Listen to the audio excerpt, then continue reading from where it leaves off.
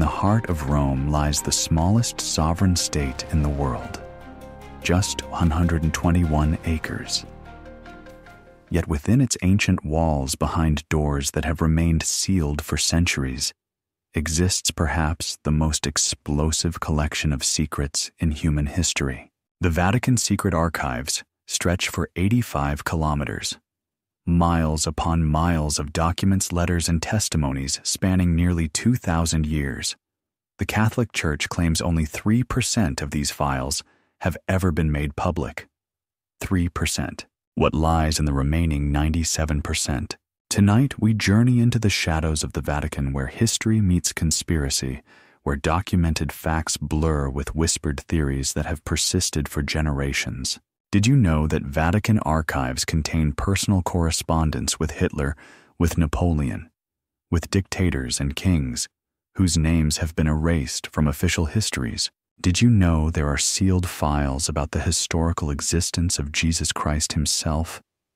Documents that could either prove or destroy the foundation of Christianity as we know it. But here is where it gets truly shocking. What if Jesus Christ was married? What if he had children?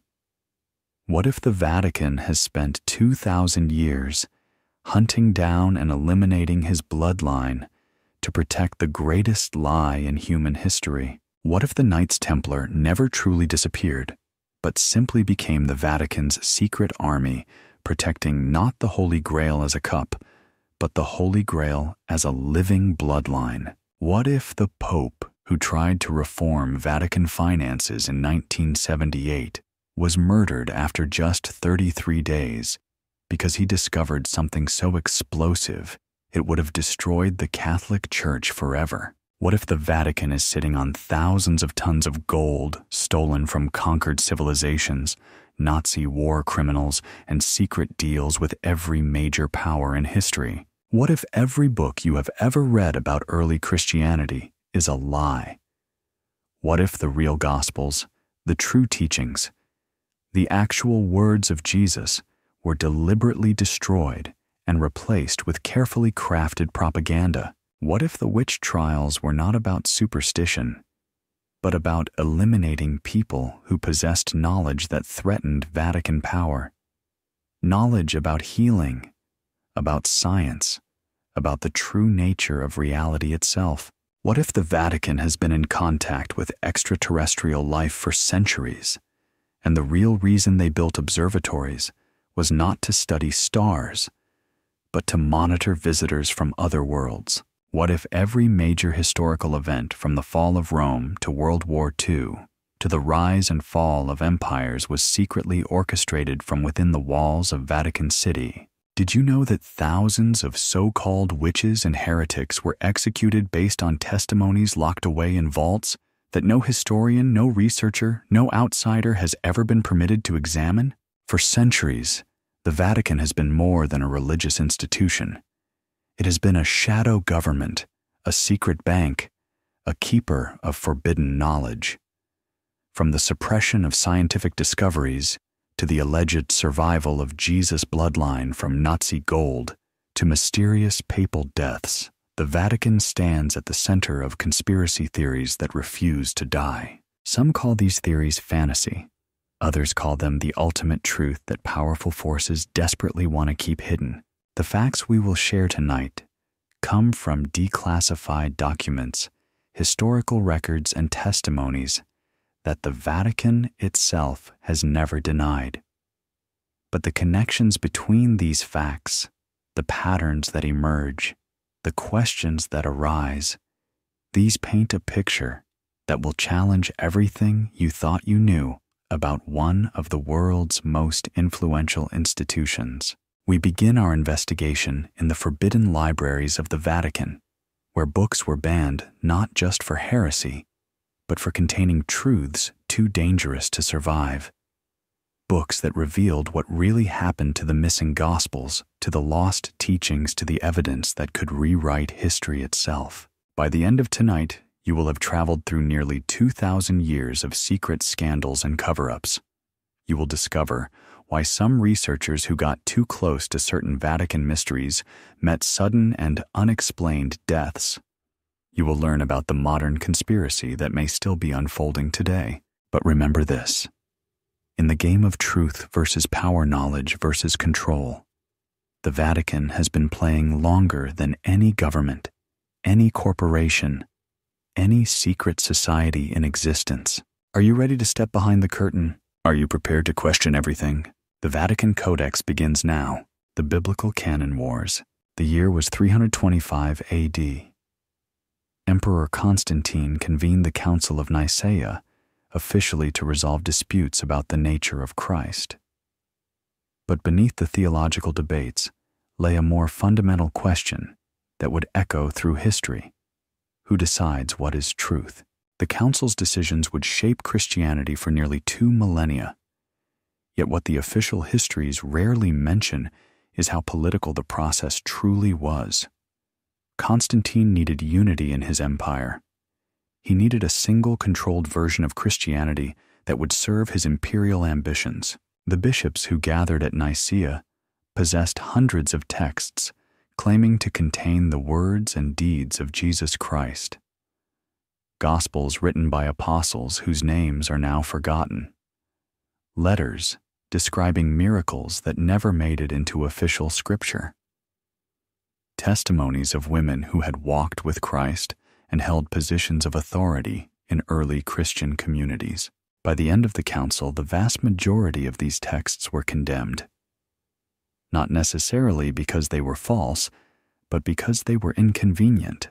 The Gospel of Mary Magdalene described her as the beloved disciple of Jesus, receiving special teachings that even Peter envied.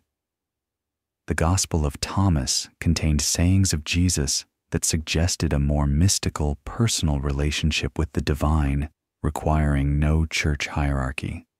The Acts of Paul and Thecla portrayed a woman traveling as an equal missionary, baptizing converts and preaching to crowds. These texts were not destroyed immediately. They circulated in secret for centuries, but gradually, systematically, they disappeared from public knowledge. In 367 AD, Athanasius, Bishop of Alexandria, wrote his 39th festal letter. This letter contained the first official list of the 27 books that would become the New Testament. Everything else was declared heretical. The letter was not merely a suggestion. It was an order. Monasteries across the Roman world received copies of this letter. Monks were instructed to remove unauthorized texts from their libraries. Some obeyed. Others, sensing the historical importance of what they possessed, hid the forbidden books in caves and sealed jars, hoping future generations might judge differently. The Gospel of Judas, discovered in the 1970s, tells a radically different story of Christianity's most notorious betrayer. In this account, Judas does not betray Jesus out of greed or evil. Instead, Jesus asks Judas to turn him over to the authorities, making Judas not a villain, but the most faithful apostle willing to bear eternal condemnation to fulfill God's plan. The implications are staggering. If this version is true, then nearly 2,000 years of Christian theology has been built on a fundamental misunderstanding. But perhaps most troubling of all are the texts that deal directly with the question of Jesus' historical existence. In 1945, Egyptian farmers digging for fertilizer near the town of Nag Hammadi uncovered a sealed jar containing 13 leather-bound codices. These books, dating to the 4th century, contained 52 texts that had been hidden for over 1,600 years. Among them was the Gospel of Thomas, which begins with the startling claim, "These are the secret sayings which the living Jesus spoke, and which Didymus Judas Thomas wrote down." Secret sayings. Not public teachings recorded by the Church, but private communications meant only for those ready to receive deeper truths. The Vatican's response to the Nag Hammadi discovery was telling. Rather than embracing these early Christian texts as valuable historical documents, the Church dismissed them as Gnostic heresies, dangerous to faith, and unworthy of serious study. Yet scholars who have examined these texts note something curious. Many of the sayings attributed to Jesus in the Gospel of Thomas are shorter, more aphoristic, and arguably more authentic than their versions in the canonical Gospels. They lack the theological elaboration and Greek philosophical influence that characterizes later Christian writings. The question that haunts biblical scholars is this: what if the canonical Gospels, written decades after Jesus' death by people who never met him, are actually less authentic than the texts the Church has spent centuries suppressing? The Dead Sea Scrolls discovered between 1947 and 1956 have only deepened these mysteries. Among the thousands of fragments found in caves near Qumran are texts that predate Jesus by centuries, yet contain remarkably similar teachings to those attributed to him in the New Testament. The scrolls describe a teacher of righteousness who was persecuted by religious authorities, who spoke of the coming kingdom of God, who gathered disciples and performed baptisms. The parallels to the Jesus story are unmistakable. Some scholars have suggested that Jesus was not a unique figure, but part of a broader messianic movement in first-century Palestine. Others go further, arguing that the Jesus of the Gospels is a composite character created by combining the stories of multiple historical figures. The Vatican has never officially addressed these theories, but in the archives of the Congregation for the Doctrine of the Faith, formerly known as the Holy Office of the Inquisition, there are files dating back centuries that deal with what Vatican insiders call the Jesus question. These files remain classified under the highest levels of secrecy. Officially, the Vatican states that these documents contain sensitive theological discussions that could be misunderstood by the public. Unofficially, there are whispers among Vatican scholars that these files contain evidence about the historical Jesus that would fundamentally challenge Christian doctrine. In 1962, during the Second Vatican Council, a group of progressive bishops attempted to declassify some of these documents. They argued that the Church should embrace historical truth, even if it complicated traditional beliefs. The motion was defeated by a single vote. The bishop who led this effort, Cardinal Giuseppe Lercaro of Bologna, died suddenly of a heart attack 3 months later. He was 72 years old and had been in excellent health. No autopsy was performed, but the biblical canon wars did not end in ancient times. They continue today, fought in university libraries and archaeological sites, in scholarly journals and Vatican conference rooms. Every few years, a new discovery emerges that challenges official Christian history. The Gospel of Mary is authenticated. The Gospel of Judas is carbon dated. The Jesus Seminar concludes that fewer than 20% of the sayings attributed to Jesus in the New Testament were actually spoken by him. Each time, the Vatican's response follows the same pattern. First, silence. Then, scholarly criticism of the discovery's authenticity. Finally, theological arguments about why these texts, even if authentic, should not change Christian belief. The pattern suggests an institution that has something to hide. But what? The answer may lie in understanding that the Vatican is not merely a religious institution. It is also a political entity that has survived for nearly 2 millennia by carefully controlling the narrative of its own origins. If Jesus was married, if he had children, if his teachings were radically different from what the Church claims, if he was not unique but part of a broader movement, if he did not actually exist as described in the Gospels, then the entire basis of papal authority crumbles. The Pope claims to be the successor of Peter, who was allegedly appointed by Jesus as the head of his church. But if the Jesus story is significantly different from the official version, then this chain of authority becomes questionable. This is why the biblical canon wars matter. They are not abstract theological debates, but fundamental challenges to the power structure of one of the world's most influential institutions. And deep in the Vatican's secret archives, in files that have never been opened to researchers, may lie the evidence that could settle these questions once and for all. The Church has had nearly 2,000 years to destroy any inconvenient evidence, Yet whispers persist among Vatican insiders that certain documents have been preserved not out of scholarly integrity, but as insurance policies against future challenges to church authority. The ultimate irony may be that the Vatican, in its effort to control the truth about Christianity's origins, has become the greatest repository of evidence that could expose the truth.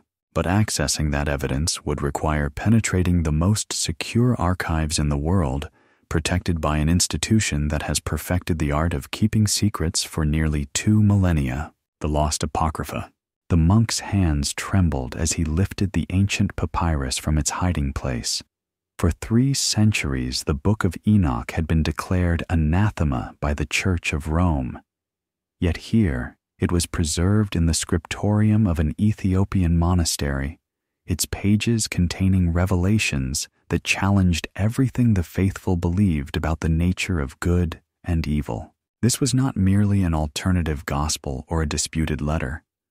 This was a text that claimed to record the very words of Enoch, the grandfather of Noah, who walked with God and was taken up to heaven without dying. The book's account of the fallen angels, their corruption of humanity, and the coming judgment painted a picture of cosmic warfare that made the sanitized theology of official Christianity seem pale by comparison. More troubling still, Jesus himself quoted from the Book of Enoch in the canonical Gospels, treating it as authoritative scripture. Yet, by the 4th century, this text had been systematically removed from Christian libraries across the Roman world. The Ethiopian Orthodox Church alone preserved it, maintaining that the book was authentic prophecy and should be included in the biblical canon. Their version of the Bible contains 81 books compared to the 66 books of Protestant Christianity and the 73 books of Roman Catholicism. How did a text quoted by Jesus himself come to be banned by the church that claimed to follow him? The answer lies in the Book of Enoch's inconvenient teachings about the origin of evil and the nature of authority. According to Enoch, evil entered the world not through human disobedience as Genesis suggests, but through the rebellion of angels who came down to earth and corrupted humanity by sharing forbidden knowledge. These fallen angels taught humans astronomy, mathematics, metallurgy, cosmetics, and warfare. They also engaged in sexual relations with human women, producing a race of giants called the Nephilim. The implications of this narrative were dangerous to church authority. If evil came from rebellious angels sharing knowledge with humans, then perhaps knowledge itself was not inherently dangerous. Perhaps the church's role as gatekeeper of divine revelation was unnecessary. More troubling still, the Book of Enoch describes how these fallen angels established their own hierarchy, their own laws, their own religious system to control humanity. The parallels to the institutional church were unmistakable to any careful reader. By the time Christianity became the official religion of the Roman Empire, church leaders recognized that the Book of Enoch presented a theological problem. Its account of fallen angels teaching forbidden knowledge could be interpreted as criticism of any religious institution that claimed to mediate between God and humanity. The text was gradually marginalized, then actively suppressed. By the medieval period, most European Christians had never heard of it. But the Book of Enoch was not the only inconvenient text to disappear from Christian consciousness. The Gospel of Thomas, rediscovered at Nag Hammadi in 1945, contains 114 sayings attributed to Jesus. Unlike the narrative Gospels of Matthew, Mark, Luke, and John, Thomas presents only teachings with no birth story, no crucifixion, no resurrection. The text begins with the claim, "These are the secret words which the living Jesus spoke, and which Didymus Judas Thomas wrote down." The sayings themselves present a radically different Jesus from the one familiar to most Christians. This Jesus speaks in riddles and paradoxes, emphasizing personal enlightenment over institutional religion. If those who lead you say to you, "See, the kingdom is in the sky," then the birds of the sky will precede you. If they say to you, 'It is in the sea,' then the fish will precede you. Rather, the kingdom is inside of you, and it is outside of you." This teaching undermines the authority of religious leaders who claim special access to divine truth. It suggests that each individual can find the kingdom of God directly without intermediaries. Even more provocative is saying 114 Simon Peter said to them, "Let Mary leave us, for women are not worthy of life." Jesus said, "I myself shall lead her in order to make her male, so that she too may become a living spirit resembling you males. For every woman who will make herself male will enter the kingdom of heaven." Biblical scholars have debated the meaning of this saying for decades. Some interpret it as evidence of early Christianity's problematic attitudes toward women. Others see it as a symbolic statement about transcending gender categories entirely. But perhaps most significant is what the saying reveals about Mary's status among the disciples. Peter objects to her presence, suggesting she held a position of authority that made other apostles uncomfortable. This interpretation gains support from the Gospel of Mary Magdalene, another text excluded from the biblical canon. In this gospel, Mary receives special revelation from Jesus after his resurrection. When she shares this teaching with the other apostles, Peter responds with jealousy and anger. Did he really speak with a woman without our knowledge? Are we to turn about and all listen to her? Did he prefer her to us? Andrew joins Peter in questioning Mary's authority, but Levi defends her. "Peter, you have always been hot-tempered. Now I see you contending against the woman like the adversaries. But if the Savior made her worthy, who are you indeed to reject her?" The picture that emerges from these non-canonical texts is of early Christian communities in which women held positions of leadership that were later suppressed by the developing institutional church. The Gospel of Philip makes this even more explicit. "There were 3 who always walked with the Lord: Mary, his mother, and her sister, and Magdalene, the one who was called his companion. His sister and his mother and his companion were each a Mary." The word translated as companion is the Coptic word for spouse or sexual partner. These texts suggest that Mary Magdalene was not merely a follower of Jesus, but his closest intimate, possibly his wife.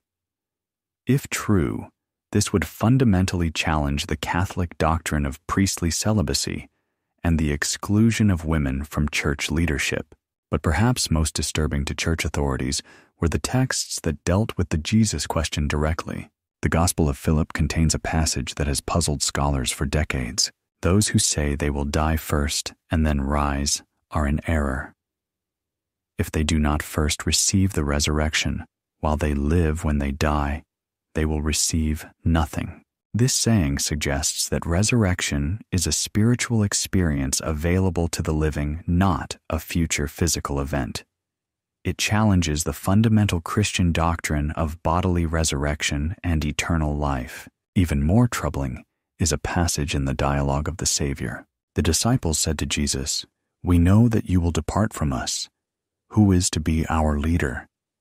Jesus said to them, "Wherever you are to go to James the righteous, for whose sake heaven and earth came into being." This text suggests that Jesus appointed James, not Peter, as the leader of his movement. This contradicts the Catholic claim that Peter was the first pope and that papal authority derives from Jesus' direct appointment. The implications go even deeper. James the righteous, known as James the brother of the Lord, was a historical figure who led the Jerusalem church after Jesus' death. But he was also a strict observer of Jewish law who believed that followers of Jesus should continue to practice Judaism.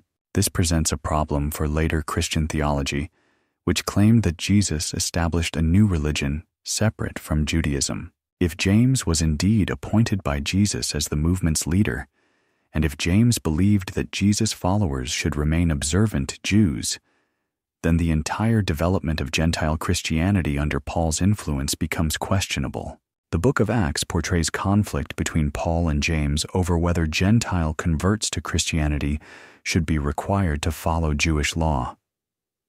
James insisted they should.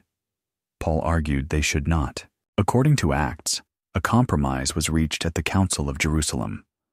But other sources suggest the conflict was more severe, and that Paul essentially hijacked the Jesus movement, transforming it into something Jesus never intended. The letter of James in the New Testament contains subtle but pointed criticism of Paul's teachings. What good is it, my brothers and sisters, if you say you have faith but do not have works? Can faith save you? So faith by itself, if it has no works, is dead. This appears to be a direct response to Paul's teaching that salvation comes through faith alone, not through works of the law. The non-canonical Gospel of the Hebrews, preserved only in fragments quoted by early church fathers, presents James as the first witness to Jesus' resurrection. The Gospel called according to the Hebrews, which was recently translated by me into Greek and Latin, which Origen frequently uses records after the resurrection of the Savior. And when the Lord had given the linen cloth to the servant of the priest, he went to James and appeared to him. This contradicts the canonical Gospels, which make no mention of Jesus appearing to James after the resurrection. The pattern that emerges from these suppressed texts is of a deliberate campaign to marginalize James and elevate Peter in Christian memory. This campaign served the interests of the Roman Church, which claimed Petrine authority at the expense of the Jerusalem Church, which claimed the authority of Jesus' family. But the most explosive documents in Vatican archives may be those that deal with the historicity of Jesus himself. In 1961, an Italian scholar named Luigi Maraldi gained temporary access to a section of the Vatican secret archives that has since been reclassified. In a letter to a colleague, Maraldi described seeing a file labeled Quaestio de Jesu Historico, the question of the historical Jesus. According to Maraldi, this file contained correspondence between Vatican scholars and secular historians dating back to the 18th century. The discussions centered on the growing academic consensus that many details of Jesus' life as described in the Gospels were historically questionable. Maraldi claimed that one document in the file was a report commissioned by Pope Pius IX in the 1850s. The report examined evidence for Jesus' historical existence and concluded that while a Jewish teacher named Jesus probably existed in first-century Palestine, virtually nothing else about the Gospel accounts could be verified historically. The report allegedly recommended that the Church begin preparing faithful Catholics for the possibility that future archaeological discoveries might challenge traditional beliefs about Jesus. Maraldi died in 1962, shortly after returning from his research trip to Rome. His letters to colleagues were discovered among his papers, but efforts to locate the Vatican file he described have been unsuccessful. Vatican officials deny that any such file ever existed. They note that Maraldi was elderly and may have been confused about what he saw in the archives. But other evidence suggests that the Vatican has indeed been concerned about the historical Jesus question for centuries. In 1835, David Friedrich Strauss published The Life of Jesus Critically Examined, which argued that the Gospels were largely mythological rather than historical. The book was immediately placed on the index of forbidden books. Throughout the 19th and 20th centuries, as historical critical methods were applied to biblical texts, the Vatican consistently opposed any scholarship that questioned the historical reliability of the Gospels. Yet privately, Vatican scholars were clearly aware of the problems. In 1893, Pope Leo XIII established the Pontifical Biblical Commission officially to promote biblical scholarship, but actually to ensure that Catholic biblical scholars reached conclusions that supported church doctrine. The Commission's early decisions required Catholic scholars to affirm the Mosaic authorship of the Pentateuch, the single authorship of Isaiah, and the historical reliability of the early chapters of Genesis. These positions were already untenable based on available evidence, but they were required for Catholic scholars to remain in good standing with the Church. By the mid-20th century, the Commission had quietly reversed most of these decisions, acknowledging that biblical texts were more complex and historically problematic than previously claimed. But these reversals were communicated only to scholars, not to ordinary Catholics. The pattern suggests an institution that privately acknowledges historical and textual problems, while publicly maintaining positions that support its authority and traditional teachings. This dual approach may explain why certain documents remain classified in Vatican archives. They may contain evidence that Vatican scholars have long known about problems with official Christian history, but have chosen not to share this knowledge with the broader Church. The ultimate question is whether this represents prudent pastoral care or deliberate deception. Are Vatican officials protecting the faith of simple believers from unnecessarily complex scholarly debates? Or are they concealing evidence that would undermine their own authority? The answer may lie buried in those 85 kilometers of archives and files that scholars have been requesting access to for generations in documents that the Vatican claims are too sensitive for public examination. But as new archaeological discoveries continue to challenge traditional Christian narratives, and as historical critical methods become more sophisticated, the pressure for transparency grows. The Vatican may eventually face a choice: open its archives and risk undermining traditional beliefs, or maintain secrecy and face growing accusations of hiding the truth about Christianity's origins. Either choice carries enormous risks for an institution whose authority depends on its claims to preserve and interpret divine revelation. The forbidden knowledge contained in these lost texts may ultimately prove to be the Vatican's greatest asset or its most dangerous liability. Time will tell which. The Index Librorum Prohibitorum. On a cold December morning in 1559, Pope Paul IV signed a document that would forever change the relationship between the Catholic Church and human knowledge. The Index Librorum Prohibitorum, the official list of books forbidden to Catholics, represented more than censorship. It was a declaration of war against ideas themselves. The first edition contained just a few dozen titles.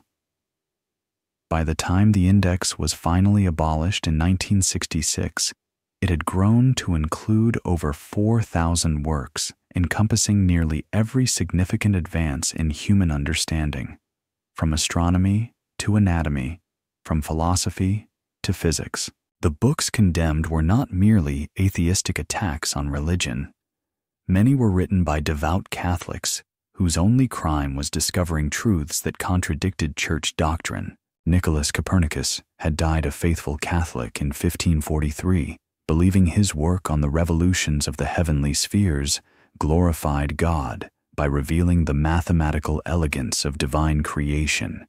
Yet in 1616, his masterpiece was placed on the index for suggesting that the earth moved around the sun rather than occupying the center of God's universe. The irony was profound. Copernicus had delayed publication of his work for decades, fearing not religious persecution, but ridicule from fellow scholars. He dedicated the book to Pope Paul III, hoping church authority might protect his ideas from academic criticism. Instead, the church became his most powerful enemy. The case of Galileo Galilei revealed the true scope of Vatican knowledge suppression. When Galileo was forced to recant his support for the Copernican system in 1633, the Inquisition's records show that several cardinals privately acknowledged the evidence supported his position. Cardinal Francesco Barberini, nephew of Pope Urban VIII, wrote in a confidential memo, "The mathematical demonstrations appear conclusive, yet we cannot permit their publication, lest they undermine the authority of Scripture and tradition." The memo, discovered in the Vatican secret archives in 1992, reveals that Galileo's persecution was not based on sincere belief in geocentric astronomy, but on calculated protection of institutional authority. Even more damning is a report written by Jesuit astronomers in 1615, a full 18 years before Galileo's trial. The report, based on telescopic observations from the Roman College, confirmed that Venus showed phases consistent with orbiting the Sun, that Jupiter had moons, and that the Milky Way consisted of countless individual stars. The Jesuits concluded these observations strongly support the Copernican hypothesis and make the Ptolemaic system untenable. Yet this report was classified and its conclusions ignored by church authorities who continued to persecute astronomers for teaching heliocentrism. The pattern extended far beyond astronomy. Andreas Vesalius, the founder of modern anatomy, saw his work. On the fabric of the human body, condemned for contradicting Galen's ancient descriptions of human anatomy, even though Vesalius based his work on actual dissection of human corpses rather than theoretical speculation. The Church's position was that Galen's errors were impossible because his work had been accepted by church authorities for over 1,000 years. Empirical evidence could not be permitted to challenge established doctrine. William Harvey's discovery of blood circulation faced similar opposition. His demonstration that blood circulated through the body contradicted the Church's teaching that blood was consumed by the body's organs and constantly regenerated by the liver. Church authorities argued that accepting Harvey's theory would require acknowledging errors in previous church teachings about human physiology, which was impossible since the Church was guided by divine wisdom. The index also targeted works of history and philosophy that challenged church narratives about its own past. Lorenzo Valla's proof that the donation of Constantine was a forgery was banned for centuries. This document, which allegedly recorded the Roman Emperor Constantine's gift of temporal authority over Western Europe to the Pope, had been used to justify papal political power throughout the medieval period. Valla's demonstration that the document contained Latin words and phrases that did not exist in Constantine's time proved conclusively that it was a medieval forgery. But rather than acknowledging this scholarly breakthrough, the Church banned Valla's work and continued to cite the donation as authentic. Similarly, the works of church historians who documented corruption, violence, and financial malfeasance by medieval popes were systematically suppressed. Bartolomeo Platina's Lives of the Popes, written in the 15th century, contained detailed accounts of papal misconduct based on Vatican archives and contemporary records. The work was banned, and surviving copies were systematically destroyed. Even more troubling was the Church's response to linguistic and archaeological discoveries that challenged biblical narratives. When scholars in the 18th century began studying ancient Mesopotamian texts, they discovered flood narratives, creation stories, and legal codes that predated biblical accounts by centuries. Rather than engaging with these discoveries, the Church banned works that discussed them. The Epic of Gilgamesh, translated into European languages in the 1870s, contained a flood story remarkably similar to the biblical account of Noah, but clearly older. The Code of Hammurabi, discovered in 1901, included laws nearly identical to those in the biblical book of Exodus, but dating to 1750 BC. These discoveries suggested that biblical narratives were not unique divine revelations, but part of a broader ancient Near Eastern literary tradition. Church authorities responded by banning scholarly works that made these comparisons. The pattern revealed an institution more concerned with protecting its authority than pursuing truth. But perhaps most disturbing were the books banned not for their content, but for their authors. When Galileo was condemned, the Inquisition also banned all his past and future works, regardless of their subject matter. His early treatises on military engineering and his correspondence about mathematics were forbidden simply because he had written them. This practice extended to other scholars who challenged church authority. Once condemned, everything they had ever written became suspect, even works that had no connection to religious topics. The result was a systematic impoverishment of Catholic intellectual life. By the 18th century, Virtually every significant advance in European science, philosophy, and historical scholarship was associated with Protestant or secular scholars, while Catholic institutions fell behind. The Congregation of the Index, established in 1571 to oversee the banned books list, developed elaborate procedures for evaluating new publications. Teams of censors read every book published in Catholic countries, looking not just for direct challenges to church doctrine, but for subtle implications that might lead readers to question religious authority. A work on botany might be banned if it discussed plant reproduction in terms that could be applied to human sexuality. A treatise on geology might be condemned if it suggested the earth was older than biblical chronology allowed. A book on grammar might be forbidden if it analyzed biblical texts using methods that revealed human authorship rather than divine inspiration.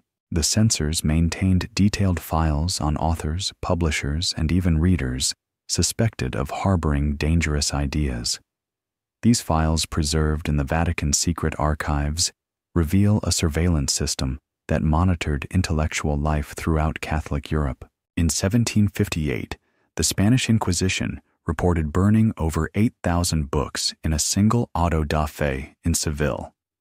The French Index Office estimated destroying 200,000 volumes between 1600 and 1700. The Papal States alone eliminated an estimated 500,000 books during the same period. The scale of destruction was unprecedented in human history. Entire libraries were reduced to ash. Centuries of scholarship vanished overnight. Ideas that might have advanced human knowledge by decades or centuries were lost forever. Yet even as they destroyed books publicly, church authorities privately collected copies for their own use. The Vatican Library contains thousands of books that were officially banned, preserved in special collections accessible only to high-ranking church officials. These include works on astronomy, anatomy, philosophy, and history that were forbidden to ordinary Catholics, but considered necessary for church leaders to understand and refute. The hypocrisy was breathtaking. The same institution that burned books for containing dangerous ideas maintained the world's most comprehensive collection of precisely those books. Modern scholars who have gained access to these collections report finding marginalia in banned books written by popes and cardinals. These annotations reveal that church leaders often agreed with the forbidden ideas, even as they publicly condemned them.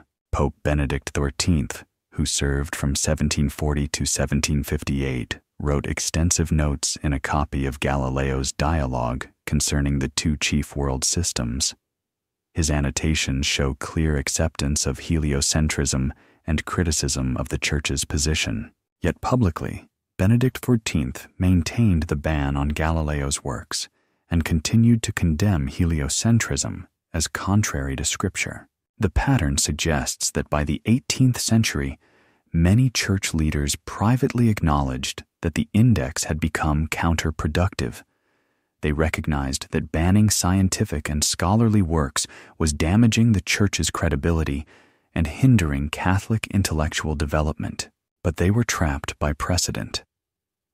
Admitting that previously banned books contained valid ideas would require acknowledging that the Church had been wrong, which would undermine claims to infallibility.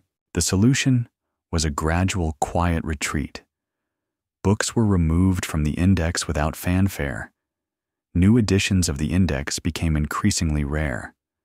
By the 20th century, few Catholics even knew the index existed. When Vatican II finally abolished the index in 1966, the decision was presented as modernization rather than admission of error. The Church claimed it was trusting Catholics to exercise mature judgment about what to read rather than acknowledging that the index had been a mistake. But the damage was done. 4 centuries of systematic suppression had created a culture within Catholicism that viewed intellectual curiosity with suspicion. Catholics had been taught that some questions were too dangerous to ask some books, too dangerous to read some ideas, too dangerous to consider. This mindset persisted long after the index was abolished. Catholic universities continued to restrict research that might challenge church teaching. Catholic scholars learned to self-censor, avoiding topics that might provoke ecclesiastical censure. The result is visible today in the dramatic underrepresentation of Catholics in fields like evolutionary biology, cosmology, and biblical criticism.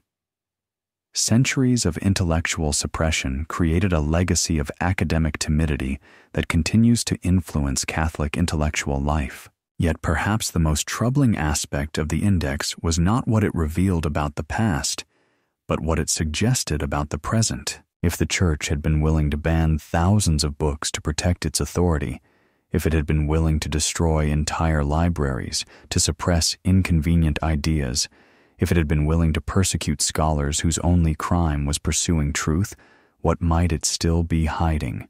The 85 kilometers of Vatican secret archives may contain not just historical documents, but evidence of ongoing suppression.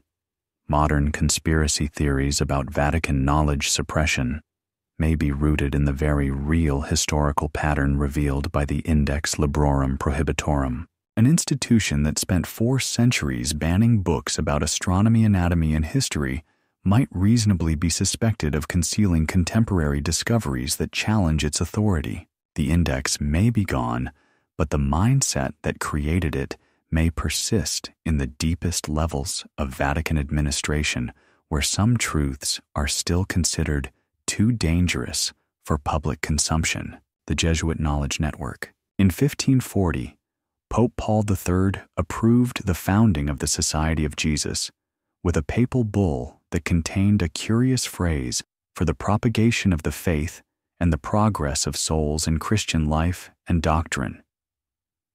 The second part of this mission, the progress of souls through doctrine, would lead the Jesuits to become the Catholic Church's most effective intelligence-gathering organization. Within a century of their founding, Jesuit missionaries had penetrated the imperial courts of China and Japan, the royal households of India and Ethiopia, the tribal councils of North America, and the academic centers of Protestant Europe. Officially, they were evangelists bringing the gospel to foreign lands.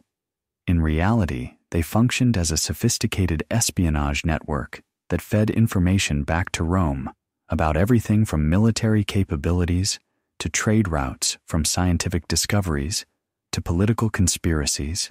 The Jesuit constitutions written by the order's founder, Ignatius Loyola, required members to report regularly to their superiors about all significant developments in their assigned territories.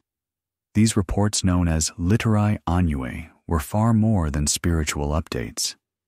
They contained detailed intelligence about local customs languages, political structures, economic resources, and potential threats to Catholic interests. Father Matteo Ricci's mission to China exemplifies the dual nature of Jesuit activities.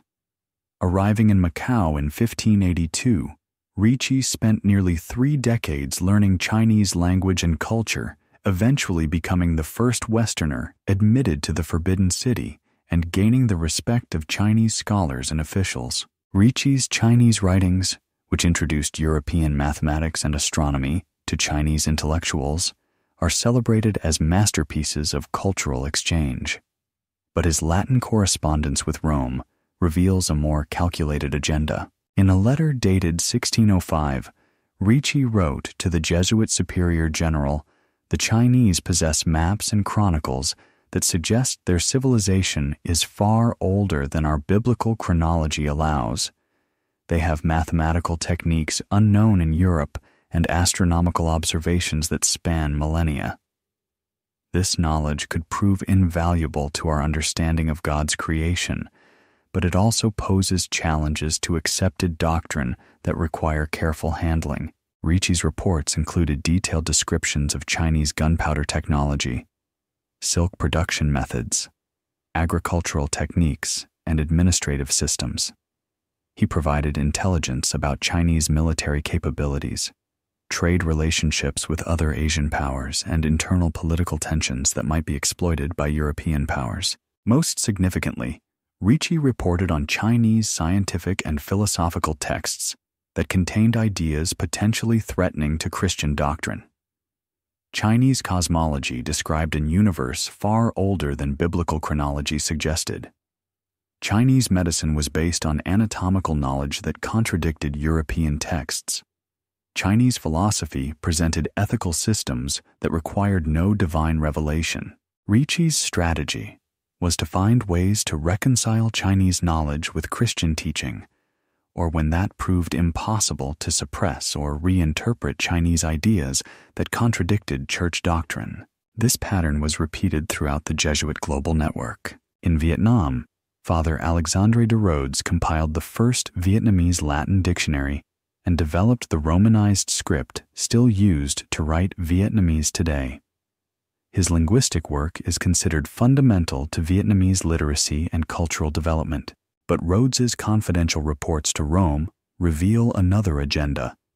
He provided detailed intelligence about Vietnamese political structures, military capabilities, and economic resources. He identified local leaders who might be amenable to French colonial influence and mapped trade routes that could be exploited by European merchants. Rhodes also reported on Vietnamese religious and philosophical traditions that paralleled Christian teachings in troubling ways. Vietnamese Buddhism contained concepts of compassion, redemption, and spiritual transcendence that suggested divine truth might be accessible outside Christianity. Local folk traditions included flood stories, virgin birth narratives, and resurrection myths that resembled biblical accounts, but clearly predated Christian missionary activity. Rhodes's solution was to argue that these parallels proved the universality of Christian truth rather than challenging Christian uniqueness.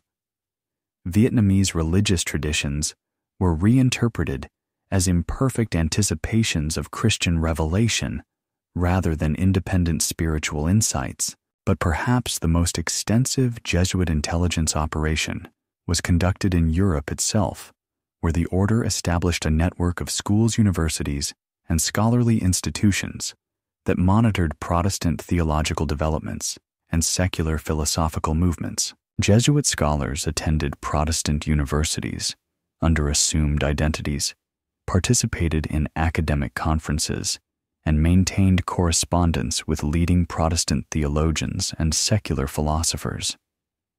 Their reports provided Rome with early warning about intellectual developments that might threaten Catholic authority. When Copernican astronomy began gaining acceptance in Protestant universities, Jesuit astronomers were among the first to confirm its validity through their own observations.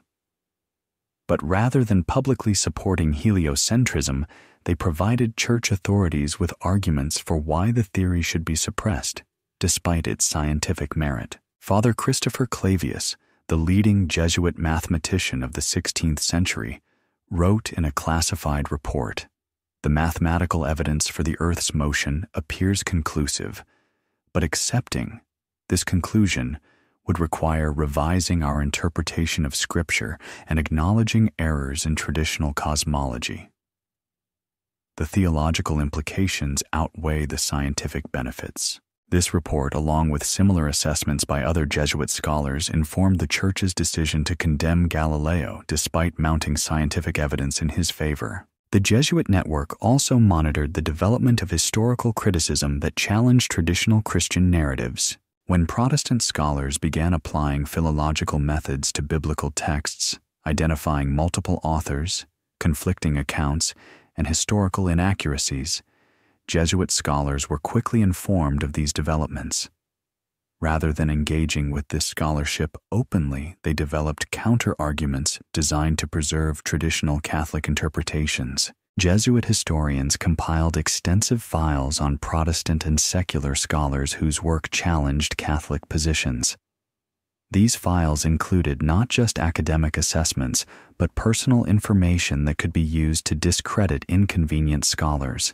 The Society's archives housed in Rome contain thousands of such dossiers documenting the activities, associations, and vulnerabilities of scholars throughout Europe and beyond. When necessary, Jesuits used this intelligence to orchestrate campaigns of academic and social persecution against scholars whose work threatened Catholic interests. The case of Isaac Le Peyrère illustrates the Jesuit approach to intellectual opposition. Le Peyrère, a French Protestant, published a work in 1655, arguing that humans existed before Adam based on archaeological and ethnographic evidence. The theory challenged biblical chronology and the doctrine of universal human descent from Adam and Eve. Jesuit scholars had been monitoring Le Peyrére's work for years before publication. When his book appeared, they were prepared with a coordinated response that included not just theological refutation, but character assassination and political pressure. Le Peyrère was arrested by the French Inquisition. His book was banned throughout Catholic Europe, and he was forced to convert to Catholicism and publicly recant his theories. The Jesuit campaign against him was so successful that his ideas were effectively suppressed for over a century. Similar operations were conducted against scholars working on biblical criticism, ancient history, comparative religion, and natural philosophy. The Jesuit intelligence network was particularly effective because it operated under the cover of legitimate scholarly and missionary activity. Jesuit schools provided excellent education and attracted students from elite families throughout Europe. Jesuit missionaries were often the only Europeans with deep knowledge of foreign cultures and languages. Jesuit scholars made genuine contributions to mathematics, astronomy, and other fields. This legitimate activity provided perfect cover for intelligence gathering and gave Jesuits access to information that would have been impossible to obtain through conventional espionage. By the 18th century, the Society of Jesus had become so powerful and so widely suspected of political manipulation that several European monarchs expelled the order from their territories. In 1773, Pope Clement XIV was pressured to suppress the society entirely, but the suppression was only temporary and incomplete. Many Jesuits continued their activities under other auspices, and the order was officially restored in 1814. More importantly, the intelligence network the Jesuits had created continued to function, even during the period of suppression. The relationships they had established, the information they had gathered, and the methods they had developed became permanent features of Vatican operations. Modern Vatican intelligence gathering still follows patterns established by the early Jesuits. The Church maintains a global network of educational institutions, diplomatic missions, and religious organizations that provide comprehensive information about political, economic, and intellectual developments worldwide. Vatican representatives attend international conferences, maintain relationships with government officials, and monitor academic research that might affect church interests. The information they gather flows back to Rome through channels that have remained essentially unchanged since the 16th century. The pontifical universities in Rome continue to serve as centers for analyzing information gathered from around the world. Scholars working at these institutions have access to intelligence that is denied to secular researchers, giving the Vatican significant advantages in understanding and responding to intellectual and political developments. The Vatican's response to modern scientific discoveries often reflects this intelligence advantage. Church positions on evolution, cosmology, and other scientific topics are typically formulated after extensive consultation with scientists working within Catholic institutions who have access to both public research and confidential Vatican assessments. This system allows the Church to appear responsive to scientific developments while actually maintaining careful control over which ideas are accepted and how they are interpreted. The Jesuit Knowledge Network, originally designed to spread Catholic influence and gather intelligence about foreign lands, evolved into a permanent system for monitoring and controlling the flow of information that might affect church authority. Understanding this history is crucial for evaluating modern Vatican statements about science history and other topics where the Church claims special expertise or authority. The same institution that used Jesuit missionaries to gather intelligence about Chinese astronomy and Vietnamese philosophy that compiled dossiers on Protestant scholars and orchestrated campaigns against inconvenient researchers, continues to operate sophisticated information gathering and analysis systems today. The 85 kilometers of Vatican secret archives may represent only the visible portion of a much larger intelligence operation that continues to monitor, analyze, and when necessary, suppress information that threatens Catholic authority. The Jesuit motto, Ad majorem Dei gloriam, for the greater glory of God, has always encompassed both spiritual and temporal objectives. In the pursuit of God's glory, no information is too sensitive to gather, no secret too dangerous to keep, and no truth too inconvenient to suppress. This legacy continues to shape Vatican operations centuries after the original Jesuit missions were completed, ensuring that the Catholic Church remains one of the world's most sophisticated intelligence organizations, hidden behind a facade of religious education and missionary activity. The Roman Inquisition structure. The letter arrived at the Vatican on a rain-soaked morning in July 1542. Cardinal Giovanni Pietro Carafa, soon to become Pope Paul IV, had been waiting for this papal authorization for months. Pope Paul III's bull, Licet ab initio, would establish the Roman Inquisition, officially known as the Sacred Congregation of the Holy Office. But this was not the first Inquisition. The medieval Inquisition had operated sporadically since the 13th century, and the Spanish Inquisition had been terrorizing Iberia since 1478. What made the Roman Inquisition different was its scope, its systematic approach, and its direct control by the Vatican. Carafa had studied the methods of his Spanish counterparts carefully. He had analyzed their procedures, their record-keeping systems, and their techniques for extracting confessions, but he believed they had been too limited in their vision. The Spanish Inquisition focused primarily on converted Jews and Muslims suspected of practicing their former religions in secret. Carafa envisioned something far more comprehensive. The Roman Inquisition would target not just secret heretics, but anyone whose beliefs, writings, or associations might threaten Catholic orthodoxy. It would monitor not just religious practice, but intellectual activity, artistic expression, and even private conversations reported by neighbors and family members. The bureaucratic structure Carafa created was unprecedented in its efficiency and ruthlessness. The Sacred Congregation consisted of 6 cardinals appointed directly by the Pope, supported by a staff of theologians, lawyers, and administrators who reported only to the congregation. Local Inquisition tribunals were established in major cities throughout the Papal States, and beyond each staffed with trained interrogators, legal experts, and record keepers. These tribunals maintained detailed files on suspected heretics, documenting not just their alleged crimes, but their family relationships, business associations, and personal habits. The Inquisition's procedures were designed to ensure conviction rather than justice. Accused individuals were not informed of the specific charges against them or the identity of their accusers. They were not permitted legal representation and were encouraged to confess to crimes they might not even know they had committed. The use of torture was systematized and bureaucratized.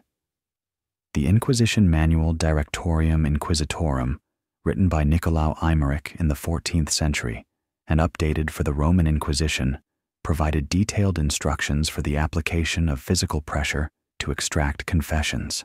The manual specified that torture should be applied gradually, beginning with the threat of pain and progressing through increasingly severe methods until the accused either confessed or died. Each session was carefully documented, with scribes recording not just the victim's words, but their physical responses, their cries, and their pleas for mercy. These records, preserved in the Vatican secret archives, provide a horrifying glimpse into the systematic brutality of Inquisition procedures. The clinical language used to describe human suffering reveals an institution that had completely dehumanized its victims. A typical record from the Roman Inquisition files reads, "The subject was subjected to the strappado for 1/2 hour. Upon release, he maintained his denial of the charges. The procedure was repeated with weights attached to his feet. After the second application, he agreed to provide information about alleged accomplices. The strappado involved hoisting victims by their arms, which were tied behind their backs, often dislocating shoulders and causing permanent injury. The addition of weights increased the severity of the torture and frequently resulted in death. But perhaps most disturbing was the Inquisition's systematic use of family relationships to extract confessions and accusations. Spouses were tortured in front of each other. Children were threatened to force parents to confess, and parents were compelled to provide evidence against their own children. The case of Pietro Paolo Vergerio illustrates the Inquisition's methods.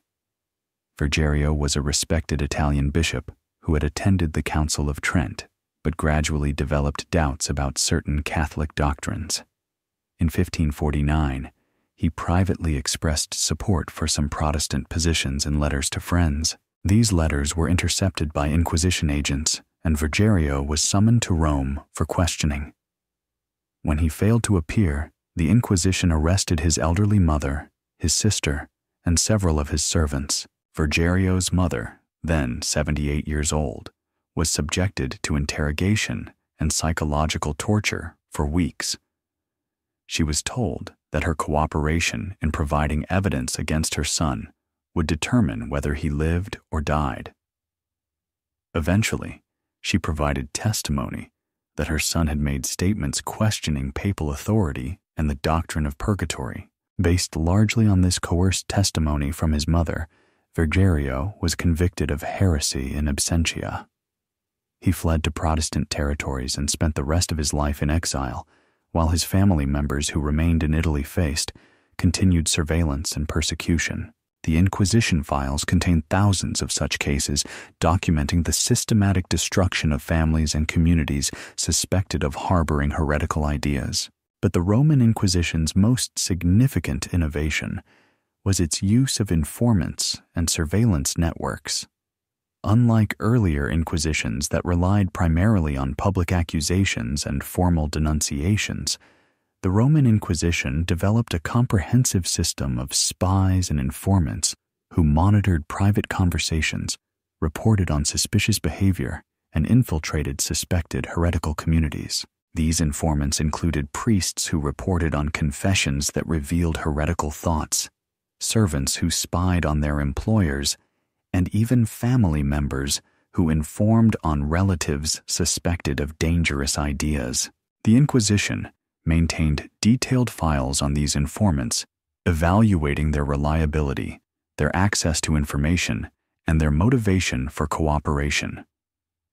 Some informants were paid for their services, others were coerced through threats or blackmail, and still others were motivated by genuine religious zeal or personal grudges. A classified Inquisition manual from 1578 provided instructions for recruiting and managing informants.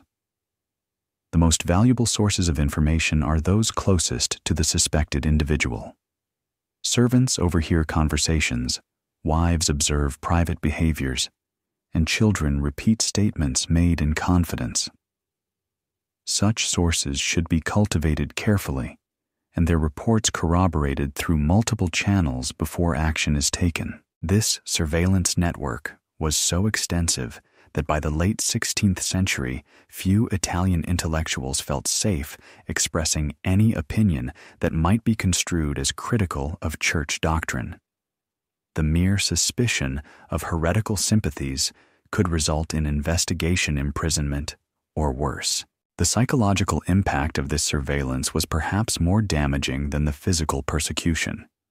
Knowing that any statement might be reported, any book might be considered suspicious, and any association might be interpreted as evidence of heresy. Italian intellectual life became increasingly cautious and conformist. The Inquisition's records reveal that many cases never resulted in formal charges or trials. Often the investigation itself was sufficient to destroy a person's reputation, career, and social relationships. The mere fact of being questioned by the Inquisition marked individuals as suspect, even if they were ultimately cleared of wrongdoing. This system of intimidation was deliberate and calculated. A secret Inquisition document from 1595 states, "The primary purpose of our investigations is not punishment, but prevention. By demonstrating our vigilance and our reach, we discourage heretical thoughts before they can spread. Fear is more effective than force in maintaining orthodoxy." The Roman Inquisition also pioneered the use of bureaucratic procedures to legitimize persecution. Every arrest, interrogation, and execution was carefully documented according to established legal procedures. This created an appearance of due process while actually facilitating systematic oppression. Inquisition tribunals maintained multiple copies of all records, with one set remaining in local archives and another sent to Rome for central coordination. This allowed Vatican authorities to monitor the activities of local tribunals and ensure consistency in procedures and judgments. The central archives in Rome also served as a resource for identifying patterns of heretical activity and tracking individuals who moved between different jurisdictions.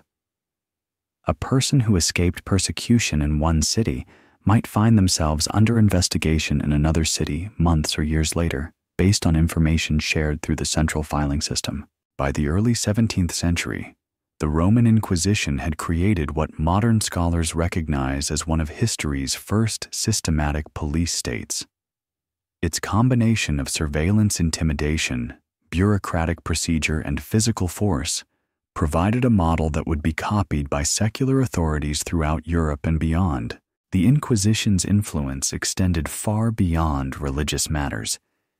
Its methods were used to suppress political dissent, control economic activity, and monitor any form of intellectual or artistic expression that might challenge established authority. Artists learned to self-censor their work, scholars avoided topics that might attract Inquisition attention, and ordinary citizens became cautious about expressing any opinion that might be interpreted as subversive.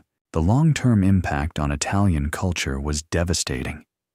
The same peninsula that had produced the Renaissance became increasingly backward and conformist. Scientific inquiry virtually ceased, philosophical innovation disappeared, and artistic expression became formulaic and safe. Yet, perhaps most disturbing, is evidence that some aspects of Inquisition methodology never completely disappeared from Vatican operations. When the Holy Office was reformed and renamed the Congregation for the Doctrine of the Faith in 1965, many of its procedures remained essentially unchanged. The congregation continued to conduct secret investigations, rely on confidential informants, and issue judgments, without allowing accused individuals to know the evidence against them or respond to their accusers. Modern theologians who have been investigated by the congregation report experiences remarkably similar to those described in Inquisition records from centuries earlier. They are summoned to Rome for questioning without being told the specific nature of their alleged errors. They are asked to provide information about colleagues whose work might be problematic.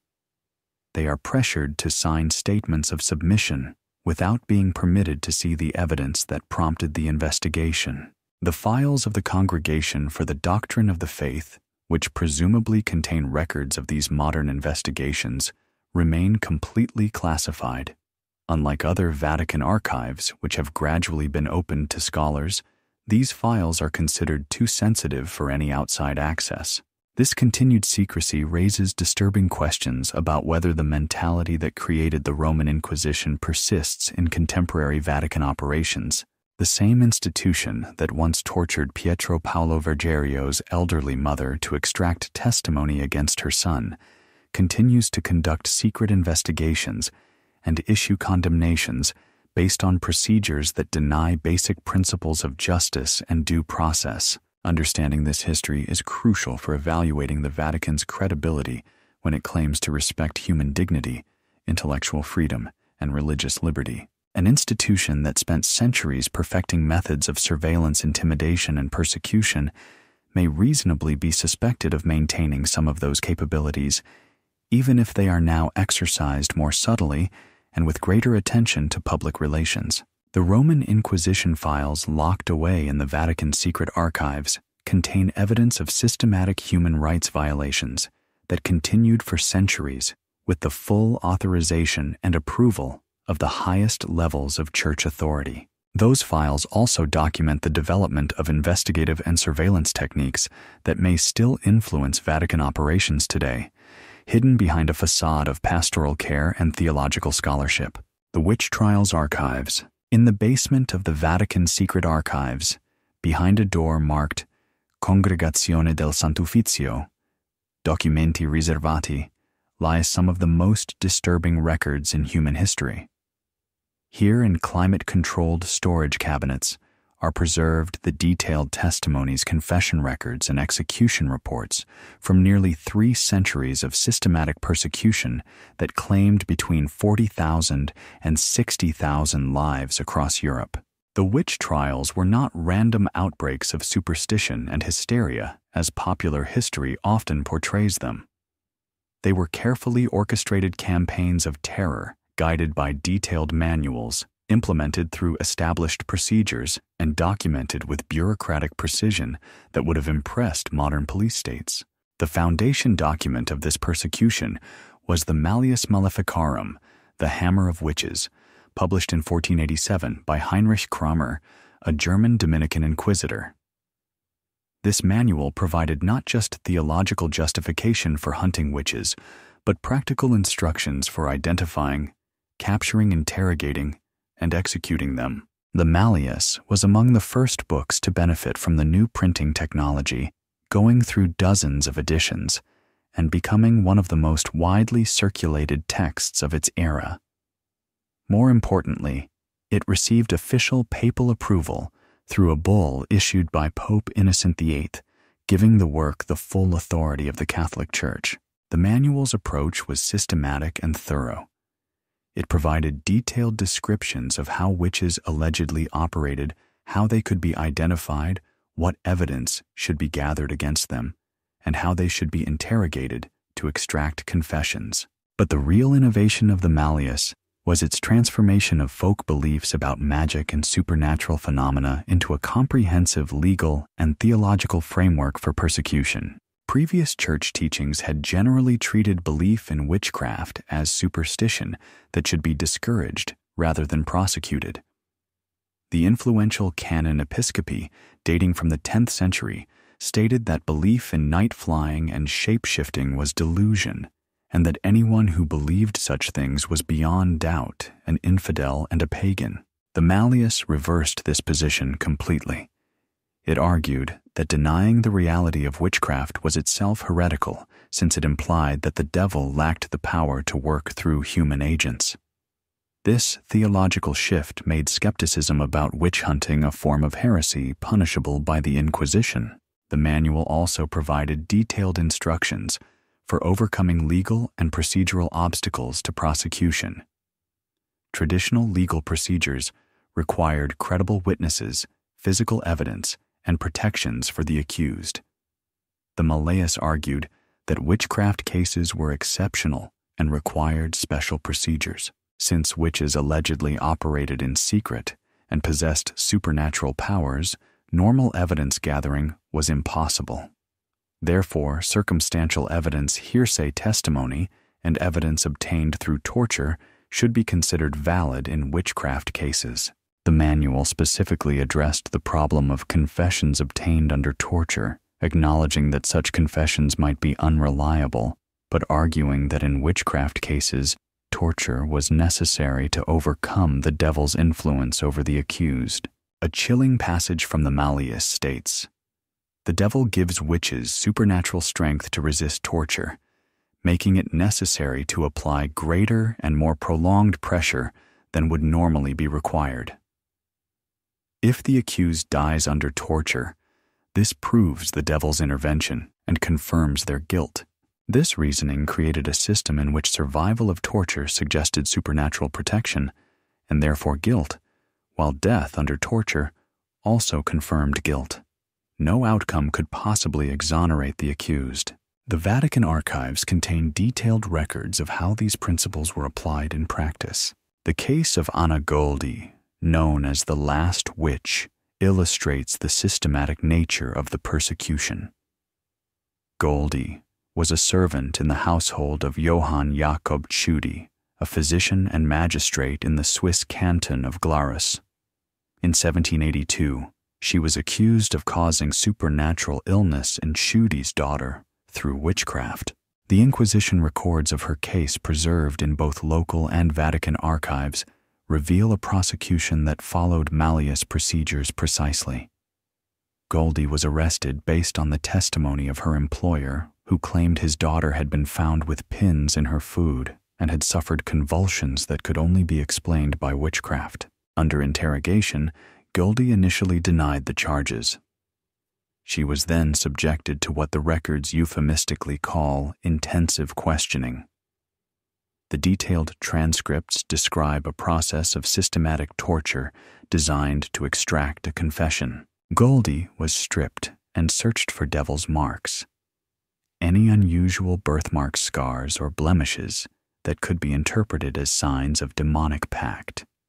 She was then subjected to sleep deprivation, forced standing, and eventually physical torture, including the strappato and thumbscrews. After several days of torture, Goldi confessed to making a pact with the devil and using witchcraft to harm Tschudi's daughter. The confession preserved in the Vatican files follows the standard format prescribed by the Malleus, complete with details about devil worship, supernatural powers, and malevolent magic. Modern scholars who have studied Goldi's case note that her confession contained no specific details that were not suggested by her interrogator's questions. The entire narrative was constructed through leading questions and torture, yet it was accepted as authentic testimony. Goldi was executed by decapitation on June 13, 1782. Her case is significant not just because it was among the last witch executions in Europe, but because the detailed records reveal how completely the persecution had been systematized and bureaucratized. But perhaps most disturbing are the Vatican files that deal with cases involving alleged supernatural phenomena that could not be easily dismissed as torture-induced fantasy. The archives contain reports from Inquisition investigators who claimed to have witnessed unexplained events during witch trials. Objects allegedly moved without physical contact, accused individuals supposedly demonstrated knowledge they could not have possessed naturally, and some trials were reportedly disrupted by phenomena that observers could not explain. A report from 1628 describes the trial of Maria Salvatore in the Italian town of Modena. According to the Inquisition record, Salvatore accurately predicted the death of 3 judges who had condemned her, correctly described events occurring simultaneously in distant locations, and allegedly caused a crucifix to fall from the courtroom wall during her sentencing. The report was filed by Father Giuseppe Martinelli, the Inquisition prosecutor in the case. Martinelli was a trained lawyer and theologian who had conducted dozens of previous witch trials without reporting unusual phenomena. His account is matter-of-fact and clinical, describing the events as puzzling, but not questioning their occurrence. Similar reports appear periodically throughout the Inquisition archives filed by investigators who seemed genuinely confused by phenomena they could not explain according to accepted natural philosophy. These reports created a problem for church authorities. If the phenomena were authentic, they suggested that some accused witches might actually possess supernatural abilities.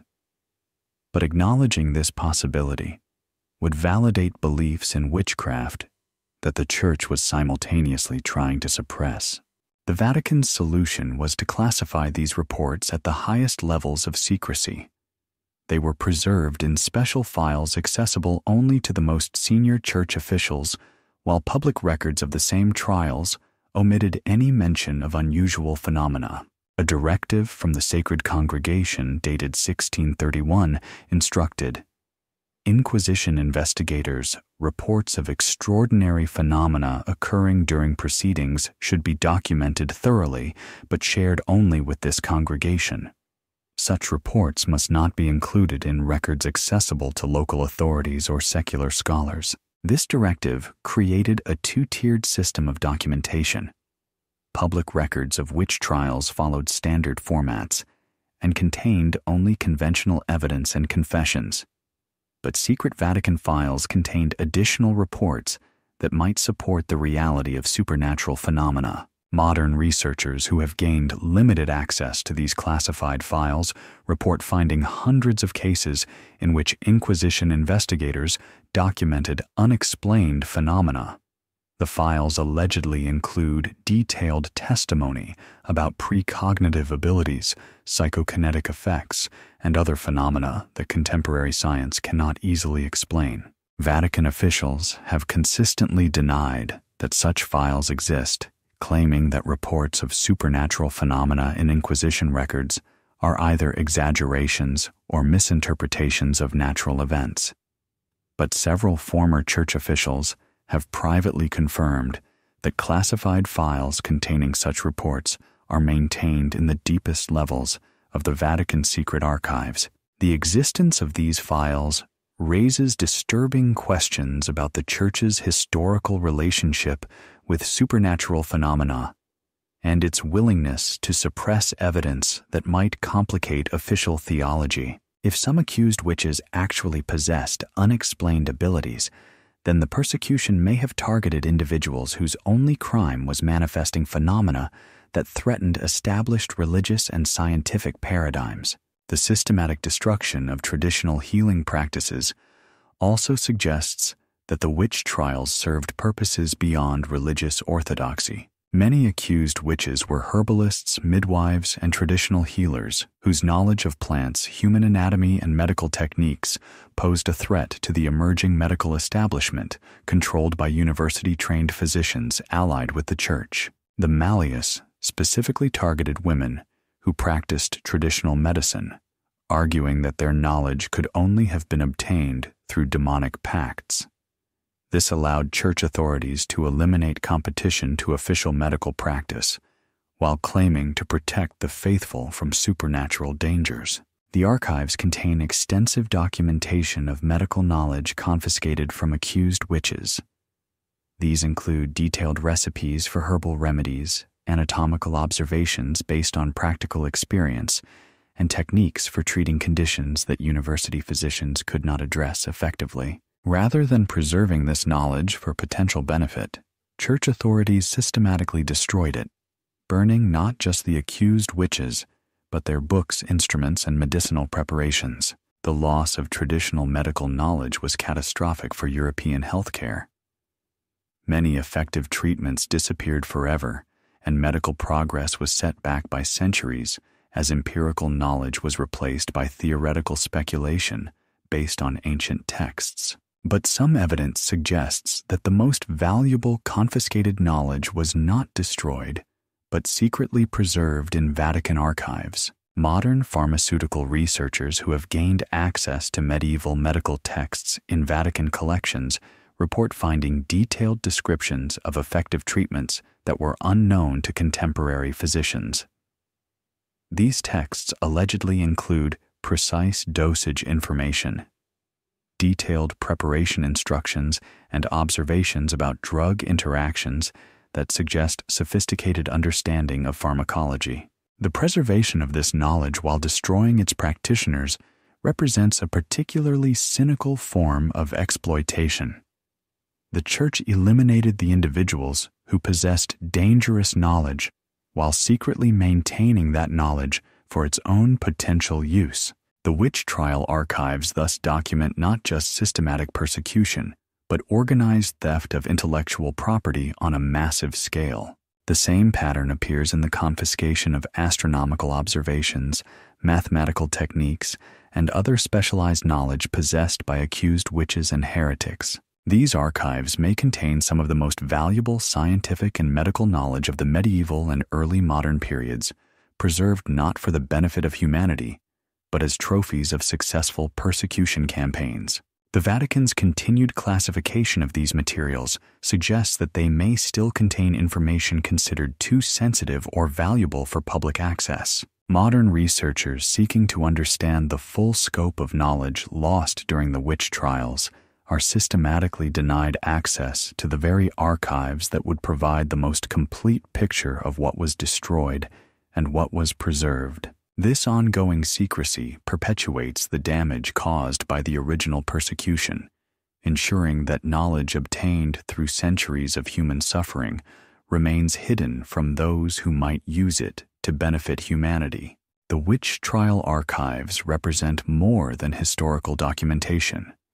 They are evidence of systematic crimes against humanity that continued for centuries with the full knowledge and approval of the highest levels of church authority. More disturbing still, they suggest that the same institution that orchestrated this persecution continues to profit from it by maintaining exclusive access to knowledge stolen from its victims. The true scope of what lies hidden in these archives may never be known unless the Vatican chooses to open them to independent researchers willing to confront the full horror of what they contain. But given the Church's historical pattern of suppressing inconvenient evidence, such transparency seems unlikely without external pressure that forces acknowledgement of these crimes and their ongoing consequences. The heretic persecution records, the most chilling document in the Vatican's classified Inquisition archives, may be a simple accounting ledger bound in black leather and labeled Liber Carnificus, the Book of the Executioner.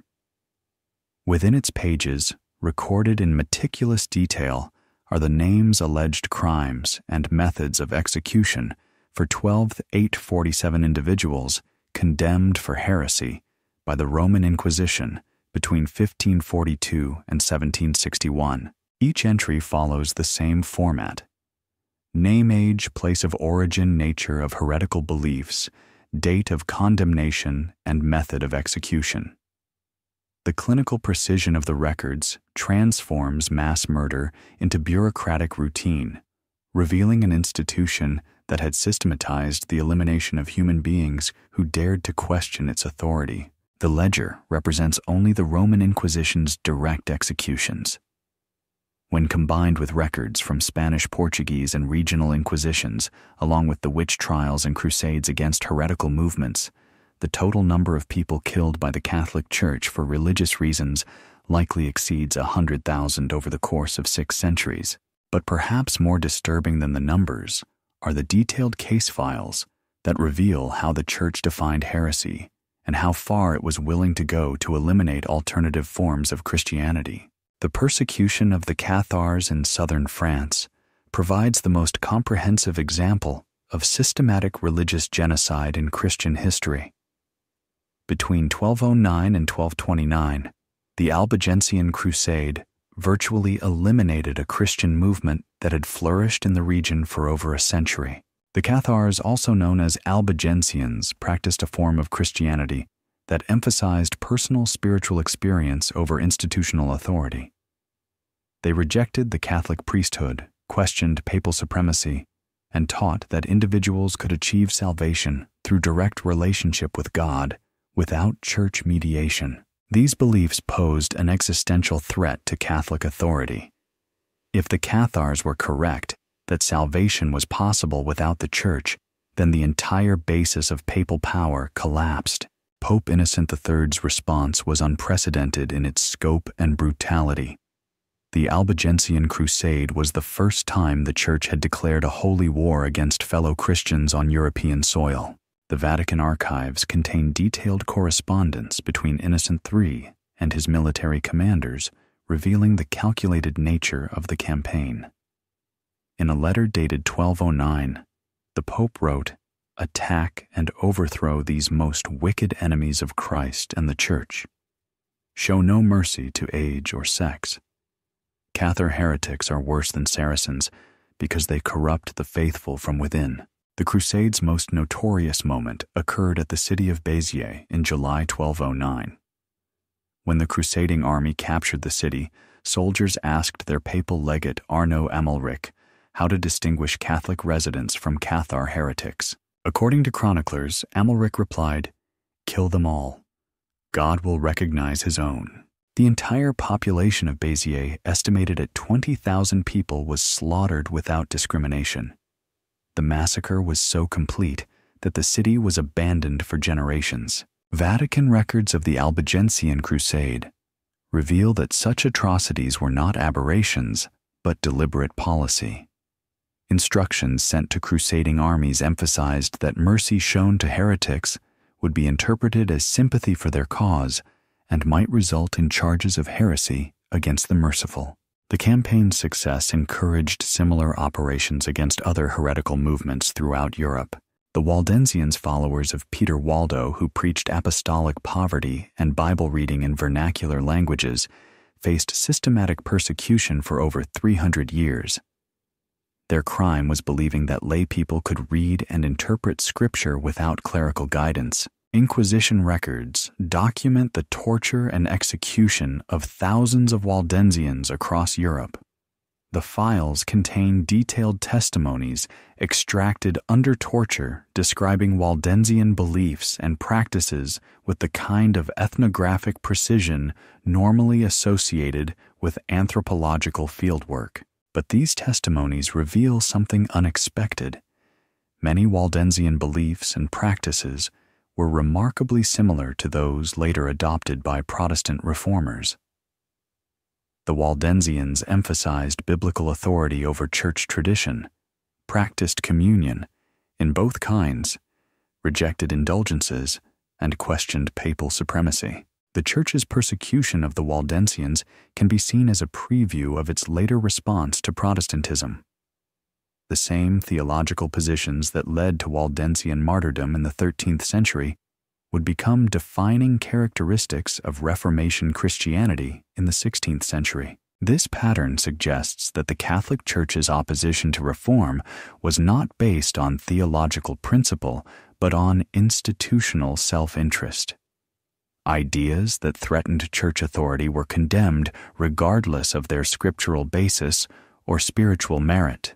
The case of John Hus illustrates how the Church used diplomatic deception to eliminate dangerous reformers. Hus, a Czech priest and university professor, preached reforms similar to those advocated by John Wycliffe in England. He questioned papal authority, criticized church corruption, and argued that ultimate religious authority lay in Scripture rather than church tradition. When Hus was summoned to the Council of Constance in 1414, he was promised safe conduct by Holy Roman Emperor Sigismund. The promise was explicit and unambiguous. Hus would be free to present his views and return to Bohemia regardless of the council's decisions. Vatican records reveal that church authorities never intended to honor this guarantee. A secret memorandum from Cardinal Pierre d'Ailly states, "The promise of safe conduct applies only to Hus's physical journey to Constance, not to his departure. Once present, he falls under ecclesiastical jurisdiction, and no secular authority can protect him from the consequences of his heretical teachings." This interpretation was pure sophistry, but it provided legal cover for what followed.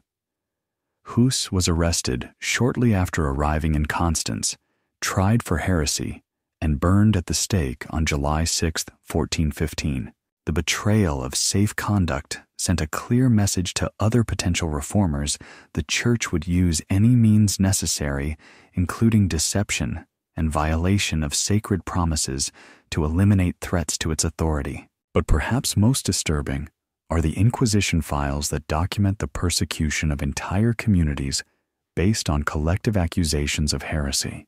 The Spanish Inquisition's campaign against converted Jews, known as conversos or new Christians, reveals how religious persecution could be used to accomplish ethnic cleansing and economic exploitation. Beginning in the late 15th century, the Spanish Inquisition systematically investigated converso families for evidence of Judaizing, secretly practicing Jewish rituals while outwardly conforming to Christianity. The evidence required for conviction was minimal and often absurd. Changing clothes on Saturday, refusing to eat pork, or lighting candles on Friday evening could be interpreted as proof of secret Jewish practice. Having Jewish ancestry was itself considered evidence of hereditary tendency toward heresy. Vatican files on the Spanish Inquisition reveal that many investigations were motivated by economic rather than religious concerns. Wealthy converso families were targeted for investigation. Their property was confiscated upon arrest, and the proceeds were divided between the Inquisition and the Spanish crown. A report from the Spanish Inquisition Tribunal in Seville, dated 1491, states, "The investigation of converso merchants has yielded substantial revenues for both ecclesiastical and royal treasuries.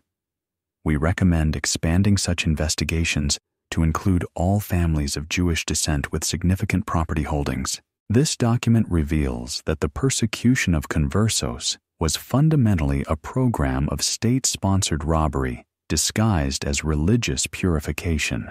The long-term consequences were catastrophic for Spanish society.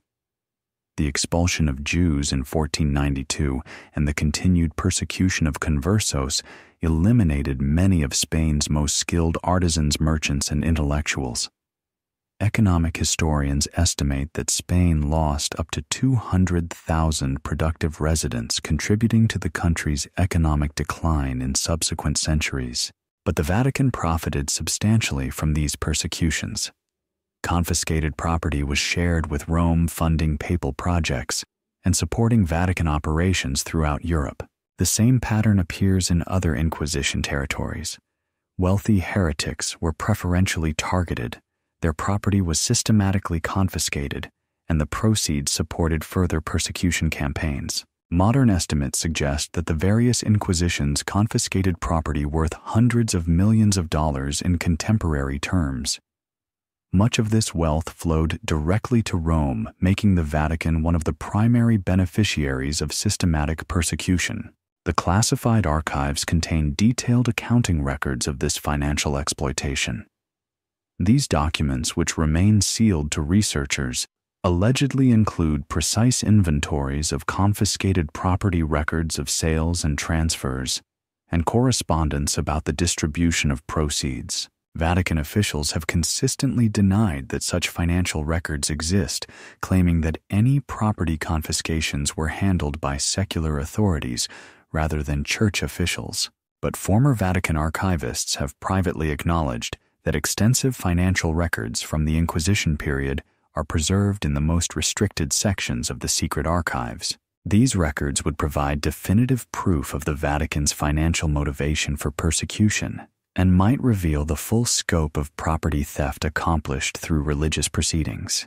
The continued classification of these documents suggests that they contain information the Vatican considers too damaging for public disclosure. But perhaps most troubling are the files that document the Church's systematic suppression of alternative Christian traditions that might have developed into more humane and tolerant forms of religious practice. The persecution of Cathar, Perfecti Waldensian Barbs, and other alternative Christian leaders eliminated centuries of accumulated spiritual wisdom and religious innovation. These traditions emphasized direct spiritual experience, personal responsibility, and simplified religious practice that did not require elaborate institutional apparatus. Their elimination ensured the Catholic Church's monopoly on Christian religious authority in Western Europe, but it also impoverished Christian spirituality by removing alternative approaches to faith and practice. The classified Inquisition archives may contain the most complete record of these suppressed traditions. Confessions extracted under torture often included detailed descriptions of heretical beliefs, practices, and texts. While such testimonies must be evaluated carefully given the circumstances of their extraction, they may preserve information about Christian traditions that would otherwise be completely lost to history. The Vatican's refusal to grant access to these records perpetuates the original crime by ensuring that knowledge obtained through torture and murder remains hidden from scholars who might use it to understand the full diversity of historical Christian experience. The heretic persecution records thus represent both evidence of massive human rights violations and a unique repository of suppressed religious knowledge. Opening these archives would require the Vatican to confront the full scope of its historical crimes while potentially revealing alternative Christian traditions that might challenge contemporary Catholic authority. Given the Church's consistent pattern of prioritizing institutional interests over historical truth, such transparency seems unlikely without external pressure that forces acknowledgement of these crimes and their ongoing consequences. The 12,847 names in the Book of the Executioner represent only a fraction of those killed for the crime of seeking alternative paths to spiritual truth. Their memory deserves better than continued concealment in archives designed to protect the reputation of their murderers. The Gnostic Gospels. The Egyptian sun was merciless on December 13, 1945, as Muhammad al-Saman dug for sabak, a soft soil used as fertilizer near the limestone cliffs of Jabal al-Tarif. His shovel struck something hard buried in the sand. What he uncovered that day would challenge nearly 2,000 years of Christian doctrine and provide evidence for one of history's most explosive conspiracy theories. The sealed earthenware jar contained 13 leather-bound codices written in Coptic, the language of early Egyptian Christianity. These books, buried sometime in the late 4th century, had been hidden for over 1,600 years. When scholars finally translated them, they discovered 52 texts that had been systematically suppressed by the early Church, including Gospels that portrayed Jesus Christ in ways that contradicted everything the faithful had been taught. Among the most significant discoveries was the Gospel of Mary Magdalene, a text that revealed her not as a repentant prostitute as church tradition claimed, but as Jesus' closest disciple and the recipient of special revelation that even Peter envied. The Gospel describes a scene that must have horrified church authorities who first encountered it. Peter said to Mary, "Sister, we know that the Savior loved you more than the rest of women. Tell us the words of the Savior, which you remember, which you know. But we do not, nor have we heard them." Mary's response reveals knowledge of spiritual teachings that went far beyond what the canonical Gospels recorded.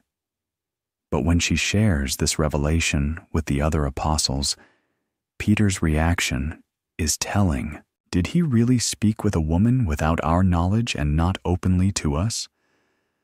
Are we to turn about and all listen to her? Did he prefer her to us? This passage suggests not just that Mary held a position of authority among Jesus' followers, but that this authority created jealousy and conflict among the male apostles. The Gospel of Philip. Another Nag. Hammadi text makes the relationship between Jesus and Mary even more explicit. There were 3 who always walked with the Lord: Mary his mother, and her sister, and Magdalene, the one who was called his companion. His sister and his mother and his companion were each a Mary. The Coptic word translated as companion is koinonos, which typically refers to a sexual partner or spouse. The text continues with an even more provocative passage, and the companion of the Savior is Mary Magdalene. But Christ loved her more than all the disciples and used to kiss her often on her mouth. The rest of the disciples were offended by it and expressed disapproval. They said to him, "Why do you love her more than all of us?" For scholars studying Christian origins, these passages raise fundamental questions about the relationship between Jesus and Mary Magdalene that the canonical Gospels seem deliberately to obscure. The Gospel of Luke mentions that Mary Magdalene was among several women who provided for them out of their resources, suggesting she was wealthy enough to support Jesus' ministry financially. The Gospel of John places her at the crucifixion when most male disciples had fled and makes her the first witness to the resurrection. But it is the Gospel of John's description of the resurrection encounter that becomes most intriguing when read alongside the Gnostic texts. Jesus said to her, "Mary," She turned toward him and cried out in Aramaic, "Rabboni," which means teacher. Jesus said, "Do not hold on to me, for I have not yet ascended to the Father." The intimacy of this scene with Jesus speaking Mary's name and her immediate recognition of his voice suggests a relationship closer than that between teacher and student. The instruction, "Do not hold on to me," implies physical contact that would be unusual between a rabbi and a female follower in first-century Jewish culture. When these canonical hints are combined with the explicit statements in the Gnostic Gospels, a picture emerges of Mary Magdalene not as a peripheral figure in Jesus' story, but as his intimate partner and closest spiritual confidant. The implications of this relationship for Christian theology are staggering. If Jesus was married to Mary Magdalene, then the Catholic doctrine of priestly celibacy, based on the supposed example of an unmarried Christ, loses its foundation. If Mary held a position of authority among the apostles, then the exclusion of women from church leadership becomes questionable. If Jesus had a wife who understood his teachings better than his male disciples, then the entire structure of papal authority based on succession from Peter becomes problematic. But the Gnostic Gospels suggest something even more revolutionary, that Jesus and Mary Magdalene may have had children. The Gospel of Philip contains a cryptic passage that has puzzled scholars for decades. As for the wisdom, who is called the barren, she is the mother of the angels, and the companion of Christ is Mary Magdalene. The Lord loved Mary more than all the disciples, and used to kiss her often on her mouth. The rest of the disciples were offended by it and expressed disapproval. The reference to the barren, who is the mother of the angels, may be a coded reference to Mary Magdalene's role as mother of Jesus' spiritual descendants. Some scholars interpret angels in this context as referring to enlightened disciples rather than supernatural beings.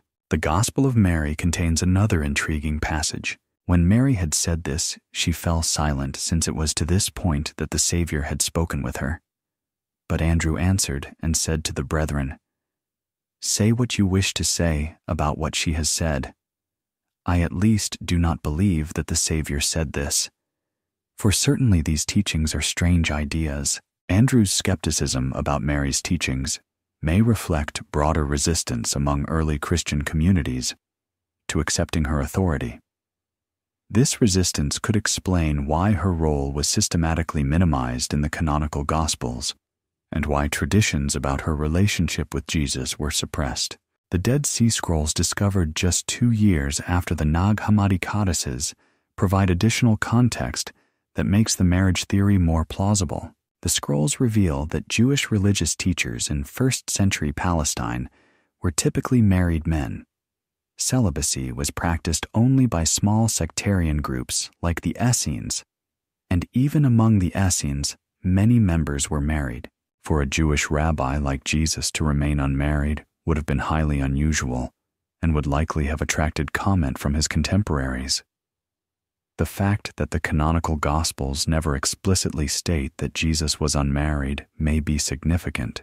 Moreover, Jewish law of the period strongly encouraged marriage, particularly for religious teachers who were expected to be fruitful and multiply according to God's commandment in Genesis. The Gospel of Thomas. Another Nag Hammadi text contains sayings attributed to Jesus that suggest he viewed marriage and procreation positively. Jesus said, "When you make the two one, and when you make the inside like the outside, and the outside like the inside, and the above like the below, and when you make the male and the female one and the same, so that the male not be male, nor the female female, then will you enter the kingdom." This saying could be interpreted as referring to the spiritual union achieved through marriage, where two individuals become one flesh as described in Genesis. But perhaps most compelling is the historical evidence that early Christian communities included married apostles and leaders. The first letter to the Corinthians, written by Paul, acknowledges that other apostles, including Peter, were married. Don't we have the right to take a believing wife along with us, as do the other apostles and the Lord's brothers and Cephas? If Peter, the supposed first pope, was married, and if other apostles were married, And if this was considered normal and acceptable in early Christian communities, then Jesus' marriage would not have been controversial or worthy of special comment. The systematic suppression of traditions about Jesus' marriage may have occurred later, as the institutional church developed doctrines of clerical celibacy that required an unmarried savior as their theological foundation. The Vatican's response to the Nag Hammadi discoveries has been consistently defensive and dismissive. Rather than engaging seriously with these early Christian texts, church authorities have labeled them Gnostic heresies, unworthy of scholarly attention. Cardinal Joseph Ratzinger, later Pope Benedict XVI, wrote in 1988, "These so-called Gospels are products of 2nd century Gnostic communities that distorted the original Christian message. They tell us nothing reliable about the historical Jesus and should not be confused with authentic apostolic tradition." But this dismissal ignores the scholarly consensus that many Gnostic texts, particularly the Gospel of Thomas, may preserve early traditions that are independent of and possibly older than the canonical Gospels. More troubling is evidence that the Vatican has actively discouraged scholarly research into the relationship between Jesus and Mary Magdalene. In 1969, Professor Morton Smith of Columbia University announced the discovery of a previously unknown letter by Clement of Alexandria that described a secret Gospel of Mark containing additional stories about Jesus. The letter, found in the Mar Saba Monastery near Jerusalem, included a passage describing Jesus' baptism of a young man wearing a linen cloth over his naked body, who stayed with Jesus overnight to receive instruction in the mystery of the kingdom of God. Smith's discovery was immediately controversial, with some scholars questioning its authenticity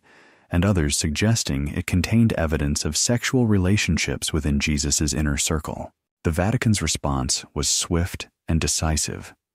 Church authorities demanded that the manuscript be transferred to their custody for proper scholarly evaluation.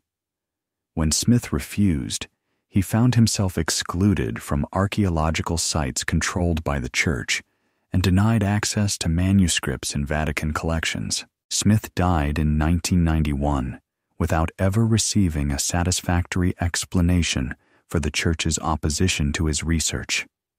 The manuscript he discovered has since disappeared from the Mar Saba Monastery, and Vatican officials deny any knowledge of its whereabouts. This pattern of suppression extends to contemporary scholarship on Mary Magdalene and the question of Jesus' marital status. Scholars who have attempted to research these topics using Vatican archives have been systematically denied access to relevant materials. Requests to examine early Christian texts, correspondence between church authorities about Gnostic discoveries, and theological assessments of the marriage question have been refused without explanation. Dr. Karen King of Harvard Divinity School, one of the world's leading experts on Gnostic Christianity, has spent decades seeking access to Vatican collections that might illuminate the role of women in early Christian communities. In a 2003 interview, King stated, "The Vatican claims to support scholarly research into Christian origins, but their actions suggest they're more interested in protecting traditional narratives than discovering historical truth. I've been denied access to manuscripts that would be crucial for understanding how early Christian communities actually functioned. The pattern suggests an institution that fears what honest historical research might reveal about Christian origins. If Jesus was indeed married to Mary Magdalene, if they had children, if early Christian communities included women in leadership roles, if the canonical Gospels deliberately obscured these facts to support male-dominated institutional structures, then much of traditional Catholic teaching becomes questionable. The doctrine of clerical celibacy, the exclusion of women from ordination, the claims of papal succession from Peter, and the Church's role as the sole mediator between God and humanity would all require fundamental re-examination. But the implications extend beyond Catholic doctrine to the foundations of Christian civilization itself. Western culture has been shaped for nearly 2 millennia by the image of an unmarried celibate savior who transcended earthly attachments in favor of purely spiritual relationships. The alternative image of a married Jesus who embraced physical love and possibly fathered children would represent a fundamental shift in how Christians understand the relationship between spiritual and physical existence. This shift might support more positive attitudes toward sexuality, marriage, and the integration of spiritual and material life. It might encourage religious communities that celebrate rather than suppress human physical nature. But it would also challenge 2,000 years of theological development, institutional structure, and cultural tradition built on the assumption of Jesus' celibacy. The Vatican's apparent determination to suppress research into these questions suggests that church authorities understand the revolutionary implications of the marriage theory and are willing to sacrifice historical truth to preserve institutional authority. The Gnostic Gospels buried in the Egyptian desert for over 16 centuries may contain evidence that could transform Christianity from a religion of celibate priests and spiritual transcendence to a faith that celebrates the sacred nature of human love and the divine potential of physical existence. Whether that evidence will ever be fully examined and honestly evaluated may depend on forces beyond the Vatican's control as archaeological discoveries and scholarly research continue to challenge official narratives about Christian origins. The truth about Jesus and Mary Magdalene may ultimately prove too powerful for even the Catholic Church to suppress indefinitely. The Merovingian mystery. In the archives of the Bibliothèque Nationale in Paris lies a document that, if authentic, would rewrite the history of European Christianity. The Dossier Secret d'Henri Lobineau, a collection of genealogical charts, medieval manuscripts, and scholarly commentaries, claims to trace an unbroken bloodline from Jesus Christ and Mary Magdalene through the Merovingian kings of France to surviving descendants in the modern era. The dossier's central thesis is breathtaking. In its implications, Mary Magdalene, pregnant with Jesus' child, fled Palestine after the crucifixion and found refuge in the Jewish communities of southern France. There, she gave birth to a daughter named Sarah, who became the ancestor of a sacred bloodline that would influence European history for over a millennium. While most scholars dismiss these documents as modern fabrications, the historical foundation they build upon contains elements that resist easy dismissal. The Merovingian dynasty that ruled the Frankish kingdoms from 448 to 751 AD remains one of the most mysterious royal houses in European history, surrounded by legends that suggest connections to esoteric knowledge and sacred traditions. The dynasty's founder, Merovech, is a shadowy figure whose very existence is disputed by historians. According to Frankish chronicles, he was born of 2 fathers, one human one, a supernatural sea creature called a Kinator. This bizarre origin story may be mythological nonsense, or it may represent coded references to extraordinary ancestry that early medieval chroniclers could not describe directly. What is historically certain is that the Merovingians claimed divine right to rule based not on conquest or election, but on sacred bloodline. They were known as the long-haired kings because cutting their hair was believed to diminish their supernatural power. This tradition has parallels in Jewish law, where Nazirites like Samson were forbidden to cut their hair as a sign of their covenant with God. The most historically significant Merovingian ruler was Clovis I, who united the Frankish tribes and converted to Catholic Christianity around 496 AD. But Clovis's conversion was politically motivated rather than spiritually inspired, designed to gain support from the Catholic bishops who controlled much of Gaul's administrative apparatus. Church records from this period reveal that Clovis negotiated extensively with Pope Anastasius II about the terms of his conversion.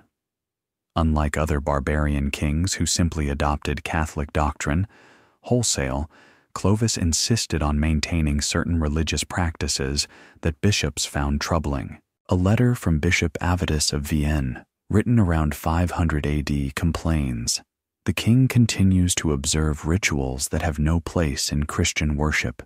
He maintains that these practices were taught to his ancestors by holy men who came from the East, but he will not reveal their precise nature or origin. These mysterious Eastern traditions may have been Jewish practices maintained by Merovingian families who claimed descent from Palestinian refugees. Jewish communities in southern France were well established by the 1st century AD, and they would have provided natural allies for Christians fleeing persecution in Palestine. The Merovingian capital at Stenay was built around a church dedicated to Saint Dagobert. But archaeological excavations in the 19th century revealed that the church was constructed over a much older religious site, containing symbols that combined Christian, Jewish, and pre-Christian motifs. Most intriguing was the discovery of a stone inscription in Hebrew that read, "Here lies the seed of David, servant of God." The inscription was apparently much older than the church above it, suggesting that the site had special significance for Jewish or Jewish Christian communities centuries before the Merovingians established their capital there. But perhaps the most compelling evidence for Merovingian connections to Palestinian Christianity comes from their relationship with the mysterious order of monks known as the Desposini. The Desposini, whose name means belonging to the Lord in Greek, claimed to be direct descendants of Jesus' family. Early church historians like Eusebius and Julius Africanus wrote about these families who maintained genealogical records, tracing their descent to Jesus' brothers and other relatives. According to Eusebius, the Roman Emperor Domitian ordered the arrest of Desposini descendants around 90 AD, fearing they might claim political authority based on their relationship to Jesus. When examined, they were found to be simple farmers whose hands were hardened by work and who posed no threat to imperial authority. But other Desposini families apparently fled the Roman persecution and established communities in various parts of the empire. Fragmentary references in early Christian writings suggest that some of these families settled in Gaul, where they maintained their genealogical traditions and religious practices. A 4th century document known as the Gelasian Decree lists several Christian texts as apocryphal, including something called the Genealogies of the Holy Family.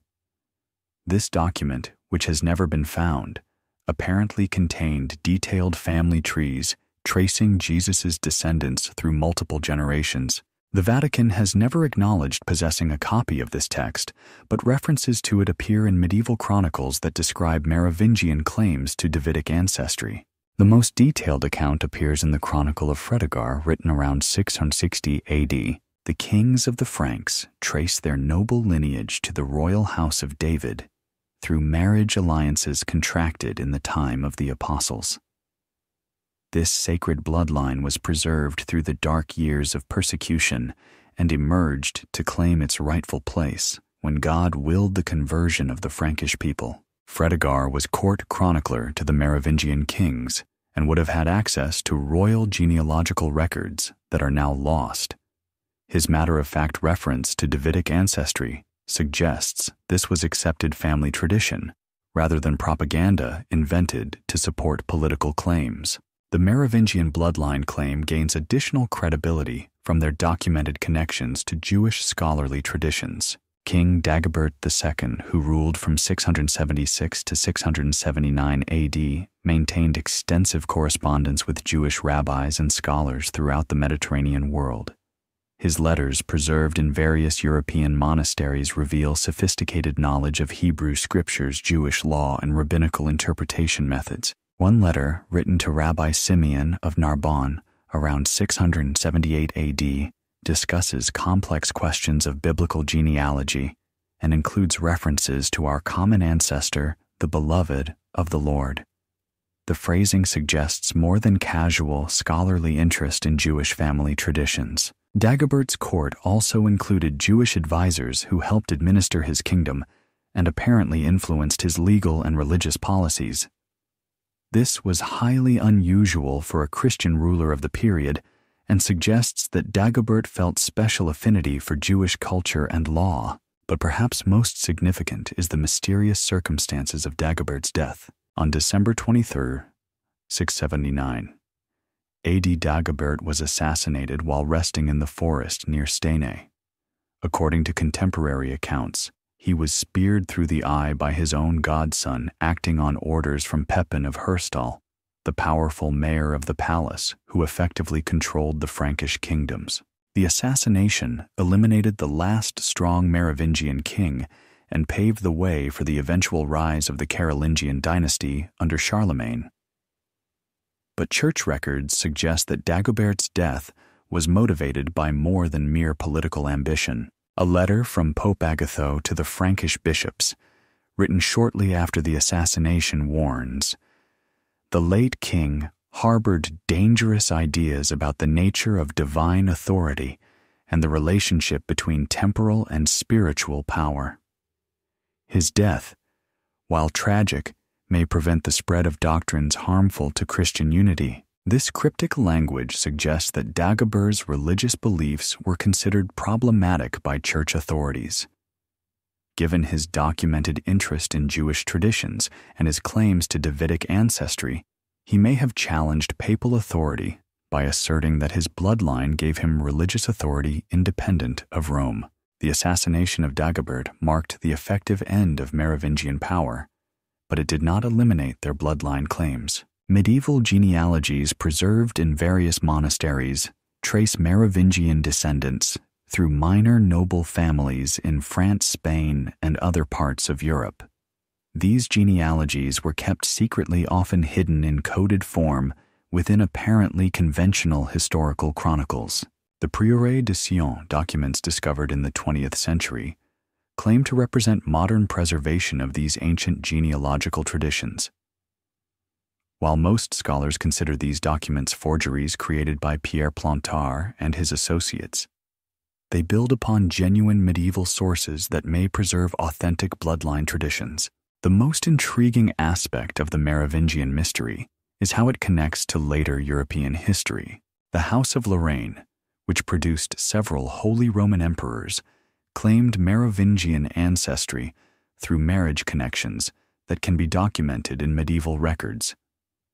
The Dukes of Lorraine maintained special religious practices and possessed artifacts that they claimed had been passed down from their Merovingian ancestors. One such artifact was a crystal vial containing what the family claimed was Christ's blood preserved through the generations by his descendants.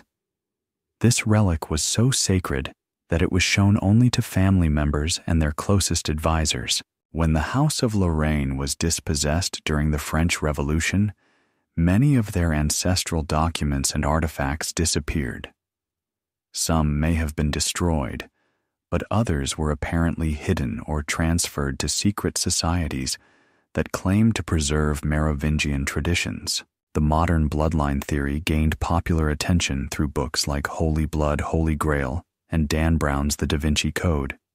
But these works simplified and sensationalized a complex historical tradition with genuine medieval roots. What makes the Merovingian mystery so persistent is not the spectacular claims of popular authors, but the accumulation of historical anomalies that resist conventional explanation. Why did the Merovingians claim divine right based on bloodline rather than conquest? Why did they maintain Jewish religious practices alongside Christian orthodoxy? Why were their genealogical records considered so dangerous that they had to be preserved in secret? Why did the Church support their assassination and the suppression of their dynasty? These questions cannot be answered definitively based on available evidence, but they suggest that the Merovingians possessed knowledge or represented traditions that powerful forces wanted to eliminate. Whether that knowledge involved actual descent from Jesus Christ may be less important than the political and religious implications of the claim itself. A royal house that based its authority on relationship to Jesus rather than papal approval represented a fundamental challenge to the Catholic Church's claim to be the sole mediator between God and humanity. If Jesus had descendants who possessed special religious authority based on their bloodline, then the entire structure of papal succession from Peter becomes questionable. The Vatican's historical pattern of suppressing research into Jesus's family relationships and the systematic destruction of documents that might support bloodline claims suggests that church authorities take these theories seriously enough to consider them threatening. The Merovingian mystery may represent more than historical curiosity. It may be evidence of an alternative Christian tradition that emphasized bloodline succession over institutional authority, family inheritance over clerical hierarchy, and the sacred nature of physical descent over spiritual transcendence.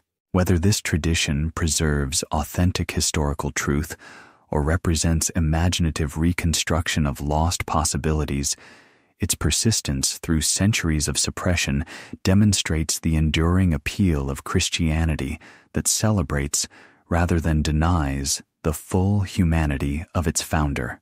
The sacred bloodline, whether real or symbolic, continues to challenge the foundations of institutional Christianity and offers a vision of divine authority that flows through family inheritance rather than ecclesiastical appointment.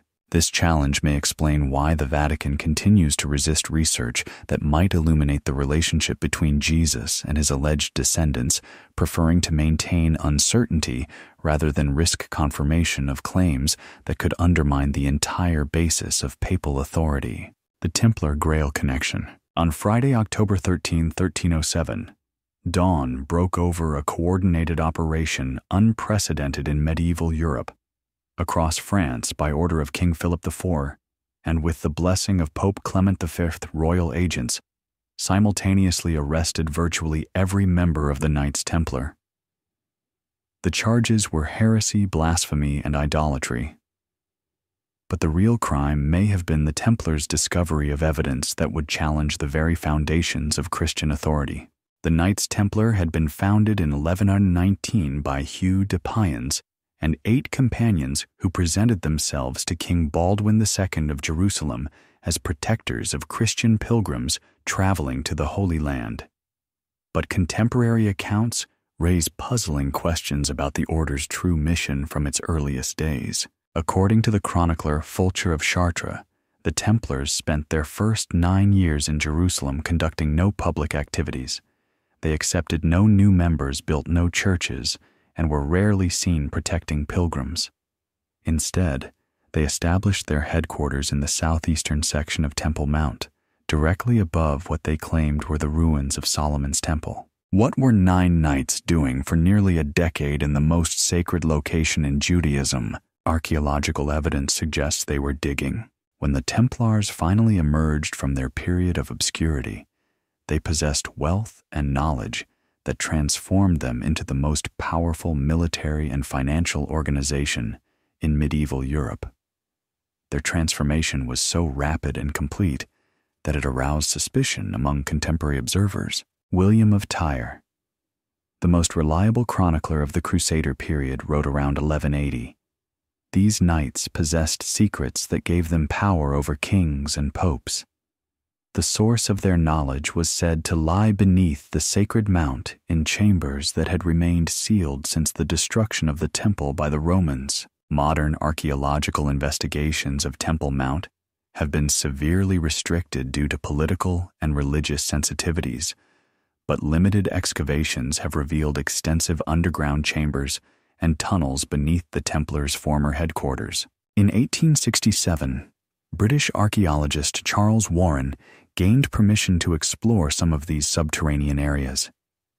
His discoveries included carved symbols that appeared to be Templar in origin, along with artifacts that seemed much older than the Crusader period. Warren's most significant find was a carved stone bearing an inscription in Latin and Hebrew that read, "Here lies the treasure of the righteous preserved for the Anointed One." The stone was photographed, but later disappeared from Warren's collection under mysterious circumstances. The Ottoman authorities who controlled Jerusalem at the time abruptly terminated Warren's excavation permit and sealed the areas he had been exploring. No archaeologist has been permitted to examine those chambers since. But if the Templars discovered something extraordinary beneath Temple Mount, what was it? Medieval legends spoke of the Holy Grail, the cup used by Christ at the Last Supper, and to catch his blood during the crucifixion. But these legends may have been metaphorical rather than literal. The word grail derives from the Old French grail, meaning a serving dish or platter. But it also relates to the Latin gradulus and the Greek crater, both referring to vessels used in religious ceremonies. The Grail legends may thus refer not to a specific object, but to knowledge of sacred ceremonies or religious traditions. The most intriguing interpretation suggests that San Graal, the Holy Grail, was a deliberate corruption of sang real, the royal blood. According to this theory, the Templars discovered not a physical cup, but evidence of Jesus's bloodline, possibly including genealogical records, family artifacts, or even physical remains of his descendants. This interpretation gained support from the Templars' documented connections to families claiming Merovingian ancestry. Hugh de Payens, the Templars' founder, was related through marriage to the House of Champagne, which claimed descent from the Merovingian kings. Several of the original 9 Templars came from families with similar genealogical claims. More significantly, the Templars received crucial early support from Bernard of Clairvaux, whose abbey was located in Champagne territory, and who wrote the rule that governed Templar life. Bernard's letters reveal extensive knowledge of Jewish mystical traditions and include references to the true vine and the sacred seed that may be coded allusions to bloodline preservation. The Templars' rapid rise to power becomes more comprehensible if they possessed evidence supporting bloodline claims that threatened established church authority. By 1150, just 30 years after their founding, the Templars controlled vast territories across Europe and the Middle East. They operated the medieval world's most sophisticated banking system, maintained diplomatic relations with Muslim rulers, and possessed military resources that rivaled those of major kingdoms. This wealth and power was officially attributed to donations from pious Christians seeking to support the Holy Land Crusades. But the scale of Templar resources suggests access to funding sources that conventional explanations cannot account for. The order's financial records, which would illuminate the source of their wealth, were systematically destroyed during the suppression of 1307.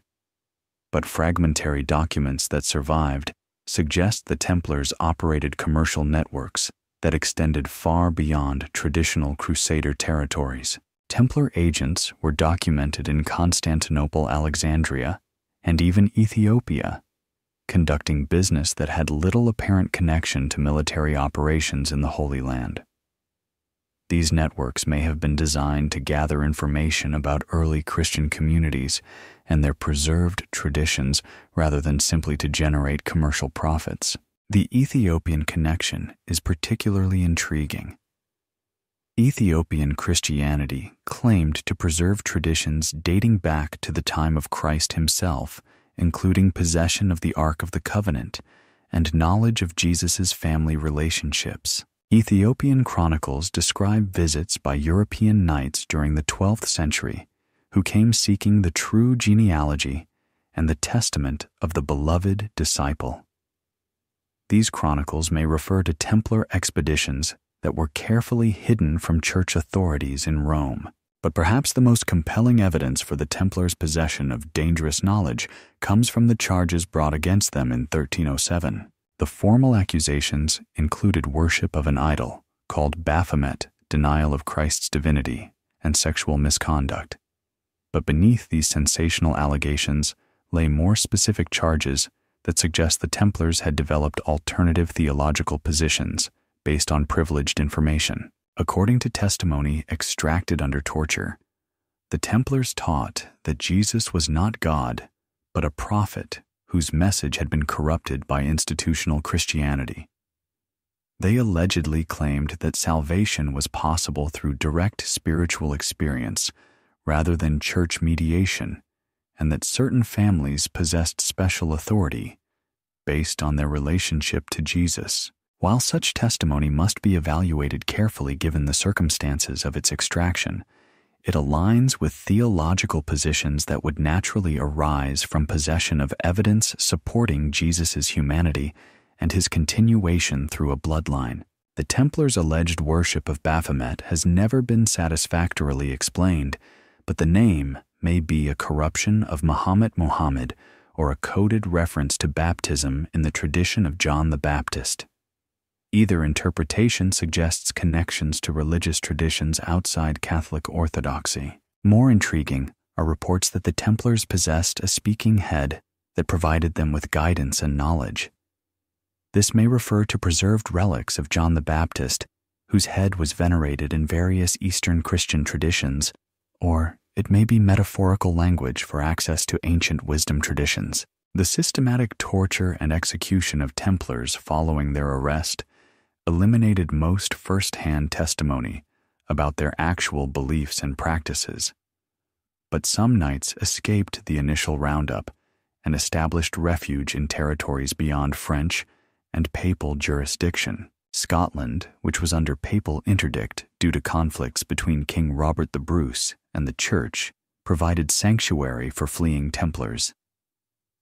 Archaeological evidence suggests that Templar symbols and traditions were incorporated into Scottish Freemasonry, which claims direct descent from medieval stonemason guilds that worked on Templar construction projects. The famous Rosslyn Chapel, built by the Sinclair family in the 15th century, contains extensive Templar symbolism alongside carvings that appear to depict American plants like corn and aloe, suggesting knowledge of the New World 2 centuries before Columbus. The Sinclair family claimed Norman ancestry and maintained traditions they said had been passed down from Templar knights who found refuge in Scotland. These traditions allegedly included genealogical information about Jesus' descendants and the location of artifacts hidden before the 1307 suppression. Portugal also provided refuge for former Templars who were reconstituted as the Order of Christ under King Dinis. This order financed the Portuguese voyages of exploration, including those of Vasco da Gama and Prince Henry the Navigator. The connection between former Templars and Portuguese exploration may explain the order's apparent knowledge of geography and navigation techniques that were supposedly unknown in medieval Europe. Christopher Columbus, whose voyages were financed by Spanish monarchs with Templar connections, used maps and navigation techniques that suggested prior knowledge of Atlantic sea routes. Some historians argue that the Templars had discovered and secretly visited the Americas centuries before Columbus, possibly following ancient Phoenician sea routes preserved in Mediterranean Jewish communities. The most persistent legends place surviving Templar treasures and documents in the New World, particularly in what is now Nova Scotia. The Oak Island mystery, involving an elaborate system of underground chambers and flood tunnels, may represent a Templar repository for their most sensitive materials. But whether the Templar Grail connection involves physical artifacts or preserved knowledge, its implications for Christian authority remain revolutionary. If the Templars discovered evidence of Jesus' marriage and bloodline, if they possessed genealogical records tracing his descendants through the centuries, if they maintained contact with surviving family members and preserved their religious traditions, then the entire basis of papal authority becomes questionable. The Vatican's systematic suppression of Templar materials and continued refusal to grant access to relevant archives suggests that church authorities recognize the explosive potential of these theories. Documents related to the Templar trials, which would illuminate what the knights actually believed and practiced, remain classified in Vatican archives 7 centuries after their suppression. This continued secrecy is remarkable for materials of such historical importance and suggests they contain information the Church considers too dangerous for public disclosure. The Templar legacy persists in various forms, from Freemasonry to speculative fiction, but its core challenge to institutional Christianity remains as relevant today as it was in 1307. The order represented an alternative vision of Christian authority based on direct spiritual experience, ancient wisdom traditions, and possibly bloodline inheritance, rather than ecclesiastical hierarchy. Whether this vision was based on authentic historical discoveries or represented imaginative reconstruction of suppressed possibilities, it continues to inspire those seeking spiritual authority, independent of institutional control. The Holy Grail, whether understood as cup bloodline or preserved knowledge, remains a powerful symbol of truths too dangerous for conventional religious authority to acknowledge. And somewhere, perhaps in the depths of Vatican archives or hidden repositories established by fleeing Templars, evidence may still exist that could transform our understanding of Christian origins and challenge the foundations of ecclesiastical power. The search for the Grail continues not in medieval romances, but in the ongoing struggle between institutional authority and the human quest for authentic spiritual truth. The French Revolution impact. The letter that would seal the fate of the Papal States arrived at the Vatican on a cold February morning in 1797. General Napoleon Bonaparte, commanding the French army of Italy, had written personally to Pope Pius VI with terms that would have been unthinkable just a decade earlier. His Holiness will renounce his temporal sovereignty over the legations of Bologna-Ferrara and the Romagna, the letter began. Furthermore, the Holy See will pay an indemnity of 30 million francs and surrender 100 works of art to be selected by French commissioners. The French Revolution had unleashed forces that would challenge every assumption about divine right religious authority and the relationship between spiritual and temporal power. For over a millennium, the Catholic Church had claimed that its authority derived directly from God and was therefore immune to political challenge. Napoleon's letter demonstrated that even the vicar of Christ could be reduced to a defeated enemy pleading for terms. But the public humiliation of the Pope was only the beginning. Hidden in Vatican archives are documents that reveal the true scope of negotiations between Napoleon and the Church, including secret agreements that would reshape European politics for generations. The official Treaty of Tolentino, signed on February 19, 1797, was harsh enough. The Pope ceded vast territories, paid enormous tribute, and acknowledged French authority over traditionally papal domains. But classified correspondence between Napoleon and Vatican officials reveals additional provisions that were never made public. A memorandum from Cardinal Consalvi, the Papal Secretary of State, dated March 3, 1797, states, "The General has agreed to preserve the spiritual authority of His Holiness in exchange for cooperation in matters that serve French interests. Specific arrangements regarding intelligence sharing and support for French operations will be detailed in separate protocols." These separate protocols have never been found in French archives, but their existence is confirmed by multiple Vatican sources. They apparently established a secret partnership between Napoleon and the Church that continued throughout his rise to power. The partnership becomes more comprehensible when viewed against the background of Napoleon's complex relationship with religion and esoteric knowledge. Napoleon was fascinated by ancient mysteries and claimed to have discovered extraordinary secrets during his Egyptian campaign of 1798 to 1799. His expedition included not just military forces, but a team of scholars, archaeologists, and Orientalists who conducted systematic exploration of Egyptian monuments and recovered thousands of ancient manuscripts. Among the most significant discoveries was the Rosetta Stone, which would eventually unlock the secrets of Egyptian hieroglyphics.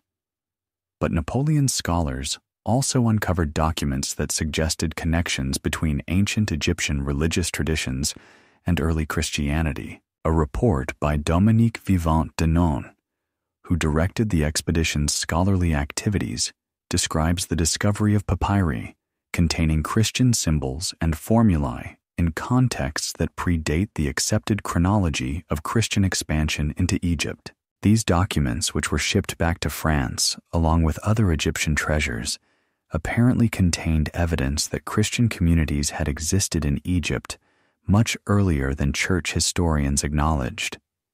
More troubling, they suggested that early Egyptian Christianity had maintained traditions that differed significantly from Roman orthodoxy. Napoleon's personal interest in these discoveries is documented in his correspondence with scholars and religious authorities.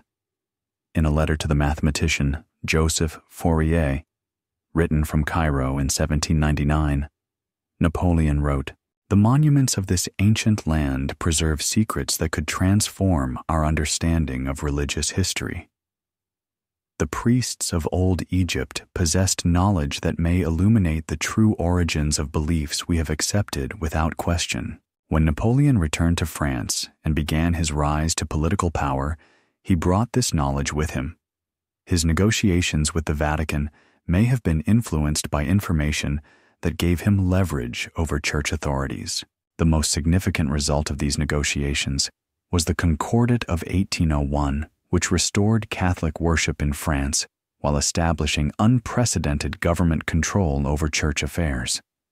The Concordat's public provisions were controversial enough, but secret annexes contained additional agreements that have never been fully disclosed. Vatican records from the Concordat negotiations reveal that Napoleon demanded access to specific documents in the papal archives. A memo from Cardinal Ercole Consalvi states, "The first consul insists on examining materials related to the early evangelization of Gaul and the establishment of papal authority in France. He claims to possess information that bears on these matters and wishes to verify certain details." Napoleon's information likely came from the Egyptian manuscripts, which may have contained accounts of early Christian missionaries that contradicted official church histories. The secret negotiations also address Napoleon's claims about his own destiny and divine mission. Throughout his career, Napoleon maintained that he was guided by supernatural forces and that his conquests fulfilled ancient prophecies. These claims were not mere propaganda, but reflected genuine beliefs that may have been influenced by documents discovered in Egypt. Napoleon frequently referred to himself as a man of destiny, chosen to unite Europe under enlightened leadership. His coronation as emperor in 1804 was designed to challenge papal authority directly. Rather than allowing Pope Pius VII to crown him, Napoleon placed the crown on his own head, symbolically asserting that his authority derived from divine will rather than church mediation. But perhaps most revealing was Napoleon's treatment of the Papal States during his period of maximum power. In 1809, Napoleon annexed the Papal States entirely and took Pope Pius VII prisoner. The Pope was held under house arrest first at Savona, then at Fontainebleau for over 5 years. During this period, Napoleon's agents conducted systematic searches of Vatican archives, removing thousands of documents for examination in Paris. An inventory prepared by French archivists lists materials dating back to the earliest centuries of Christianity, including correspondence with Eastern patriarchs, records of theological disputes, and documents concerning the evangelization of various territories. Many of these documents were never returned to Rome. After Napoleon's defeat, church officials repeatedly requested their repatriation, but French authorities claimed that most had been lost or destroyed during the chaos of the imperial collapse. However, classified French Foreign Ministry records suggest that the most sensitive materials were deliberately retained and transferred to secret repositories controlled by Napoleon's surviving supporters.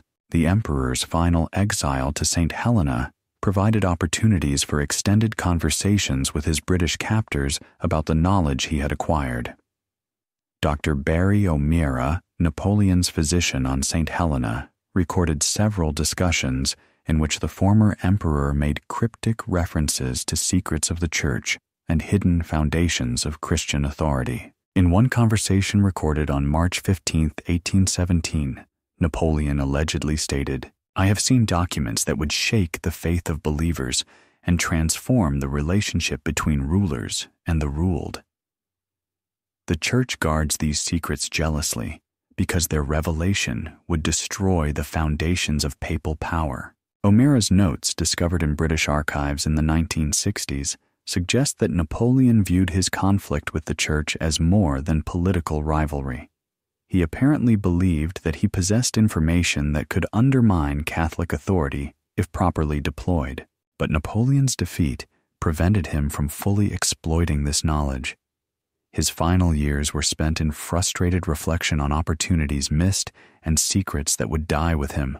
The restoration of the papal temporal power after 1815 allowed the Church to suppress most evidence of the secret agreements with Napoleon. Documents that might have revealed the true scope of these negotiations were either destroyed or buried so deeply in Vatican archives that they have never been recovered. However, the impact of the Napoleonic period on Church authority was permanent and irreversible. For the first time in over a millennium, a secular ruler had demonstrated that papal power could be challenged successfully. The Pope had been reduced to a political prisoner. Church territories had been occupied by foreign armies, and sacred traditions had been suspended at the will of temporal authorities. More significantly, the Revolution and Napoleonic period had established the principle that religious authority was subject to rational examination and political challenge. The philosophes of the Enlightenment had argued that traditional religious claims should be evaluated according to reason and evidence rather than accepted on faith. The Revolution had translated these theoretical arguments into practical politics, challenging the divine right of kings and the temporal authority of the Church. Napoleon's regime had gone further, suggesting that secret knowledge existed that could undermine religious authority entirely. Even though this knowledge was never fully revealed, its alleged existence created permanent uncertainty about the foundations of Church power. The Vatican's response to these challenges was fundamentally defensive. Rather than engaging with Enlightenment criticism or acknowledging the legitimacy of rational inquiry into religious questions, Church authorities retreated into increasingly rigid orthodoxy. Pope Pius VII's encyclical post, Tam Diuturnus, 1814, condemned the monstrous right of liberty of conscience and reasserted papal authority over temporal as well as spiritual affairs. But these assertions could not restore the aura of invincibility that the Church had lost during the Revolutionary period. The secret knowledge that Napoleon claimed to possess may have been exaggerated or misunderstood, but the principle he established, that hidden information could challenge religious authority, became a permanent feature of European intellectual life. Subsequent generations of scholars, archaeologists, and historians would continue the work of examining Church claims against historical evidence. Each new discovery that contradicted official religious narratives would reinforce the Napoleonic precedent of subjecting sacred authority to rational scrutiny. The documents that Napoleon's agents removed from Vatican archives may have been lost or destroyed, but the precedent they established, that Church secrets could be exposed and examined, would inspire later efforts to penetrate the Vatican's carefully guarded repositories of potentially explosive information. The Enlightenment challenge to religious authority crystallized in the Revolutionary and Napoleonic periods created the intellectual framework within which modern conspiracy theories about Vatican secrets would develop. If a Corsican general could hold the Pope prisoner and ransack the papal archives, then perhaps other investigators might someday access information that would complete the work of exposing the hidden foundations of Church power. The Papal States Crisis. By 1860, the writing was on the wall for the 1,000-year-old Papal States. The forces of Italian unification, led by Giuseppe Garibaldi and supported by the Kingdom of Sardinia-Piedmont, had conquered most of the Italian peninsula. Pope Pius IX controlled only Rome and its immediate surroundings, protected by French troops, whose presence grew more tenuous with each passing month. But the crisis facing the Vatican was far more profound than the mere loss of temporal territories. The intellectual and political currents that threatened papal sovereignty also challenged the entire theological foundation upon which church authority rested. The 19th century had witnessed an explosion of scientific and historical discoveries that contradicted traditional Christian narratives. Charles Darwin's theory of evolution suggested that humans had developed through natural processes rather than divine creation. Geological evidence indicated that the Earth was millions of years older than biblical chronology allowed. Archaeological discoveries in the Middle East revealed that many biblical stories had been borrowed from earlier Mesopotamian sources. Most threatening of all German scholars had begun applying rigorous historical methods to biblical texts themselves, revealing multiple authors, contradictory accounts, and clear evidence of human rather than divine composition. Pope Pius IX's response to these intellectual challenges was the Syllabus of Errors, published in 1864. This document condemned as heretical virtually every significant development in modern thought, including freedom of religion, separation of church and state, and the application of rational methods to religious questions. The syllabus's final proposition rejected the notion that the Roman Pontiff can and ought to reconcile himself to and agree with progress liberalism and modern civilization. This categorical rejection of modernity reflected more than theological conservatism. Vatican archives from this period reveal that church authorities were profoundly frightened by the implications of modern scholarship for their institutional survival. A confidential report prepared for Pius IX by Cardinal Giacomo Antonelli in 1863 stated, "The application of critical methods to sacred texts threatens to undermine the entire basis of papal authority. If the scriptures are shown to be human compositions reflecting the understanding of their time rather than divine revelation, then the Church's claim to interpret divine will becomes questionable." The report continued with an even more alarming assessment. Recent discoveries in the Holy Land have uncovered texts and artifacts that predate biblical accounts and suggest alternative versions of events the Church has taught as historical fact. Should these discoveries become widely known, they could destroy the faith of believers and reduce the Church to a merely human institution. These recent discoveries refer to archaeological work being conducted by European scholars in Palestine and Mesopotamia. The discoveries included cuneiform tablets containing flood narratives that clearly predated the biblical account of Noah creation stories that paralleled Genesis but obviously preceded it, and legal codes that resembled the Ten Commandments, but were carved centuries before Moses allegedly received them from God. More troubling were inscriptions and artifacts that suggested the ancient Israelites had been polytheistic rather than monotheistic, worshipping multiple gods, including a female consort for Yahweh named Asherah. The Vatican's response to these archaeological discoveries was to fund its own expeditions designed to counter their implications. In 1865, Pope Pius IX established the Commissione di Archeologia Sacra with a mandate to conduct research that would support traditional biblical narratives. The commission was provided with substantial funding and given access to sites throughout the papal territories. But even the Vatican's own archaeologists began reporting discoveries that complicated official church teaching. Father Giuseppe Marchi, director of the commission's excavations in the Roman catacombs, discovered Christian art and inscriptions that suggested early Christian communities had beliefs and practices significantly different from later Catholic orthodoxy. Many early Christian burial sites contained symbols associated with mystery religions and Gnostic traditions that the Church had condemned as heretical.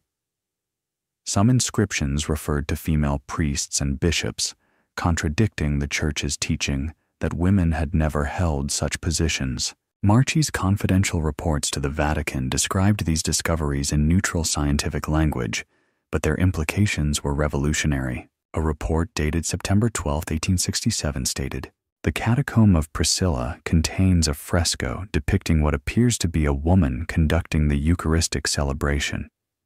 The inscription identifies her as Episcopa Theodora, Bishop Theodora. Similar evidence of female church leadership appears in several other burial sites. Rather than publicizing these discoveries, the Vatican classified them and restricted access to the sites where they had been found. Scholars who requested permission to examine the evidence were denied access without explanation. The pattern of archaeological suppression extended to discoveries made outside papal territories.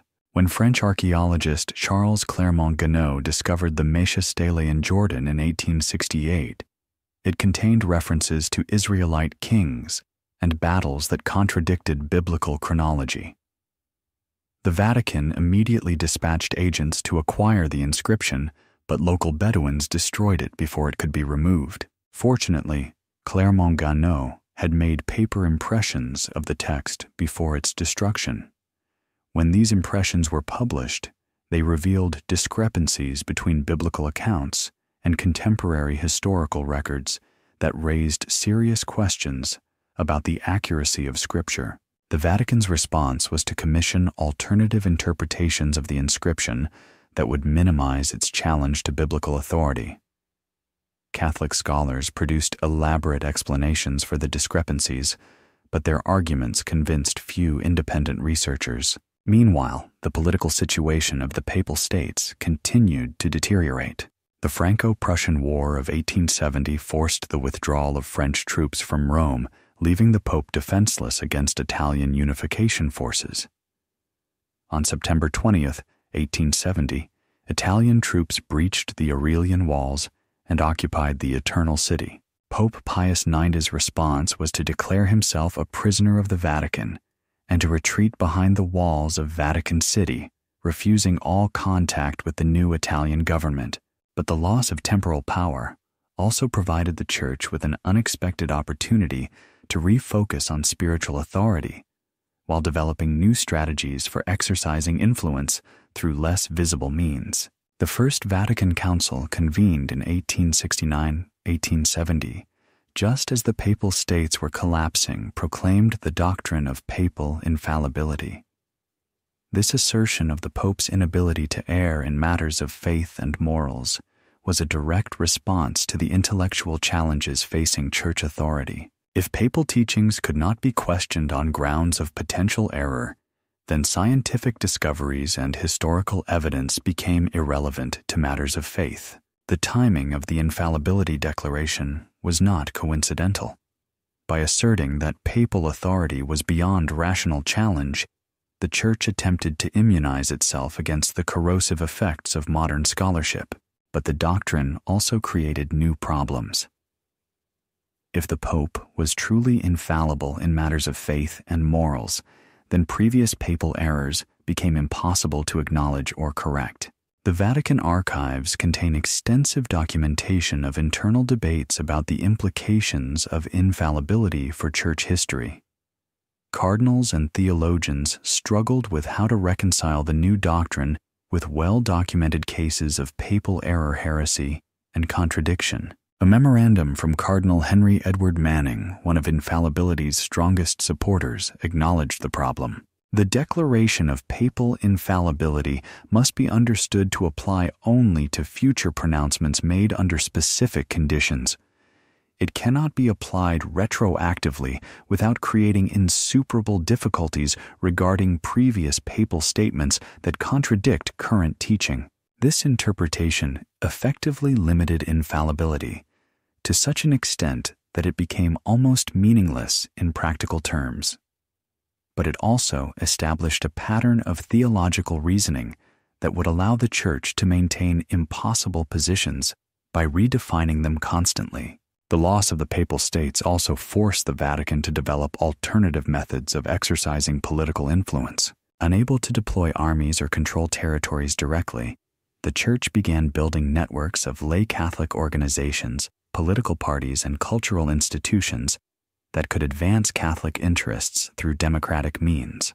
The Catholic Action Movement, promoted by Pope Pius IX and his successors, created a vast network of Catholic organizations that penetrated every aspect of social and political life in Catholic countries. These organizations operated under ecclesiastical direction, but maintained secular facades that allowed them to participate in democratic politics while advancing specifically Catholic agendas. The model proved remarkably successful.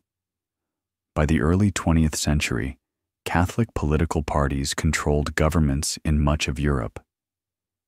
Catholic labor unions dominated worker movements in many countries, and Catholic intellectual organizations influenced academic and cultural institutions throughout the Western world.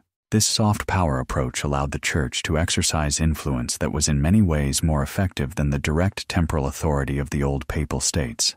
But it also required a level of secrecy and coordination that transformed the Vatican into something resembling a modern intelligence agency. The documents that would reveal the full scope of these covert operations remain classified in Vatican archives.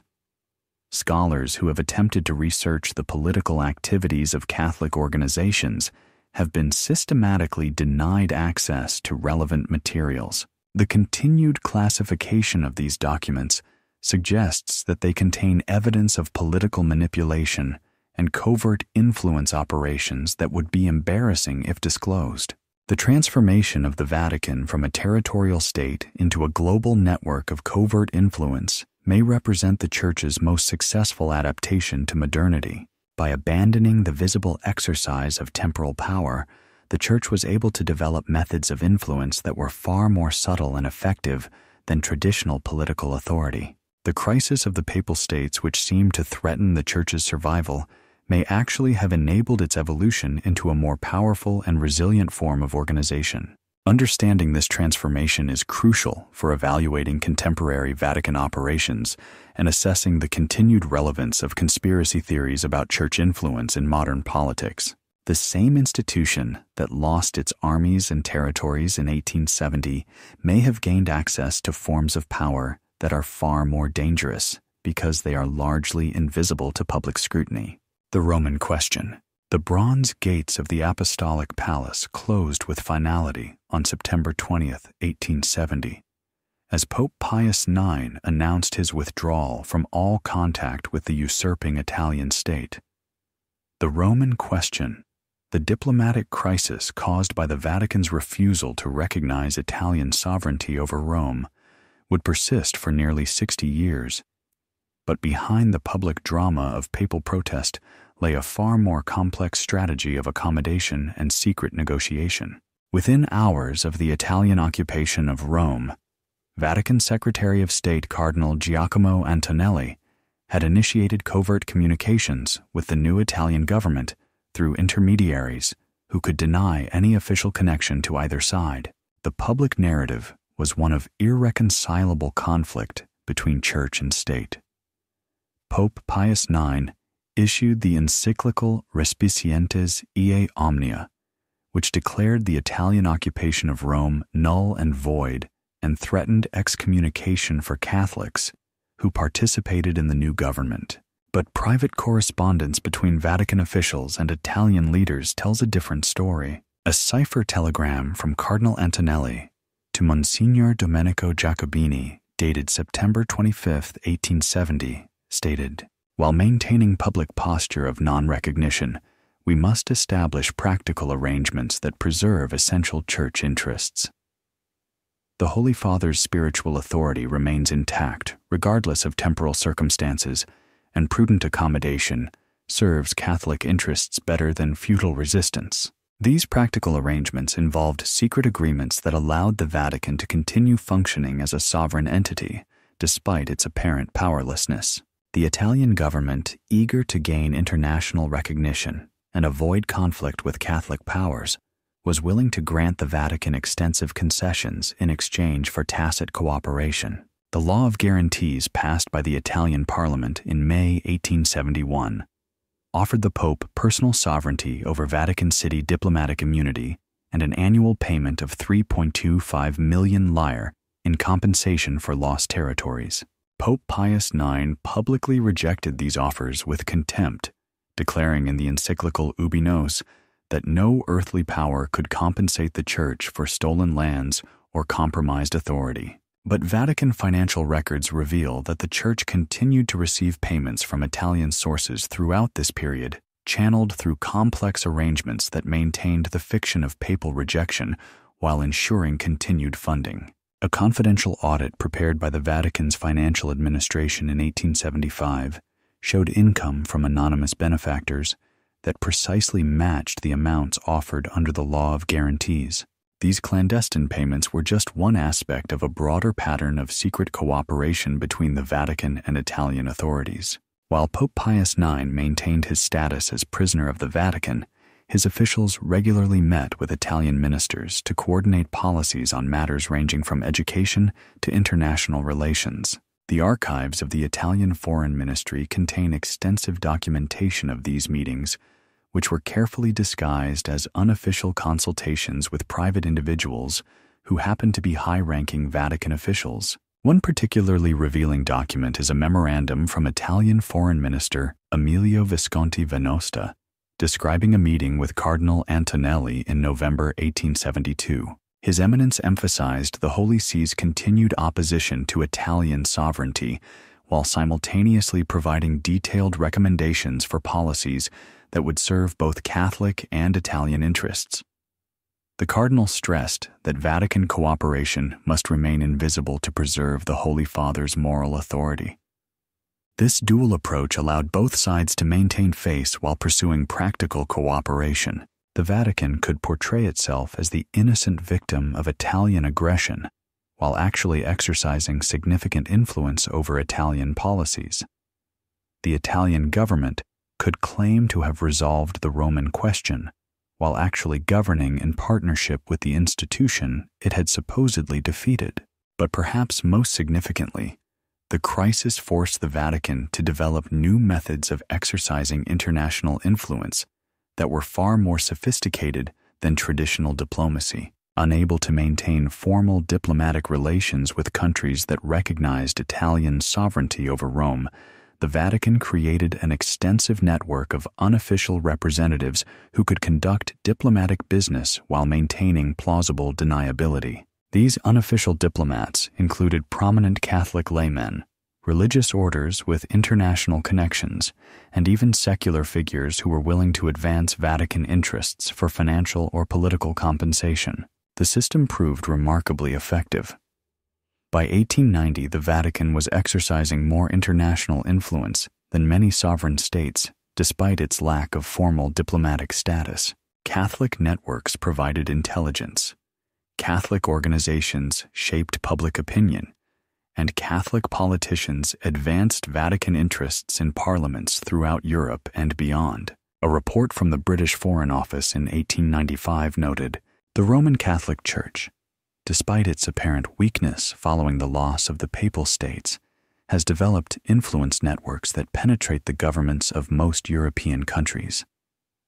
Vatican agents operate with greater freedom than official diplomats because their activities are not subject to normal diplomatic constraints." The Roman question also provided cover for more questionable Vatican activities. Since the Pope was officially a prisoner who could not leave Vatican City, any activities conducted outside Vatican walls could be attributed to independent Catholic organizations rather than official Vatican policy. This arrangement allowed the Church to support political movements, fund covert operations, and manipulate elections while maintaining official innocence. The archives contain extensive documentation of payments to Catholic political organizations throughout Europe, funding that was channeled through religious orders and charitable institutions to obscure its Vatican origins. A ledger from the Institute for the Works of Religion, discovered in 1962, shows payments totaling over 50 million lire to various political organizations between 1871 and 1900. The recipients included Catholic parties in Germany, Austria, France, and several South American countries.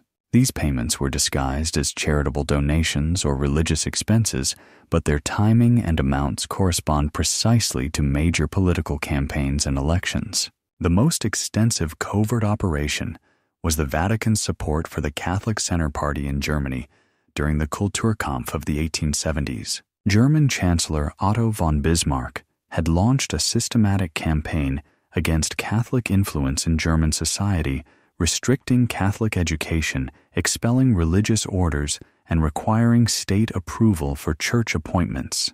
The Vatican's public response was limited to diplomatic protests and papal encyclicals condemning the German policies. But classified documents reveal a massive covert campaign that ultimately forced Bismarck to retreat from his anti-Catholic positions. Vatican agents provided funding for Catholic political campaigns, supported Catholic newspapers and publishers, and coordinated resistance to German policies through networks that operated across multiple countries. A report from Cardinal Louis Jacobini Domenico's brother describes the scope of these operations. Our German network includes representatives in every major city, agents within the government administration, and sources of information that rival those of established intelligence services. The Chancellor's policies can be countered through means that remain invisible to public scrutiny. The success of the German operation established the Vatican as a major player in European intelligence operations, capable of mounting sophisticated campaigns against even the most powerful secular governments. But perhaps most importantly, the Roman Question period saw the development of Vatican strategies that would prove crucial during the 20th century's major conflicts. The Church learned to operate as a stateless entity that could claim neutrality while actually advancing specific political agendas. It developed techniques for influencing democratic politics through allegedly independent Catholic organizations.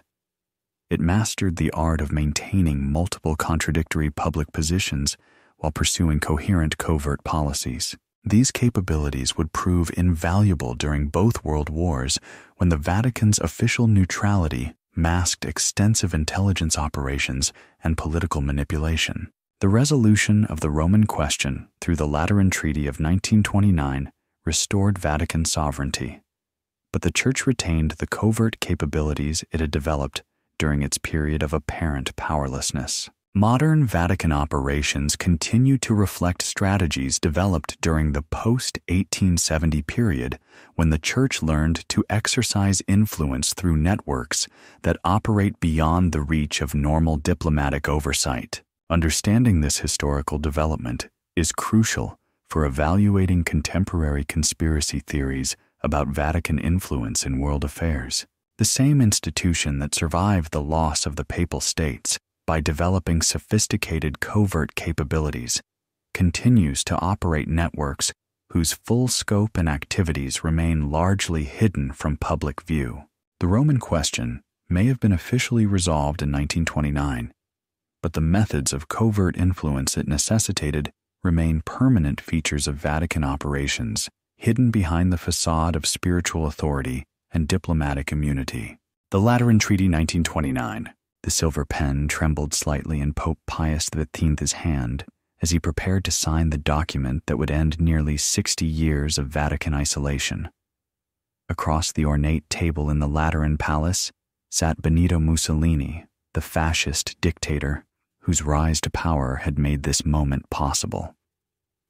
The date was February 11th, 1929, and the Lateran Treaty about to be signed would create the world's smallest sovereign state while establishing one of history's most morally compromising alliances. The public narrative of the Lateran Pax was straightforward. Mussolini had resolved the Roman Question by recognizing Vatican sovereignty over 108.7 acres of Rome, while Pope Pius XVI had acknowledged Italian sovereignty over the former Papal States. The financial settlement included 750 million lire in cash and 1 billion lire in Italian government bonds as compensation for territories lost in 1870. But the classified annexes to the treaty, sealed for 50 years and only partially disclosed in 1979, reveal agreements that went far beyond territorial and financial arrangements. The secret protocols established operational cooperation between Vatican intelligence networks and fascist security services, shared intelligence on communist activities throughout Europe, and created joint programs for influencing Catholic populations in countries of mutual interest. Most significantly, The agreements included provisions for Vatican support of Italian colonial ambitions in Africa and coordination of propaganda efforts designed to present fascism as compatible with Catholic teaching. A memorandum from Cardinal Pietro Gasparri, Vatican Secretary of State to Pope Pius X, describes the scope of these secret arrangements. The Italian government has agreed to provide substantial intelligence resources to support Holy See activities in countries where Catholic interests are threatened by communist or socialist movements. In exchange, Vatican networks will provide information and assistance for Italian operations in specified territories. The Vatican's motivation for these agreements was not merely financial or territorial. Church leaders were genuinely terrified by the spread of communist ideology, which explicitly rejected religious authority and had already begun systematic persecution of Catholics in the Soviet Union.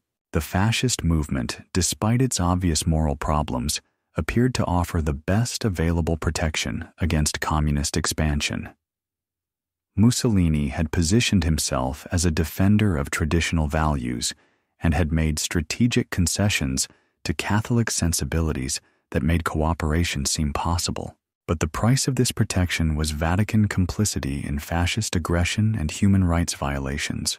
The classified sections of the Lateran Treaty include specific commitments for Vatican support of Italian colonial expansion in Ethiopia, which Mussolini was already planning when the treaty was signed. When Italy invaded Ethiopia in 1935, the Vatican's response was carefully calibrated to provide moral cover for fascist aggression while maintaining plausible deniability. Pope Pius X's encyclical Ad Catholici Sacerdoti praised Italian missionaries in Ethiopia and described the invasion as bringing the light of civilization to primitive peoples. Vatican Radio established in 1931 with fascist cooperation broadcast programs that portrayed Ethiopian resistance as banditry and Italian occupation as pacification. These propaganda efforts were coordinated through joint committees established under the secret Lateran protocols. Vatican officials worked directly with fascist ministers to develop messaging that would persuade Catholic populations throughout the world to support Italian colonial policies. The coordination was so extensive that fascist officials effectively had veto power over Vatican statements regarding international affairs that might affect Italian interests. A declassified telegram from Cardinal Eugenio Pacelli, later Pope Pius V, to the papal nuncio in Paris, instructs him to coordinate all public statements regarding the Ethiopian situation with Italian embassy officials before release. This subordination of Vatican independence to fascist foreign policy represented an unprecedented compromise of church moral authority for political convenience. But perhaps most disturbing were the financial arrangements that made the Vatican dependent on continued fascist success. The 1 billion lire in Italian government bonds provided to the Vatican as part of the Lateran settlement were not liquid assets, but long-term investments whose value depended on Italian economic and political stability. Bernardino Nogara, the financial advisor hired to manage Vatican investments, immediately recognized that the Church's economic interests were now tied to fascist survival. In a confidential report to Pope Pius X dated March 15, 1929, Nogara wrote, "The Holy See's financial position is now inextricably linked to Italian political stability and economic growth. Any action that undermines the current government would directly damage Vatican interests." This financial dependence created powerful incentives for Vatican cooperation with fascist policies, even when those policies conflicted with Catholic moral teaching. When Mussolini introduced racial laws in 1938, copying Nazi anti-Semitic legislation, the Vatican's response was muted and carefully qualified. Pope Pius X's encyclical Mit brennender Sorge, which criticized Nazi racial theories, was not applied to Italian policies. Vatican officials distinguished between Germanic paganism and Italian nationalism, allowing support for Italian racial laws while condemning similar German policies. The distinction was artificial and hypocritical, but it served Vatican financial interests. by maintaining good relations with Mussolini while creating distance from the more extreme Nazi regime. Private correspondence between Vatican officials reveals the cynical calculations behind these moral compromises. Cardinal Pacelli wrote to Monsignor Domenico Tardini on September 12, 1938. The Holy Father's concerns about racial legislation must be balanced against the practical necessities of our position. Direct confrontation with the Italian government would jeopardize not only our temporal security, but our ability to protect Catholic interests throughout Europe. This logic of practical necessities would guide Vatican policy throughout the coming World War, leading to moral compromises that would haunt the Church for generations. But the Lateran Treaty also established institutional mechanisms that would outlast both fascism and the specific circumstances that had made the agreement necessary. The creation of Vatican City as a sovereign state provided the Church with legal immunities and diplomatic privileges that proved invaluable for covert operations. Vatican diplomatic pouches could not be searched by secular authorities.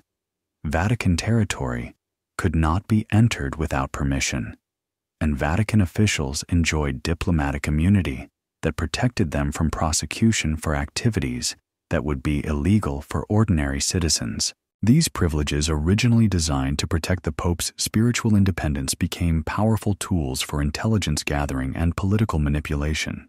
The Institute for the Works of Religion, commonly known as the Vatican Bank, was established in 1942, using authorities granted under the Lateran Treaty. This institution would become central to Vatican financial operations and would be repeatedly linked to money laundering, tax evasion, and covert political funding. The bank's special legal status, protected by Vatican sovereignty, made it virtually immune to oversight by secular financial authorities. This immunity would prove invaluable for funding covert operations and maintaining financial relationships that would be impossible for conventional institutions. But perhaps most importantly, the Lateran Treaty established the precedent for Vatican cooperation with authoritarian regimes that claimed to protect Catholic interests. The same logic that justified alliance with Mussolini would later support Vatican accommodation with Franco in Spain, Salazar in Portugal, and various military dictatorships in Latin America. In each case, the Church would prioritize political protection and institutional advantage over moral principle, justifying cooperation with repressive regimes as necessary for defending Catholic interests against communist threats. This pattern of political calculation disguised as moral principle would become a defining characteristic of Vatican foreign policy throughout the 20th century. The Lateran Treaty was more than a resolution of the Roman question.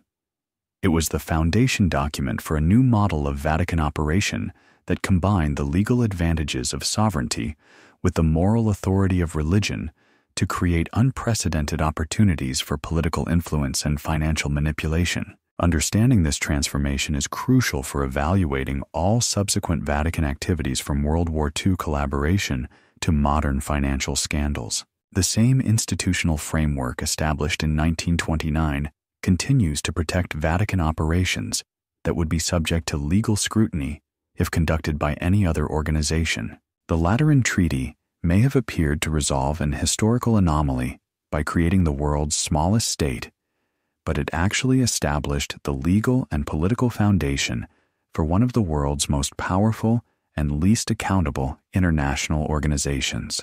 The full implications of this transformation would become clear during the coming World War, when Vatican sovereignty and diplomatic immunity would provide cover for activities that challenged the most basic principles of moral authority and spiritual leadership. The World War II silence. The telegram arrived at the Vatican on October 13, 1943, marked with the highest classification and addressed personally to Pope Pius V. Its contents, decoded by Vatican cryptographers, contained information that would haunt the Catholic Church for generations. Detailed reports of mass extermination operations being conducted against Jewish populations throughout Nazi-occupied Europe. The sender was Archbishop Cesare Orsenigo Papal Nuncio to Germany, who had maintained his position in Berlin throughout the war. despite the increasingly obvious criminality of the Nazi regime.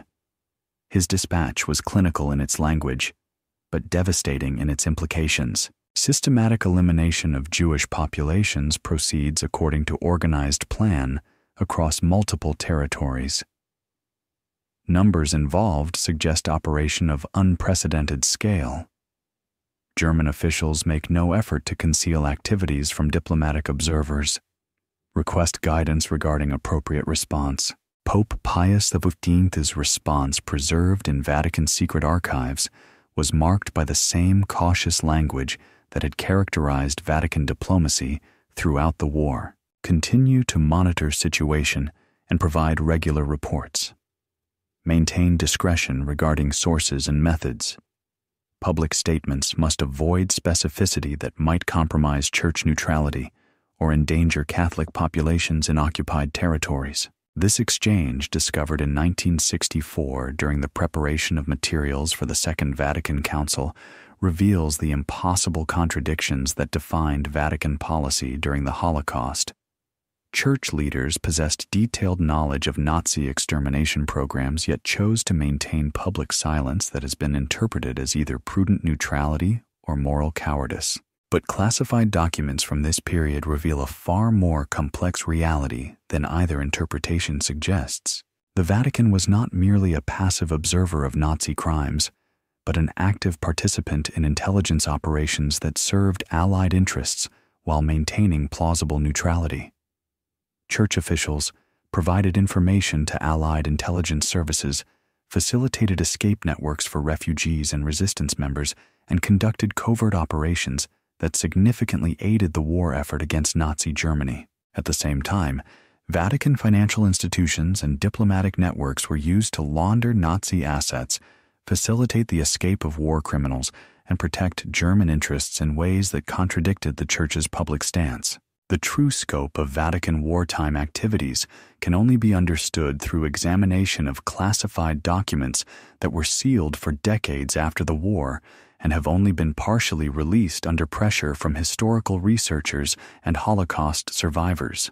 The most revealing materials are the files of the Vatican Information Service, established in 1939, ostensibly to provide assistance to families searching for missing relatives. In reality, this organization functioned as a sophisticated intelligence operation that maintained contacts with resistance groups throughout occupied Europe. Monsignor Giovanni Battista Montini, later Pope Paul VI, directed the Information Service and coordinated its activities with Allied intelligence agencies through channels that remain partially classified even today. A report from Montini to Cardinal Luigi Maglione, Vatican Secretary of State, describes the scope of these operations. Our network now includes reliable contacts in France, Belgium, Holland, Poland, and Yugoslavia. Information gathered through refugee assistance activities provides valuable intelligence regarding German military dispositions, industrial capacity, and morale. This intelligence is shared with appropriate Allied representatives through established channels. The established channels included the British Special Operations Executive SOE, the American Office of Strategic Services OSS, and various resistance organizations that received Vatican assistance and coordination. But perhaps most significant were Vatican efforts to document Nazi war crimes for future prosecution. Beginning in 1942, the Information Service maintained detailed files on atrocities committed against civilian populations throughout occupied Europe. These files included testimony from refugees, reports from church officials in occupied territories, and intelligence gathered through resistance contacts. The Vatican's documentation of Holocaust activities was more comprehensive than that maintained by any other single organization, and would later provide crucial evidence for war crimes prosecutions. A secret memorandum from Cardinal Magdalene to Pope Pius XV, dated December 18, 1942, describes the scope of this documentation effort. Files maintained by the Information Service now contain detailed evidence of systematic persecution and mass murder of Jewish populations across multiple territories. Documentation includes witness testimony, photographic evidence, and reports from reliable clerical sources. This material will be invaluable for post-war justice proceedings. Yet, despite possessing this extensive documentation, the Vatican maintained public silence about Nazi extermination programs that Pope Pius X clearly understood were unprecedented in their scope and systematic nature. The Vatican's justification for this silence has always been that public condemnation would have provoked Nazi retaliation against Catholic populations and would have been ineffective in stopping the persecution. But classified correspondence reveals additional motivations that had nothing to do with protecting Catholics or helping victims. Vatican officials were deeply concerned about the post-war balance of power and were already planning for a world in which the Soviet Union would be the primary threat to Catholic interests. A strategic assessment prepared by Monsignor Domenico Tardini in January 1943 outlined Vatican thinking. German defeat appears inevitable, but complete German collapse would leave Central and Eastern Europe vulnerable to Soviet domination. Catholic interests require preservation of German capability to resist communist expansion while eliminating Nazi leadership responsible for current atrocities. This calculation led to Vatican support for efforts to negotiate a separate peace between Germany and the Western Allies that would preserve German military capacity for use against the Soviet Union. Pope Pius X personally authorized secret contacts with German resistance groups that were planning Hitler's assassination not out of moral revulsion against Nazi crimes, but as part of a strategy to end the war with Germany intact as a barrier against Soviet expansion. The Vatican's most controversial wartime activities involved financial operations that served both Allied and Axis interests simultaneously. The Institute for the Works of Religion, established just before the war, was used to launder assets stolen from Jewish victims of Nazi persecution, while simultaneously funding resistance activities and Allied intelligence operations. A classified audit of Vatican finances conducted by Allied investigators in 1946 revealed transactions totaling over $200 million that involved Nazi assets resistance funding and intelligence payments. The audit concluded Vatican financial operations during the war period appear to have served multiple contradictory purposes, including both support for Allied operations and assistance to Axis interests. The complexity of these transactions suggests sophisticated understanding of wartime finance and deliberate exploitation of neutral status for institutional advantage. But perhaps most damaging were Vatican activities that facilitated the escape of Nazi war criminals after Germany's defeat. The so-called rat lines operated through Vatican institutions and with the knowledge and cooperation of high-ranking church officials. These networks helped thousands of Nazi officers and collaborators escape to South America, where they established new identities and continued their activities. The Vatican's motivation for supporting these escape networks was partly humanitarian. Church officials genuinely believed that summary execution of Nazi collaborators would violate principles of Christian mercy. But classified documents reveal additional motivations related to Vatican intelligence operations and anti-communist activities. Many of the Nazi officials who escaped through Vatican networks possessed valuable intelligence about Soviet military capabilities and political operations. This intelligence was considered crucial for post-war resistance to communist expansion. A memorandum from Cardinal Montini to Pope Pius X, dated May 15, 1946, acknowledges this calculation. While the individuals involved in these activities bear responsibility for terrible crimes, their knowledge of Soviet operations and their commitment to anti-communist resistance may serve church interests in the coming struggle against atheistic materialism. The Vatican's wartime record thus reveals an institution that prioritized political calculation over moral principle, institutional advantage over humanitarian responsibility, and strategic positioning over spiritual leadership. The silence that has been most criticized, the failure to speak out clearly against Nazi extermination programs, was not born of ignorance or neutrality, but of complex political calculations that considered Holocaust victims expendable in pursuit of broader institutional objectives. But equally troubling was the Vatican's willingness to maintain financial and operational relationships with both sides in the conflict, profiting from Nazi crimes while claiming to support Allied victory. This moral flexibility would become a permanent feature of Vatican operations, establishing precedents for cooperation with any regime willing to protect Catholic institutional interests, regardless of its human rights record or criminal activities.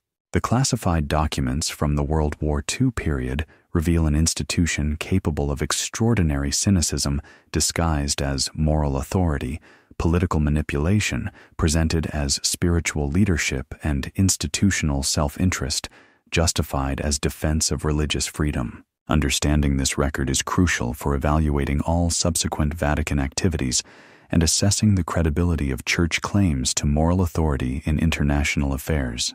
The same institution that documented Nazi war crimes while maintaining silence about them, that laundered stolen assets while claiming neutrality, and that facilitated the escape of war criminals while professing commitment to justice, continues to operate with the same moral flexibility and political calculation that characterized its wartime activities. The Vatican's wartime silence was not an aberration born of impossible circumstances, but a revealing demonstration of institutional priorities that continue to shape Church operations in the contemporary world. The post-war reconstruction. The coded message reached Washington on September 3, 1947, transmitted through channels so secure that only a handful of officials in the State Department and the newly formed Central Intelligence Agency were authorized to decrypt it. The sender was identified only as Cardinal, but intelligence analysts knew it came from the highest levels of the Vatican hierarchy. Operation Gladio requires enhanced coordination between secular and ecclesiastical networks. The message began. Catholic organizations throughout Western Europe can provide cover and logistical support for anti-communist activities. Recommend immediate expansion of financial assistance to ensure operational capability. This communication, declassified in 1994 under pressure from Italian investigators examining NATO's secret stay-behind networks, revealed the Vatican's central role in Cold War intelligence operations that would shape European politics for decades. The Marshall Plan, officially designed to rebuild war-torn Europe through economic assistance, included substantial funding for covert political operations designed to prevent communist electoral victories in Western European countries. The Vatican, with its extensive networks of Catholic organizations and its apparent independence from government control, provided the perfect vehicle for these covert operations. The arrangement was mutually beneficial. The United States gained access to the Vatican's unparalleled intelligence networks and organizational capabilities, while the Church received funding and political support for its own anti-communist activities. But the collaboration went far beyond simple information sharing or financial assistance. Vatican officials participated directly in planning and executing covert operations that included election manipulation, propaganda campaigns, and support for paramilitary organizations. The most extensive operations were conducted in Italy, where the Communist Party had emerged from World War II as a powerful political force with genuine prospects of winning democratic elections. American intelligence officials working through the Office of Policy Coordination, the CIA's predecessor for covert operations, funneled millions of dollars to Italian Catholic organizations that were used to support the Christian Democratic Party and oppose communist candidates. The funding was channeled through the Vatican Bank, which served as a convenient laundering mechanism that obscured American involvement while maintaining the appearance of indigenous Catholic political activity. A classified CIA memorandum from 1948 describes the scope of these operations. Vatican cooperation has enabled placement of substantial funds with Catholic organizations throughout Italy without detectable American involvement. These funds support electoral activities, propaganda operations, and organizational development that significantly enhance anti-communist capabilities. The 1948 Italian elections became a test case for Vatican CIA cooperation. American intelligence services provided funding and strategic guidance, while Vatican officials coordinated Catholic voter mobilization efforts and propaganda campaigns. The Christian Democratic victory in those elections was portrayed as a triumph of democracy over totalitarianism, but it was actually the result of sophisticated intelligence operations that violated basic principles of democratic self-determination. More troubling were Vatican connections to paramilitary groups that conducted violent operations against communist organizations and their supporters. The stay-behind networks established under NATO's Gladio program included Catholic militants who had been recruited and trained with Vatican cooperation. These groups were responsible for terrorist attacks, assassinations, and false flag operations designed to discredit communist and socialist parties throughout Western Europe. A secret memorandum from Cardinal Giovanni Battista Montini, later Pope Paul VI, to CIA operative James Jesus Angleton, dated June 12, 1952, acknowledges Vatican awareness of these activities. Catholic participants in defensive networks understand their responsibilities extend beyond passive intelligence gathering to active disruption of communist activities when circumstances require decisive action. The Vatican's involvement in Gladio operations represented a fundamental corruption of religious authority for political purposes. Church institutions were used to support activities that included murder terrorism and election fraud, all justified as necessary defense against communist threats. But the collaboration also established operational methods and institutional relationships that would persist long after the immediate communist threat had diminished. The same networks used for anti-communist operations were later employed for other covert activities, including support for right-wing dictatorships in Latin America, arms trafficking to anti-communist rebels, and financial operations that served both intelligence and institutional purposes. The Vatican Bank, which had proven so useful for laundering CIA funds during the early Cold War, became a permanent institution for covert financial operations that served both American intelligence interests and Vatican institutional objectives. By the 1960s, the bank was handling transactions for intelligence agencies, organized crime groups, and legitimate financial institutions, simultaneously using its sovereign immunity and religious cover to avoid oversight or accountability. The pattern established during the post-war Reconstruction period, using religious authority to provide cover for covert political operations, became a permanent feature of Vatican operations. Cardinal Montini's elevation to Pope Paul VI in 1963 represented the triumph of the Vatican faction that had collaborated most extensively with American intelligence services.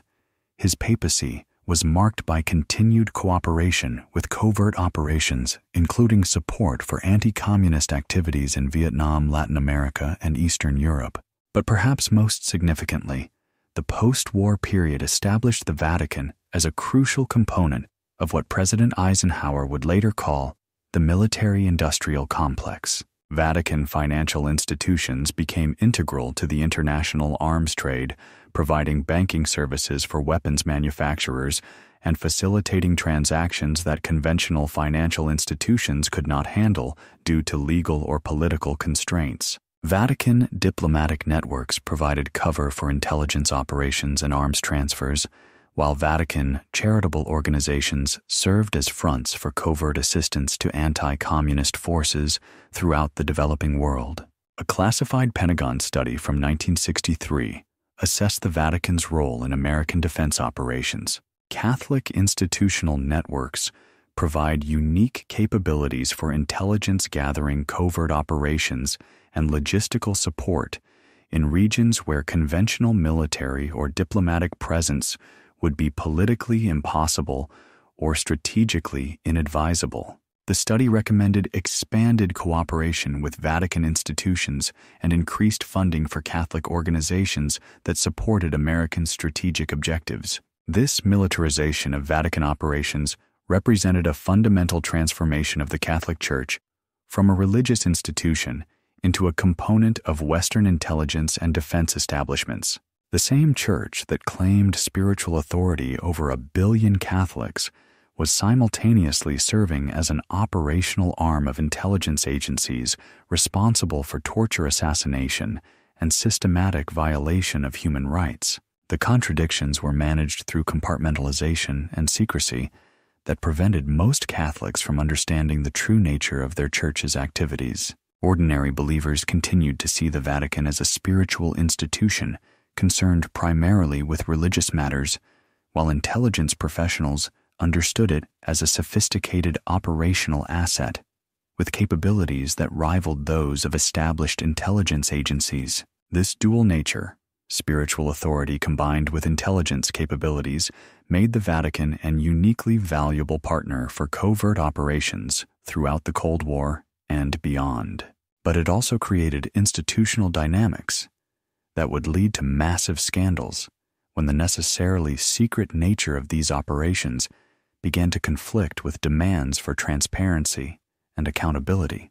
The post-war Reconstruction period established Vatican involvement in international intelligence operations that continue to this day, hidden behind claims of religious neutrality and spiritual authority. Understanding this history is crucial for evaluating contemporary Vatican activities and assessing the credibility of church claims to moral leadership in international affairs.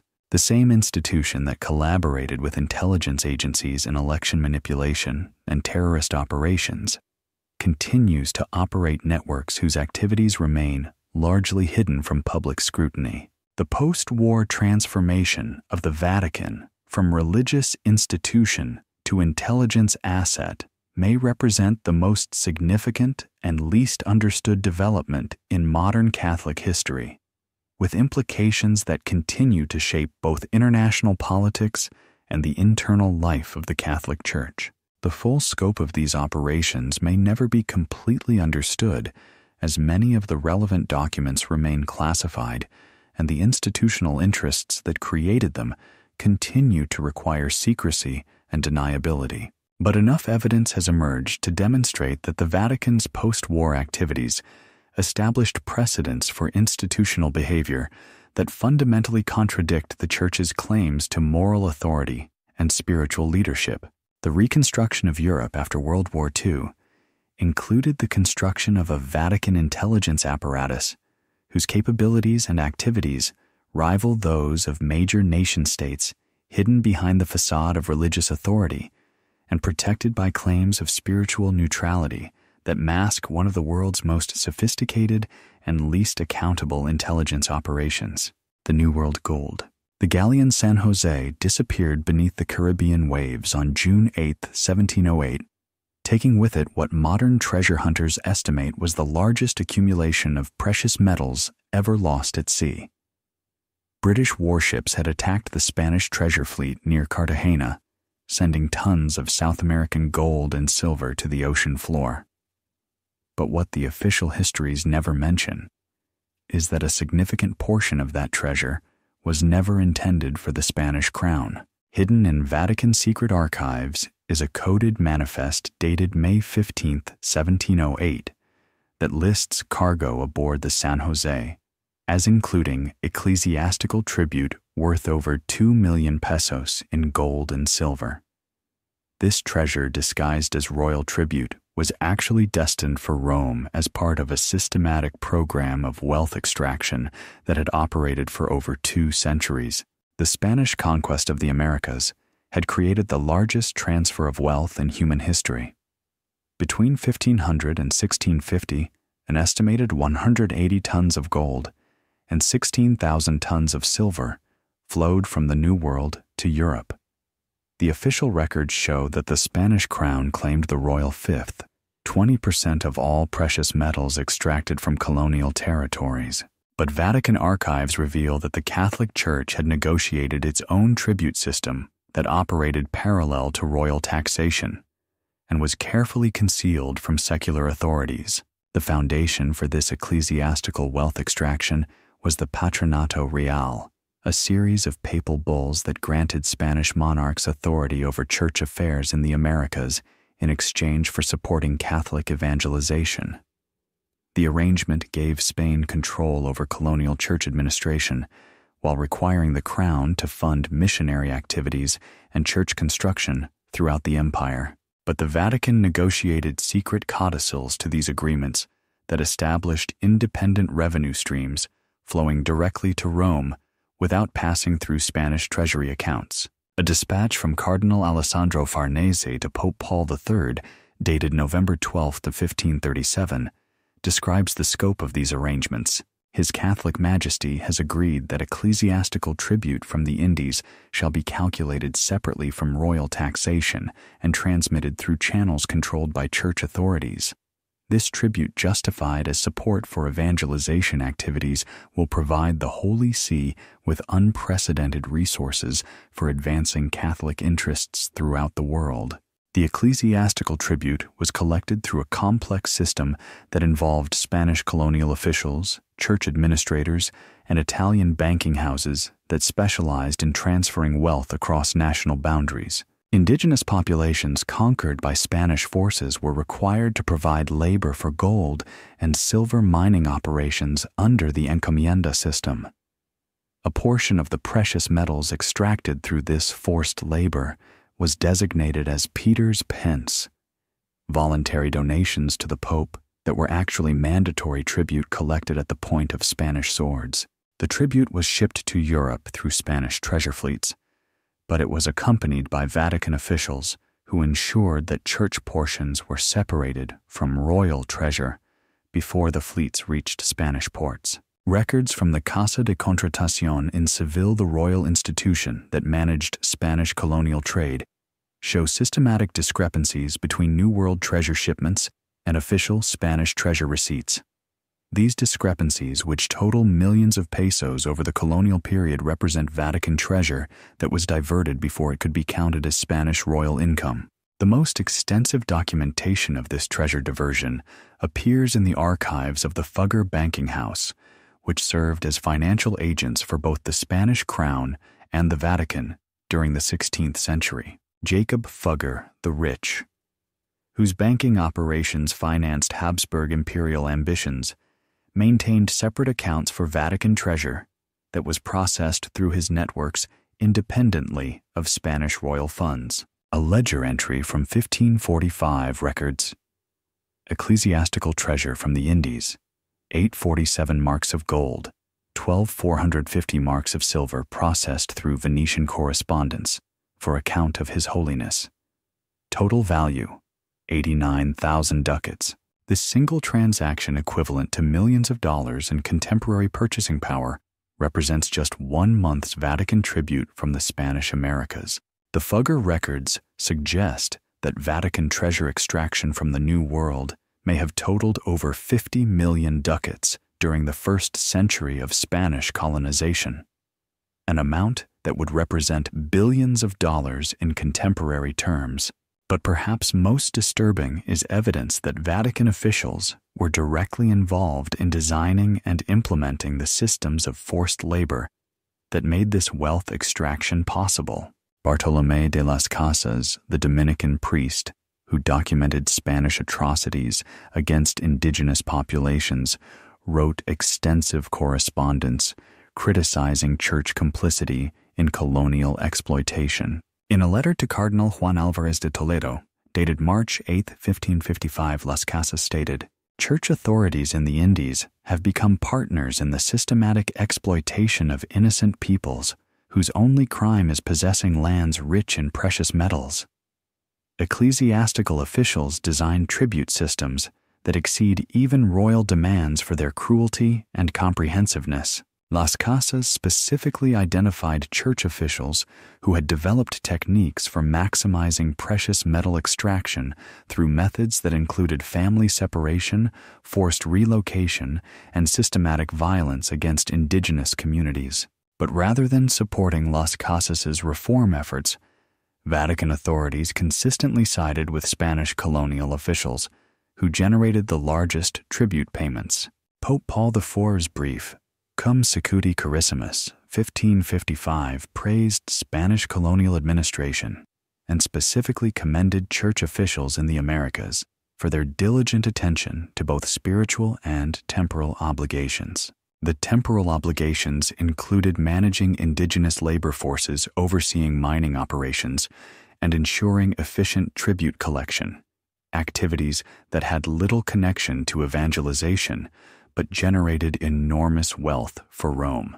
The Vatican's direct involvement in colonial exploitation extended beyond passive receipt of tribute to active participation in designing systems of oppression. Church officials developed theological justifications for indigenous slavery, created legal frameworks for land confiscation, and established administrative procedures for tribute collection that were more systematic and comprehensive than anything implemented by secular authorities.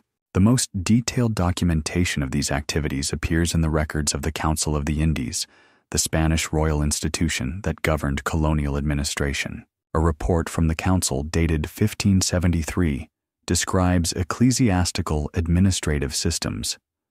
Church officials in New Spain have developed tribute collection procedures that extract maximum value from indigenous populations while maintaining appearance of voluntary religious donation. These procedures have been adopted throughout the Indies and have substantially increased royal revenues. The irony was that church-designed exploitation systems were so efficient that they increased Spanish royal income, even though significant portions of the extracted wealth were diverted to Vatican accounts. But the most carefully guarded secret was the destination and use of Vatican treasure from the Americas.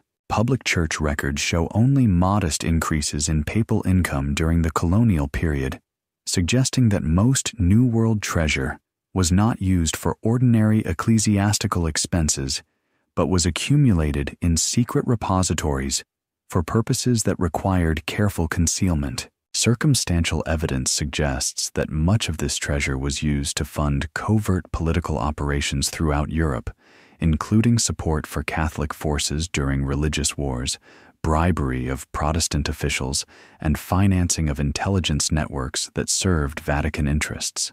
The scale of resources available through New World tribute would have made the Vatican one of Europe's wealthiest institutions, capable of influencing political developments throughout the continent through financial means that secular rulers could not match. But perhaps, most intriguingly, some Vatican New World treasure may never have reached Europe at all. Spanish colonial records contain references to ecclesiastical deposits established in various locations throughout the Americas, apparently as secure repositories for church treasure that was considered too valuable or too sensitive for shipment to Europe. A dispatch from the Viceroy of Peru to King Philip II, dated 1598, mentions substantial ecclesiastical deposits maintained in locations known only to senior church officials, and expresses concern about treasure accumulations that escape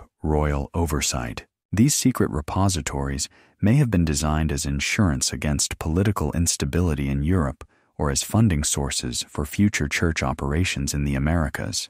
The locations of these deposits, if they existed, would have been among the most closely guarded secrets in the colonial church hierarchy. Maps and documentation of such repositories would have been restricted to the highest levels of Vatican administration and would remain classified in the deepest levels of the secret archives. Modern treasure hunters and historical researchers have long speculated about lost Spanish treasure in the Americas, but their searches have focused on shipwrecks and royal treasure rather than ecclesiastical deposits that would have been concealed much more carefully. The Vatican's systematic extraction of wealth from the Spanish Americas represents one of history's largest and least documented transfers of resources from conquered peoples to imperial institutions. The true scale of this extraction and the uses to which the accumulated treasure was put may never be fully understood unless Vatican authorities choose to declassify records that would reveal the Church's role in colonial exploitation and its accumulation of wealth through systematic oppression of indigenous populations. But the documented evidence suggests that Vatican treasure from the Americas provided the financial foundation for Church operations throughout the early modern period and may have established secret repositories whose contents remain unknown even today. Understanding this history is crucial for evaluating Vatican wealth and assessing Church claims about its historical relationship with social justice and human rights. The same institution that claims to champion the poor and oppressed was built on wealth extracted through some of the most systematic exploitation in human history, using theological authority to justify and profit from the suffering of conquered peoples. The golden conspiracy that extracted billions of dollars worth of precious metals from the Americas using religious authority as cover established precedents for Vatican financial operations that continue to this day, hidden behind claims of spiritual mission and charitable purpose. The Nazi gold transfer. The train pulled into Rome's Termini station at 3:47 a.m. on April 15, 1945, just 3 days before Allied forces would complete their occupation of the Italian capital. To casual observers, it appeared to be another refugee transport carrying displaced persons from the collapsing German territories. But hidden in specially constructed compartments beneath the passenger cars were 43 cases containing gold bars, precious stones, and bearer bonds worth an estimated 280 million Reichsmarks. The cargo had been assembled by SS Oberfuhrer Alois Brunner from assets confiscated from Jewish communities throughout occupied Europe. As Soviet forces approached Berlin, Nazi officials had implemented Operation Bernhard's final phase, the transfer of stolen wealth to secure locations where it could fund post-war activities or provide financial security for escaping war criminals. Vatican officials who met the train were identified in subsequent Allied investigations only as representatives of Catholic charitable organizations providing assistance to refugees. But classified documents from the Vatican secret archives released partially in 2003 reveal that the highest levels of Church hierarchy were involved in receiving and processing Nazi treasure shipments. Cardinal Giovanni Battista Montini, later Pope Paul VI, personally authorized the establishment of what internal documents called special assistance programs, designed to help displaced persons of Germanic origin who possessed substantial resources requiring secure management.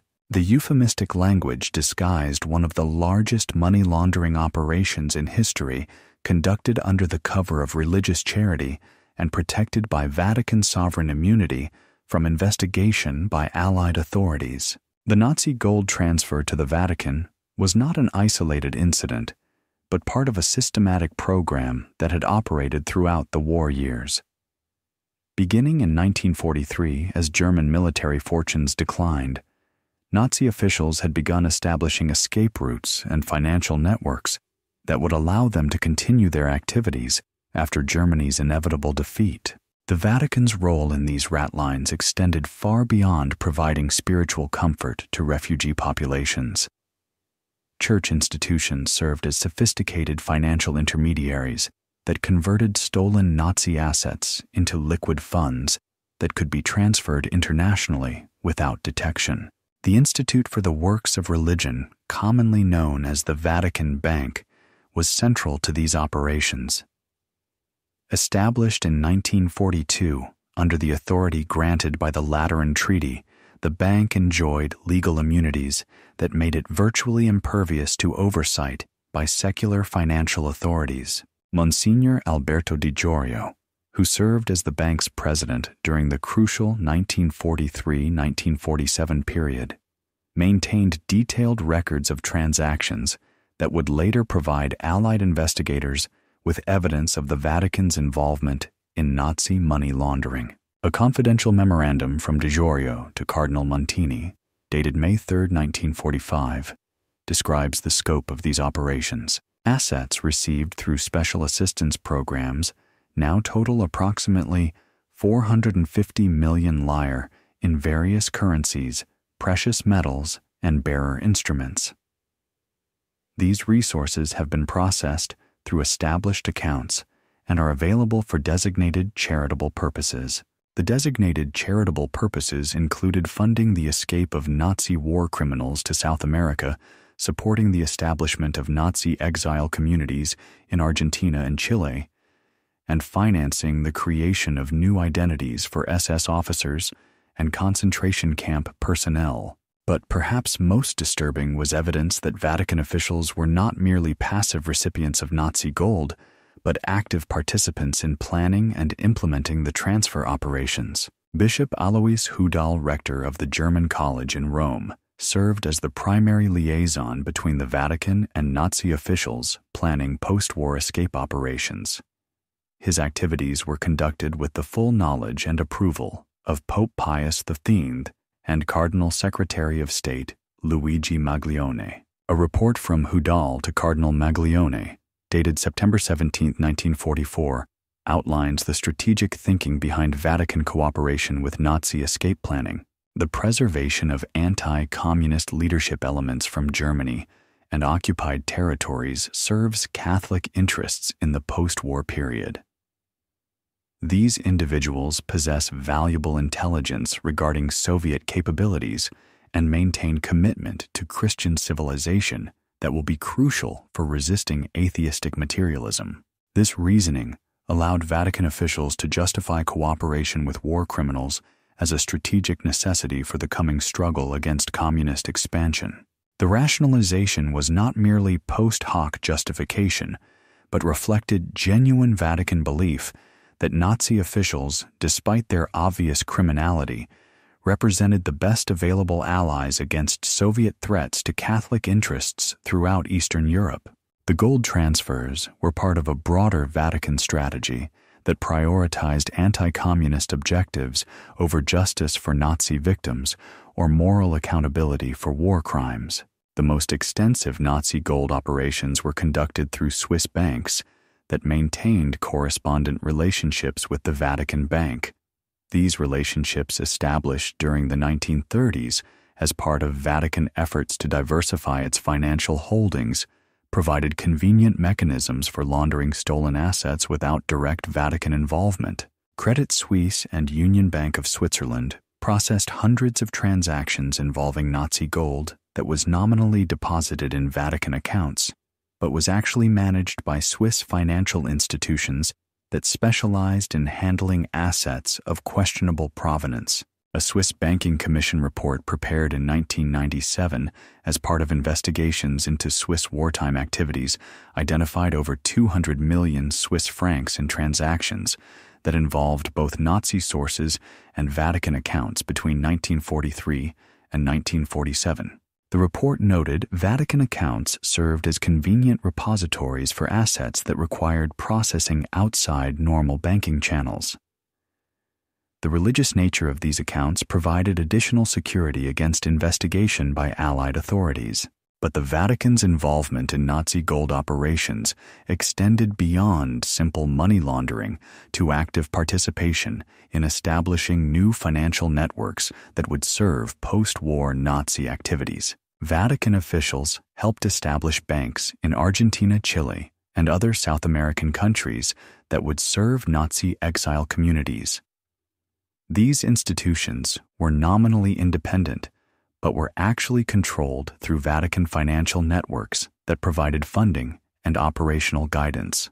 The most significant of these institutions was the Banco Alemán Transatlántico in Buenos Aires, established in 1947, with funding that investigators later traced to Nazi assets processed through Vatican accounts. The bank served as the financial center for Nazi exile communities throughout South America and facilitated continued Nazi activities, including arms trafficking intelligence operations and support for sympathetic political movements. Vatican involvement in establishing these institutions was documented through intercepted communications between Catholic officials in Rome and South America.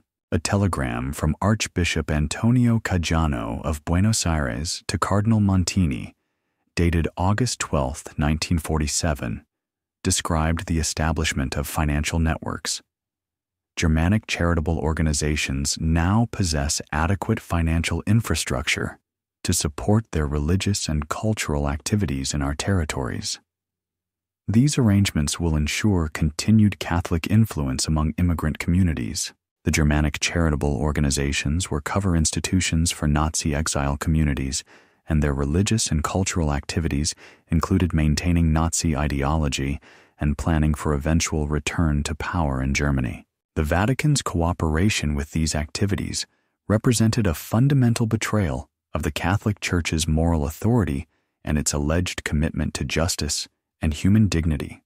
But perhaps most shocking was evidence that Nazi gold transfers continued well into the 1950s, long after the full scope of Holocaust atrocities had been documented and war crimes tribunals had established clear legal standards for dealing with stolen assets. A classified CIA report from 1953 identified ongoing Vatican involvement in processing Nazi assets that were being used to fund anti-communist activities throughout Europe and Latin America. The report stated Vatican financial networks continue to serve as conduits for assets of German origin that support various anti-communist organizations.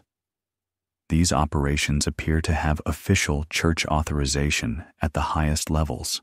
The continued Vatican involvement in Nazi money laundering operations after the war demonstrated that church cooperation with Nazi criminals was not merely a wartime expedient, but part of a long-term strategy that prioritized institutional advantage over moral principle.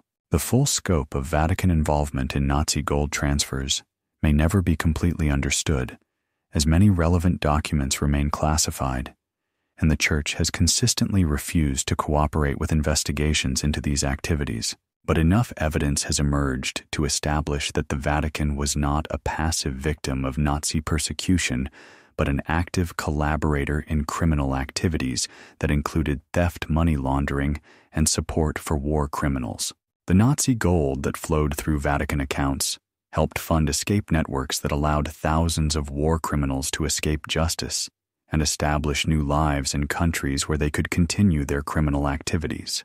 More broadly, Vatican cooperation with Nazi financial operations established precedents for church involvement in money laundering and criminal finance that would persist throughout the Cold War and beyond. The same institutions and networks that processed Nazi gold would later handle assets for intelligence agencies, organized crime groups, and political organizations that served Vatican interests regardless of their criminal activities or human rights violations. Understanding this history is crucial for evaluating contemporary Vatican financial operations and assessing the credibility of church claims to moral authority in international affairs.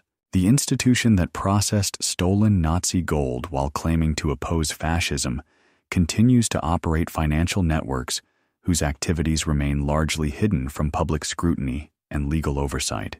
The Nazi gold conspiracy established the Vatican as a major player in international criminal finance, hidden behind claims of religious neutrality and protected by sovereign immunity that prevents meaningful investigation or accountability. The modern gold reserves. In the sub-basement of the Apostolic Palace, behind a vault door bearing the papal seal and protected by Swiss Guard sentries who rotate every 4 hours, lies what conspiracy theorists claim is the largest accumulation of gold in private hands anywhere in the world. According to persistent rumors among Vatican financial experts, the Golden Room contains between 4,000 and 5,000 tons of gold bars, coins, and artifacts worth over $200 billion at current market prices. The Vatican has never officially acknowledged the existence of such reserves, listing its assets in general terms that include real estate holdings, art collections, and financial investments without providing specific details about precious metals holdings. But leaked documents from Swiss banks and analysis of satellite imagery have provided circumstantial evidence that supports theories about massive Vatican gold accumulations hidden beneath the spiritual center of Catholic Christianity. The foundation for these theories lies in documented patterns of Vatican gold acquisitions that span nearly 5 centuries of carefully concealed wealth accumulation, beginning with Spanish colonial tribute in the 16th century, continuing through Nazi gold transfers in the 1940s, and extending to modern precious metals investments. The Vatican has consistently acquired gold through methods that avoid public scrutiny or official documentation. Swiss banking records obtained through court proceedings related to Holocaust restitution claims show that Vatican accounts at Credit Suisse and Union Bank of Switzerland processed thousands of gold transactions between 1950 and 1980. These transactions, nominally described as investment diversification and currency hedging, involved the systematic conversion of cash assets into physical gold that was shipped to undisclosed locations. A confidential Swiss banking memorandum from 1963 disclosed during litigation states, Vatican accounts have acquired approximately 780 tons of gold bullion through our facilities over the past decade. This gold has been processed through numbered accounts that provide maximum privacy regarding ultimate destination. The memorandum noted that Vatican gold acquisitions consistently exceeded those of most sovereign nations and suggested systematic accumulation for purposes beyond normal investment diversification. But perhaps most compelling evidence for massive Vatican gold holdings comes from financial analysis of the Church's investment income compared to its declared assets. Vatican financial statements show investment returns that would require asset bases far larger than the Church's officially acknowledged holdings. Independent financial analysts have calculated that generating the Vatican's documented investment income would require total assets of at least $500 billion, far exceeding the Church's admitted wealth. Dr. Alessandro Speciale, a former Bank of Italy official who has studied Vatican finances, extensively published an analysis in 2018 that concluded, the Vatican's investment returns are consistent with gold holdings of 3,000 to 5,000 tons, which would make it one of the world's largest private holders of precious metals. Speciale's analysis was based on correlation between Vatican investment income and gold price movements over several decades, suggesting that a substantial portion of Church wealth is held in precious metals rather than traditional financial assets. But the most intriguing evidence comes from satellite imagery analysis conducted by intelligence agencies and financial investigators. High-resolution satellite photographs of Vatican City, analyzed by specialists who track underground facilities, show evidence of extensive subterranean construction that extends far beyond the documented basement levels of Vatican buildings. Ground-penetrating radar surveys conducted from public areas adjacent to Vatican territory have detected large underground chambers beneath the Apostolic Palace and the Vatican Bank building that appear to be specifically designed for secure storage. A classified Pentagon assessment from 2008, disclosed by WikiLeaks, noted satellite and electronic surveillance suggests underground facilities within Vatican territory that are consistent with high-security storage of valuable materials. The scale of these facilities exceeds reasonable requirements for document storage or religious artifacts. The assessment speculated that these facilities might contain strategic reserves of precious metals or other valuable commodities maintained for institutional security purposes. But beyond circumstantial evidence, the strongest support for Vatican gold theories comes from historical patterns that suggest systematic accumulation over centuries. The Spanish colonial tribute system provided the Vatican with access to enormous quantities of New World gold and silver. Nazi gold transfers added substantial holdings of stolen precious metals.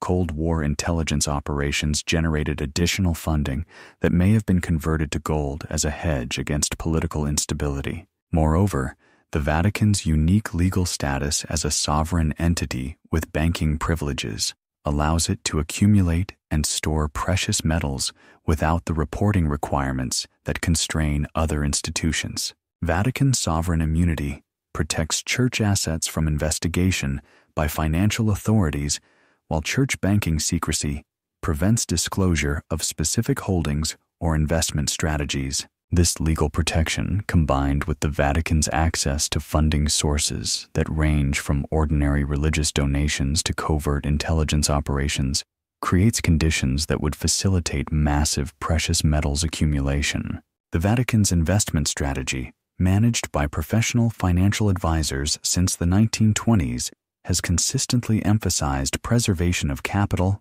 and protection against currency fluctuations, objectives that would naturally lead to significant gold holdings. Bernardino Nogara, who managed Vatican investments from 1929 to 1954, explicitly advocated gold accumulation as protection against political and economic instability.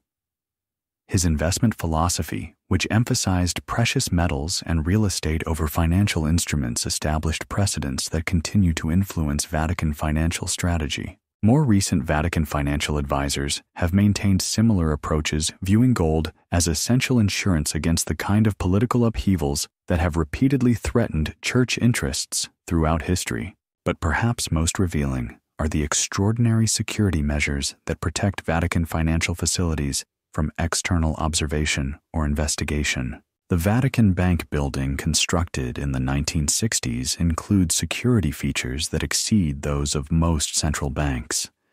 The structure includes multiple underground levels, blast-resistant construction, and electronic countermeasures that prevent surveillance or penetration by outside agencies. Former Vatican Bank employees, speaking anonymously to financial journalists, have described security procedures that include biometric access controls, multiple authentication requirements, and compartmentalized access that prevents any single individual from obtaining comprehensive knowledge of the bank's holdings. These security measures, which far exceed normal requirements for banking operations, suggest protection of assets whose value or sensitivity requires extraordinary precautions. The psychological impact of massive gold holdings on Vatican decision-making may be as important as their financial value.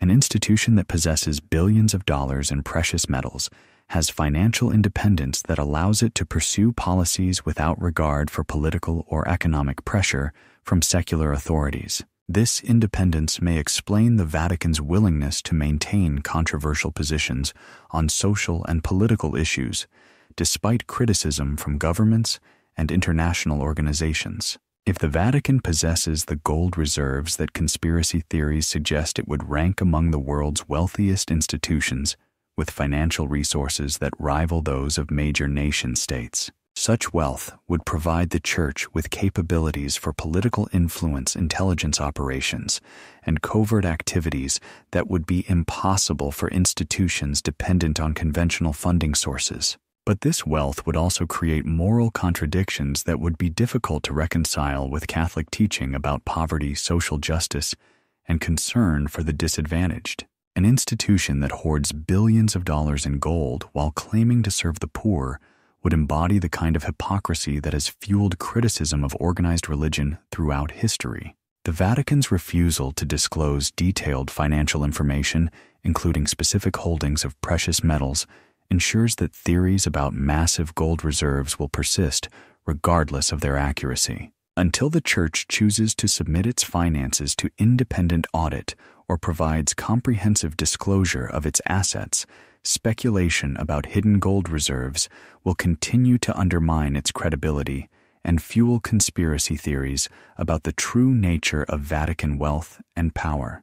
The golden conspiracy that began with Spanish colonial tribute and continued through Nazi gold transfers may have culminated in the creation of one of the world's largest private treasure hoards, hidden beneath the spiritual center of Catholic Christianity and protected by centuries of institutional secrecy. Whether these theories reflect reality or represent elaborate speculation based on incomplete evidence, they highlight fundamental questions about Vatican wealth transparency and the relationship between spiritual authority and material accumulation, that the Church has consistently refused to address openly and honestly. The IOR Foundation. On June 27, 1942, as German panzer divisions advanced toward Stalingrad and Allied bombers pounded Italian cities, Pope Pius XIX signed a motu proprio that would create one of the world's most secretive and controversial financial institutions.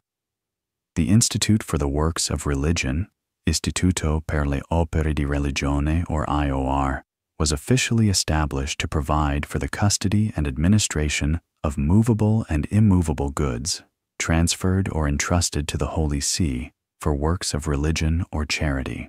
The innocuous language disguised the creation of what would become known as the Vatican Bank, an institution that would be repeatedly linked to money laundering, tax evasion, organized crime, and financial conspiracies that reached the highest levels of international politics.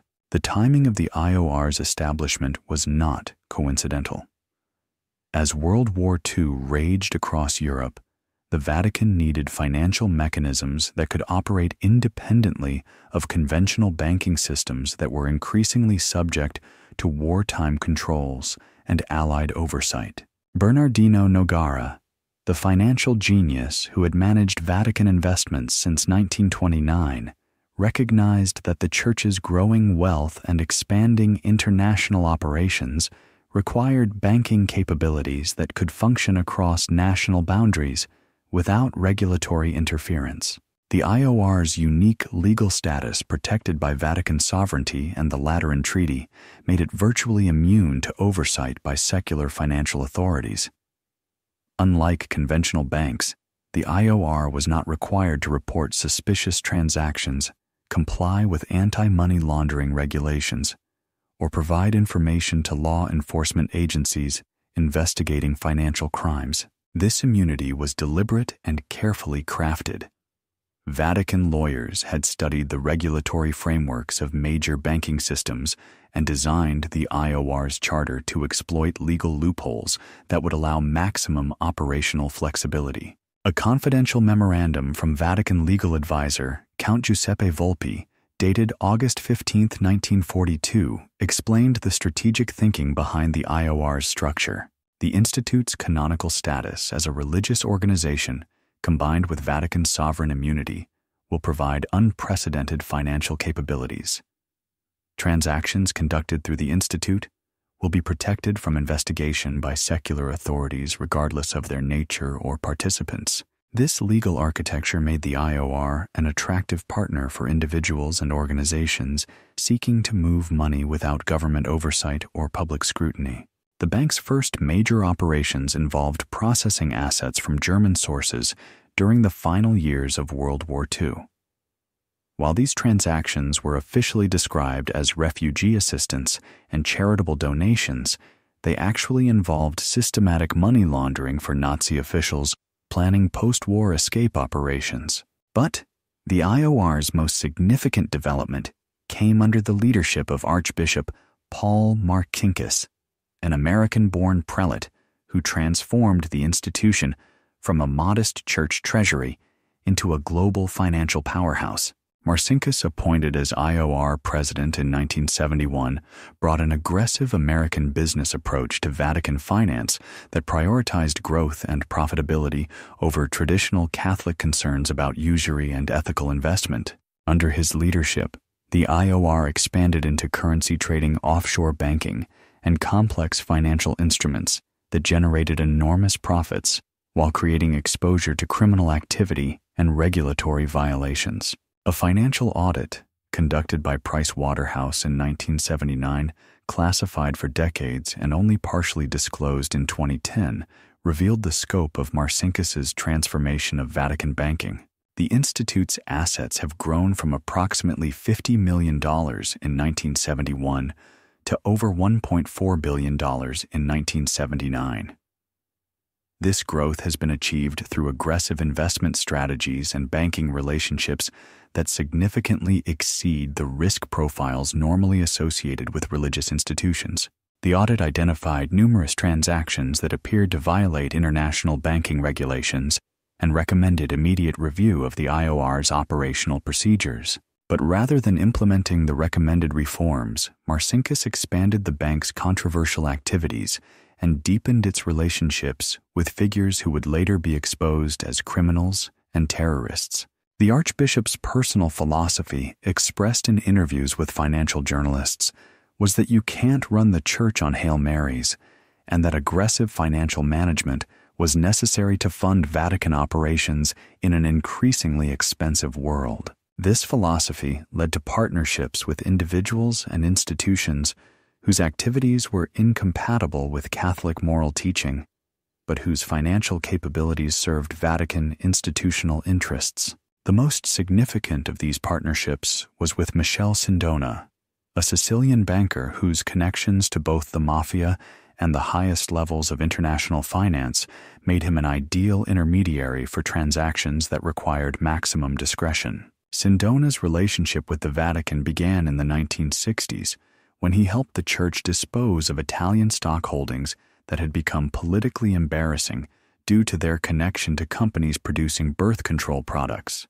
The Vatican's investment portfolio included substantial holdings in pharmaceutical companies that manufactured contraceptives, creating obvious conflicts with Catholic teaching about artificial birth control. Sindona arranged for the sale of these holdings through offshore companies that disguised Vatican involvement while maximizing financial returns.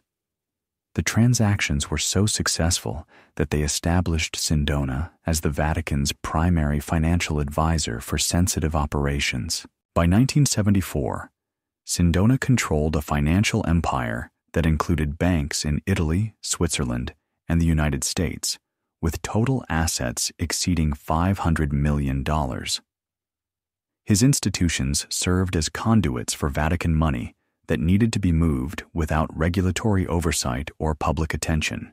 The relationship between Sindona and Vatican officials was so close that Pope Paul VI personally received him in private audience and praised his dedicated service to the Church's financial mission. But behind the facade of legitimate banking operations, Sindona was using Vatican connections to facilitate criminal activities that included tax evasion, currency manipulation, and money laundering for organized crime groups.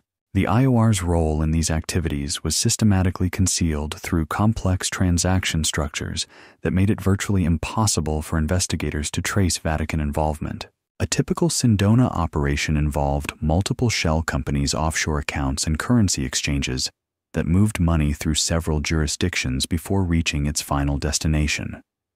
The IOR served as a crucial component in these structures because its sovereign immunity prevented outside authorities from examining its records or freezing its accounts. The system worked effectively for over a decade, generating enormous profits for both Sindona and the Vatican, while facilitating criminal activities that law enforcement agencies could not investigate or prosecute.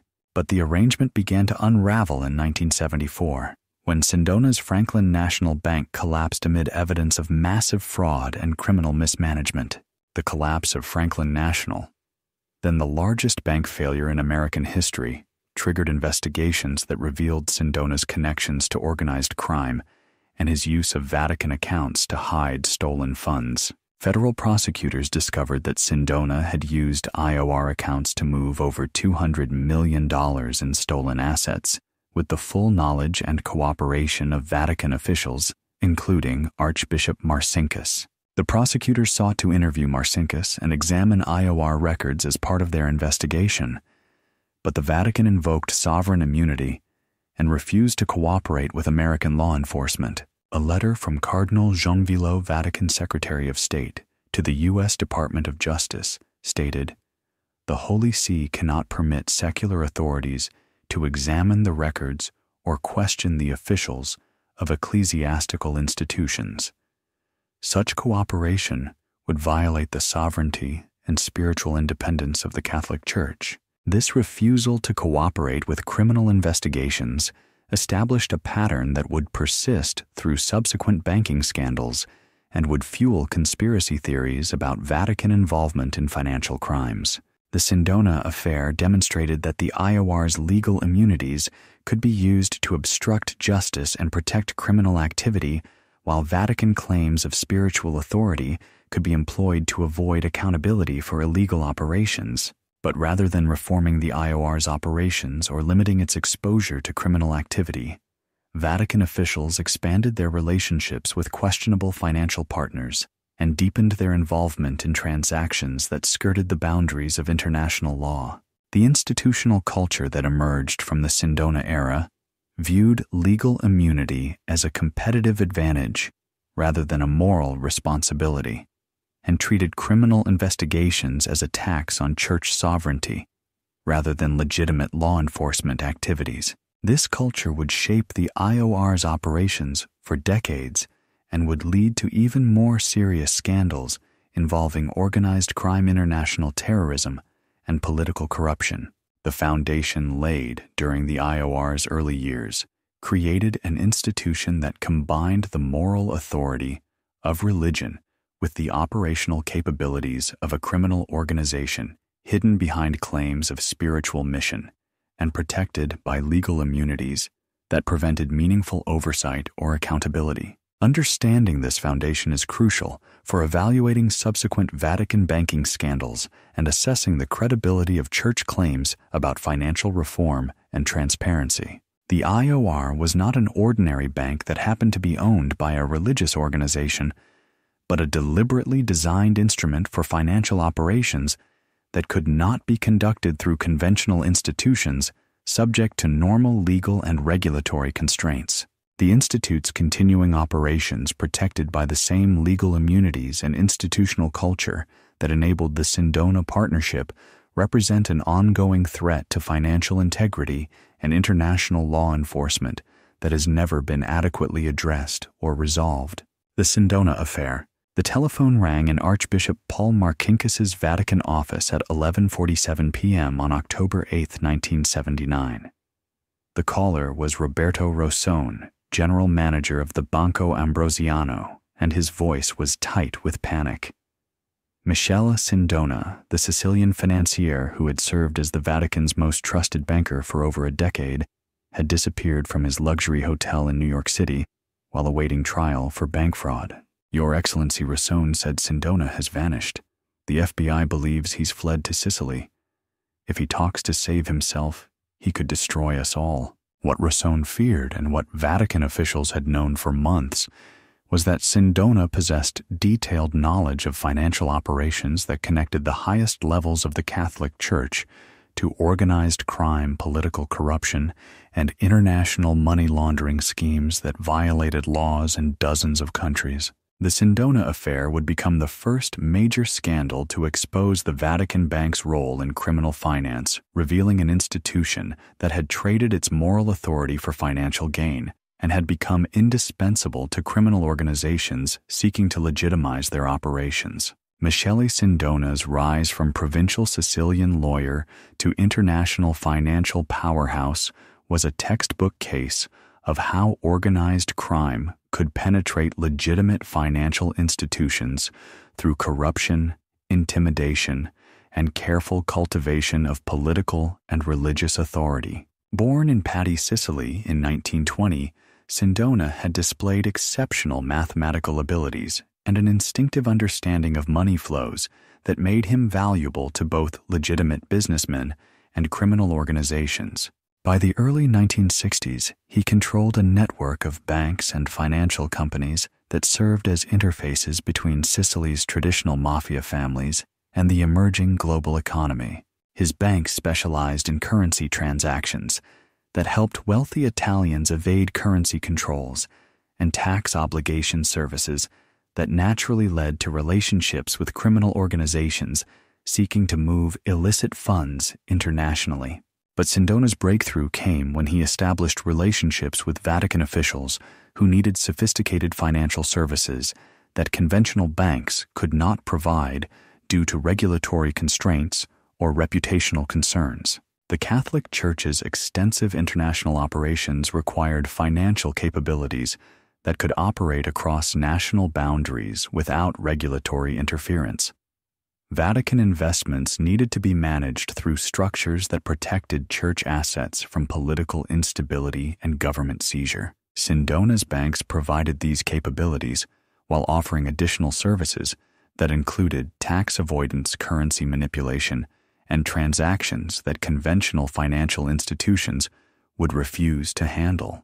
The relationship began modestly with routine investment management, but quickly expanded to include complex operations that pushed the boundaries of international financial law. A confidential memorandum from Sindona to Archbishop Marcinkus, dated September 12, 1969, described the scope of services his banks were providing to Vatican clients. Our institutions now handle over $240 million in church assets through structures that provide maximum flexibility and privacy. These arrangements allow the Holy See to pursue investment strategies and financial operations that would be impossible through conventional banking relationships. The memorandum detailed specific techniques for avoiding currency controls, evading taxation, and moving money through jurisdictions that provided maximum protection from government oversight. But Sindona's most valuable service was his ability to provide Vatican officials with plausible deniability for transactions that might be embarrassing if publicly disclosed. Complex corporate structures and offshore accounts made it virtually impossible for investigators to trace Vatican involvement in specific transactions, while Sindona's reputation as a legitimate banker provided cover for operations that served criminal purposes. The system worked so effectively that Vatican officials became increasingly dependent on Sindona's services for operations that extended far beyond routine financial management. By the early 1970s, Sindona was handling transactions for the Vatican that included political funding, intelligence operations, and money laundering for criminal organizations that had established relationships with church officials. The most controversial operations involved funding for anti-communist political parties throughout Europe and Latin America. These payments, which totaled tens of millions of dollars, were channeled through Sindona's banks to avoid detection by government authorities or political opponents. A classified CIA report from 1973 identified Vatican funding operations that relied on Sindona's networks. Italian banker Michele Sindona has emerged as a crucial intermediary for Vatican political funding operations. His institutions provide laundering capabilities that allow church officials to support anti-communist activities while maintaining plausible deniability regarding Vatican involvement. The report noted that Sindona's services were essential for Vatican operations that could not be conducted through conventional financial channels.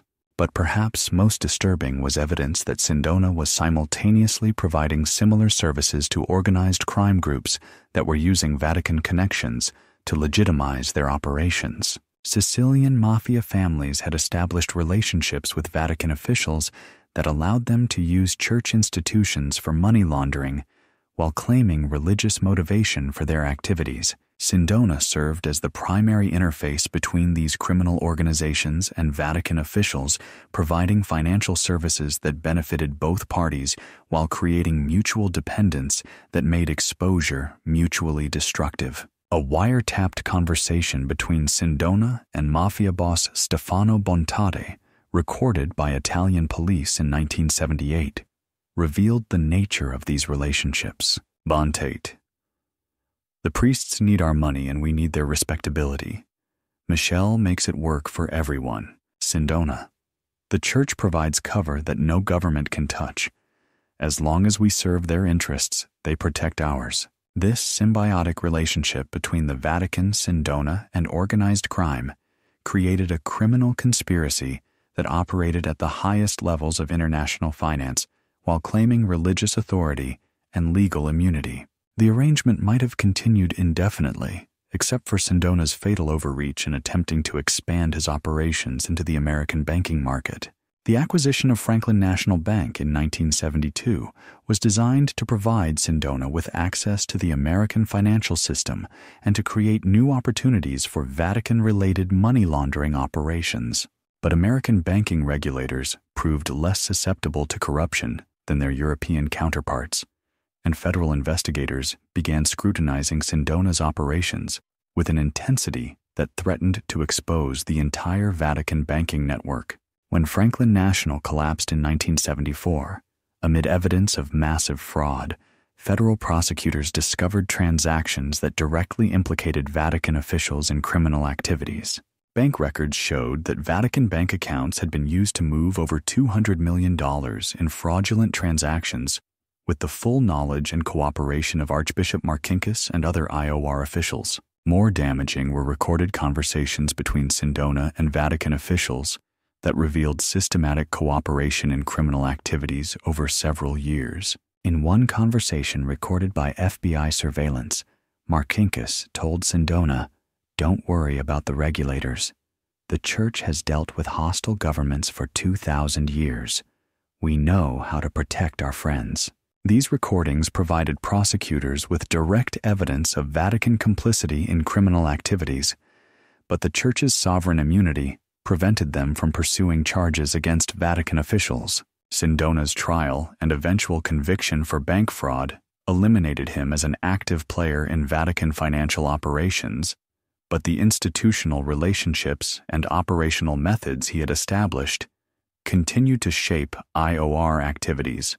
The Vatican's response to the Sindona scandal was not to reform its banking operations, but to find new partners who could provide similar services with greater discretion and security. This response established a pattern that would persist through subsequent banking scandals. Rather than addressing the institutional problems that enabled criminal activity, Vatican officials would simply develop more sophisticated methods for concealing their involvement. The Sindona affair revealed that the Vatican Bank was not an ordinary financial institution that had inadvertently become involved with criminal elements, but a deliberately designed instrument for facilitating criminal activities while claiming religious authority and legal immunity. More broadly, the scandal demonstrated that the Catholic Church's moral authority could be successfully weaponized to protect criminal operations from investigation and prosecution. The same institution that claimed to represent divine will and moral truth was simultaneously serving as a crucial component in international criminal networks that profited from drug trafficking, political corruption, and financial fraud. This contradiction between public moral authority and private criminal activity would become a defining characteristic of Vatican banking operations, hidden behind claims of religious mission and protected by legal immunities that prevented meaningful accountability. The Sindona affair was not an isolated incident, but the first major exposure of institutional corruption that continues to shape Vatican banking operations decades after Sindona's death in prison under mysterious circumstances in 1986. Understanding this history is crucial for evaluating contemporary Vatican financial activities and assessing the credibility of Church claims about banking reform and transparency. The institutional culture and operational methods revealed by the Sindona scandal continue to influence Vatican banking operations, protected by the same legal immunities and moral claims that enabled the original criminal conspiracy. The Banco Ambrosiano collapse. At 7:30 a.m. on June 18, 1982, a postman walking beneath London's Blackfriars Bridge spotted a body hanging from scaffolding over the Thames. The victim was Roberto Calvi, chairman of Italy's largest private bank, and a man who had been known throughout international financial circles as God's banker due to his close relationships with Vatican officials. Calvi's pockets contained $15,000 in cash bricks and stones that had apparently been placed there to weigh down his body. Around his neck was a hangman's noose, and attached to his belt was a Masonic rope. The symbolism was unmistakable to those familiar with Masonic ritual punishment for betraying lodge secrets. The official verdict was suicide, but investigators would eventually conclude that Calvi had been murdered to prevent him from revealing details of financial operations that connected the Vatican Bank to organized crime, international money laundering, and political conspiracies that reached the highest levels of European power. The collapse of Banco Ambrosiano, which occurred simultaneously with Calvi's death, would expose the largest banking scandal in post-war European history and reveal the Vatican Bank's central role in criminal financial operations that violated laws in dozens of countries. Roberto Calvi's relationship with the Vatican began in the early 1970s when he was appointed to manage the bank that served as the primary financial institution for Milan's Catholic establishment. Banco Ambrosiano, founded in 1896 and named after Saint Ambrose, the patron saint of Milan, had traditionally maintained conservative banking practices that reflected Catholic moral teaching about usury and financial speculation. But under Calvi's leadership, the bank was transformed into an aggressive international financial institution that specialized in complex transactions designed to evade regulatory oversight and tax obligations. Calvi's innovation was to recognize that the Vatican Bank's sovereign immunity and religious authority could be used to legitimize financial operations that would be impossible for conventional institutions subject to normal regulatory constraints. By 1975, Calvi had established a network of offshore companies and shell corporations that used Vatican bank accounts to move money through multiple jurisdictions without detection by government authorities. The system was remarkably sophisticated. Funds would be deposited in Vatican bank accounts, then transferred to shell companies in Luxembourg, Panama, and other offshore jurisdictions, before being reinvested in securities or real estate holdings that generated returns while concealing the original source of the capital. Archbishop Paul Marcinkus, who served as Vatican Bank president throughout this period, was Calvi's primary partner in developing these structures. The two men met regularly to coordinate operations and ensure that Vatican interests were protected while facilitating transactions that served both parties' objectives. A confidential memorandum from Marcinkus to Cardinal Giuseppe Caprio, dated March 15, 1978, described the scope of the Vatican's relationship with Calvi. Banco Ambrosiano operations now handle over $800 million in church assets through structures that provide maximum flexibility and confidentiality.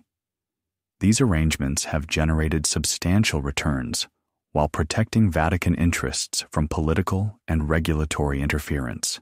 But behind the facade of legitimate banking operations, Calvi was using Vatican connections to facilitate money laundering for criminal organizations, tax evasion for wealthy clients, and illegal political funding for parties and candidates throughout Europe and Latin America. The most extensive operations involved the propaganda. Du P2 Masonic Lodge, a secret organization that included politicians, military officers, intelligence officials, and business leaders who used their positions to advance Masonic interests through corruption and conspiracy. Calvi was a prominent P2 member, as were several Vatican officials, including Archbishop Marcinkus and Cardinal Giuseppe Caprio.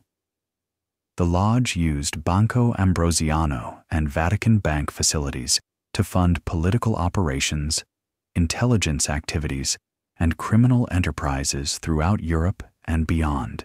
A list of P2 members discovered by Italian investigators in 1981 included over 960 individuals in positions of power throughout Italian society.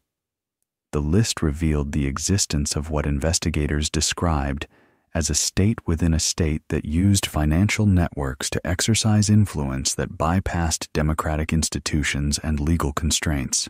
The Vatican's involvement in P2 operations was documented through bank records that showed systematic transfers between Vatican bank accounts and shell companies controlled by lodge members. These transfers, totaling hundreds of millions of dollars, funded activities that included arms trafficking, drug money laundering, and support for right-wing military governments in Latin America. But perhaps most disturbing was evidence that Vatican officials were using P2 networks to eliminate threats to church interests through methods that included bribery, intimidation, and violence. When journalist Mino Pecorelli began investigating Vatican banking operations in 1979, he was murdered by unknown gunmen who were never identified or prosecuted. Pecorelli's notes found after his death contained detailed information about Vatican bank transactions that had never been publicly disclosed. Similarly, when Magistrate Emilio Alessandrini began investigating Banco Ambrosiano's relationship with the Vatican Bank, he was killed by terrorists who claimed responsibility for the assassination. Alessandrini's files, which contained evidence of criminal activity by Vatican officials, were seized by unknown parties and never recovered. These murders and others connected to Vatican banking investigations established a pattern of violence that protected church financial operations from exposure and prosecution. The pattern suggested that Vatican officials were willing to use extreme methods to protect institutional interests, including cooperation with criminal organizations that specialized in political violence and intimidation. But the system began to unravel in 1981 when Italian authorities discovered P2 membership lists and began investigating the lodge's activities. The investigation revealed that Banco Ambrosiano had transferred over $1.3 billion to shell companies controlled by P2 members, with most of these funds disappearing into accounts that could not be traced or recovered. More damaging was evidence that Vatican bank officials had provided letters of comfort, financial guarantees, for these transfers, making the church legally responsible for the missing funds. When Italian authorities demanded that the Vatican honor these guarantees, church officials initially denied knowledge of the transactions and claimed that Archbishop Marcinkus had exceeded his authority in providing the guarantees. But bank records showed that the transactions had been approved at the highest levels of Vatican administration, including by Pope John Paul II's personal secretary and several cardinal officials. Faced with potential criminal charges and civil lawsuits that could have bankrupted the Vatican church, officials negotiated a settlement that required them to pay $244 million to creditors of the collapsed bank. The settlement was presented as an act of moral responsibility rather than legal obligation, but it represented de facto admission that Vatican officials had participated in criminal activities that caused massive financial losses. More significantly, the settlement included confidentiality provisions that prevented full disclosure of Vatican involvement in the banking scandal, ensuring that the complete scope of church criminal activity would never be publicly revealed. But perhaps most troubling was the Vatican's response to the scandal. Rather than implementing reforms that would prevent similar criminal activities, church officials simply developed more sophisticated methods for concealing their financial operations. Archbishop Marcinkus was reassigned to avoid potential prosecution, but he retained influence over Vatican banking operations and was succeeded by officials who continued the same basic approaches to financial management. The institutional culture that had enabled the Banco Ambrosiano scandal, prioritizing institutional advantage over legal compliance using religious authority to avoid accountability and maintaining relationships with criminal organizations, remained unchanged. The scandal demonstrated that the Vatican Bank was not a conventional financial institution that had inadvertently become involved with criminal elements, but a deliberately designed instrument for facilitating criminal activities while claiming religious immunity from investigation and prosecution. The same legal and institutional features that had enabled the scandal, sovereign immunity, banking secrecy, and religious authority, continued to protect Vatican banking operations from meaningful oversight or reform. Roberto Calvi's death eliminated a key witness who could have provided detailed testimony about Vatican involvement in criminal activities, but the institutional relationships and operational methods he had developed continued to shape church financial operations. The Banco Ambrosiano collapse revealed the Vatican as a major player in international criminal finance, protected by religious authority and legal immunity that prevented meaningful accountability for activities that violated both civil law and Catholic moral teaching. Understanding this history is crucial for evaluating contemporary Vatican banking operations and assessing the credibility of church claims about financial reform and transparency. The same institution that participated in the largest banking scandal in European history continues to operate with the same legal immunities and institutional culture that enabled the original criminal conspiracy. The promise of reform that followed the Banco Ambrosiano scandal has never been fulfilled, and the Vatican Bank continues to operate as one of the world's most secretive and least accountable financial institutions, protected by claims of religious authority that mask ongoing criminal activity. The conclave of 1978.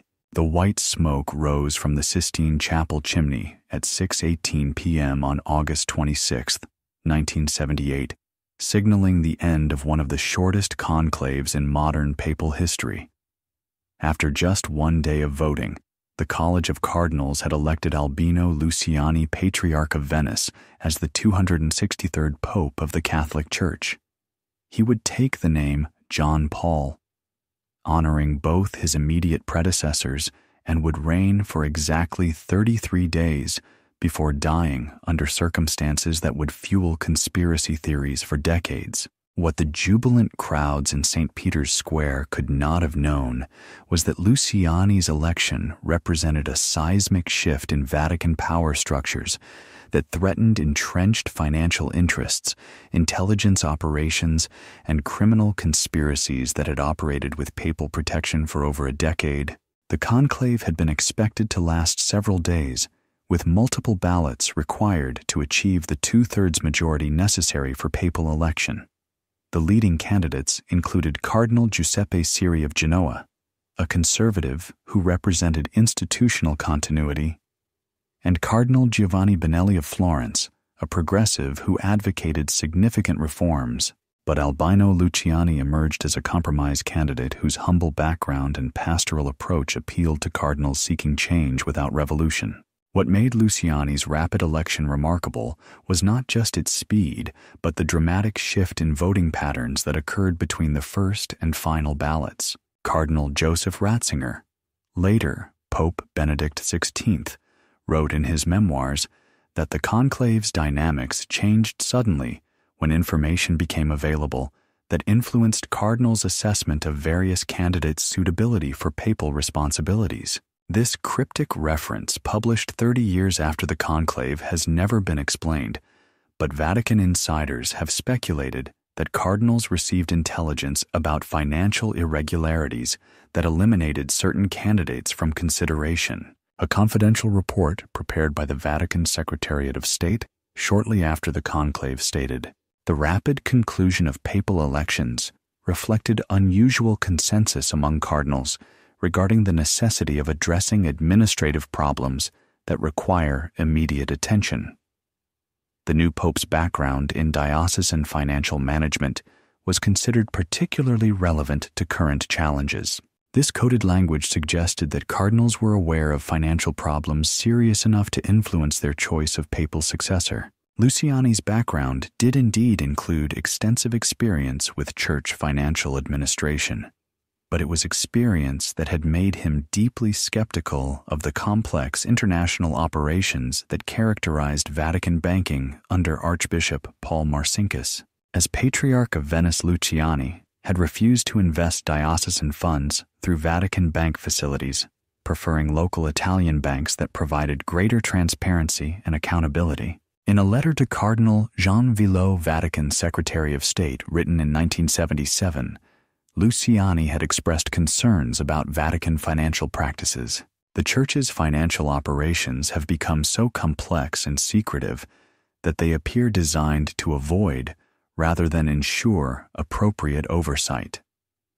Such arrangements may serve short-term institutional interests, but create long-term risks to the Church's moral authority and legal standing. This letter, discovered in Vatican archives in 1993, revealed that Luciani had been monitoring and criticizing Vatican financial operations for years before his papal election. More significantly, Luciani had connections to Italian prosecutors and financial investigators who were examining the relationship between Vatican banks and organized crime. As a young priest in Belluno, Luciani had developed friendships with magistrates and law enforcement officials who later achieved prominence in anti-corruption investigations. One such friend was Magistrate Carlo Palermo, who was investigating money laundering operations involving both the Vatican Bank and Banco Ambrosiano during the late 1970s.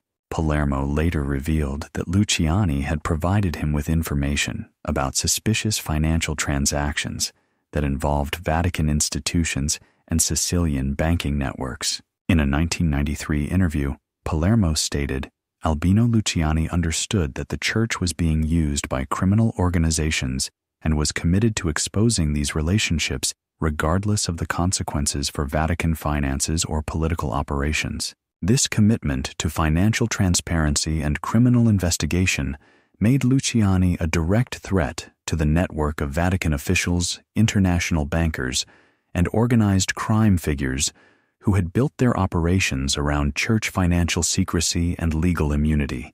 The most immediate threat was to Archbishop Marcinkus, whose position as Vatican Bank president depended on maintaining the secretive and unaccountable operations that Luciani opposed. Marcinkus had built his career on providing financial services that conventional banks could not offer due to legal and regulatory constraints.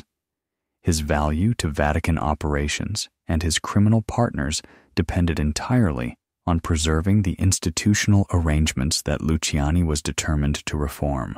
A memorandum from Marcinkus to Cardinal Villot, dated August 30th, 1978, just 4 days after Luciani's election, expressed concern about the new pope's reform intentions. His Holiness has requested detailed financial reports and accounting procedures that could compromise operational security for sensitive transactions. Such transparency requirements would effectively terminate our ability to provide specialized services that have served church interests for over a decade. The memorandum recommended gradual implementation of any changes to preserve operational capabilities while addressing His Holiness's concerns about accountability. But Luciani was not interested in gradual reform.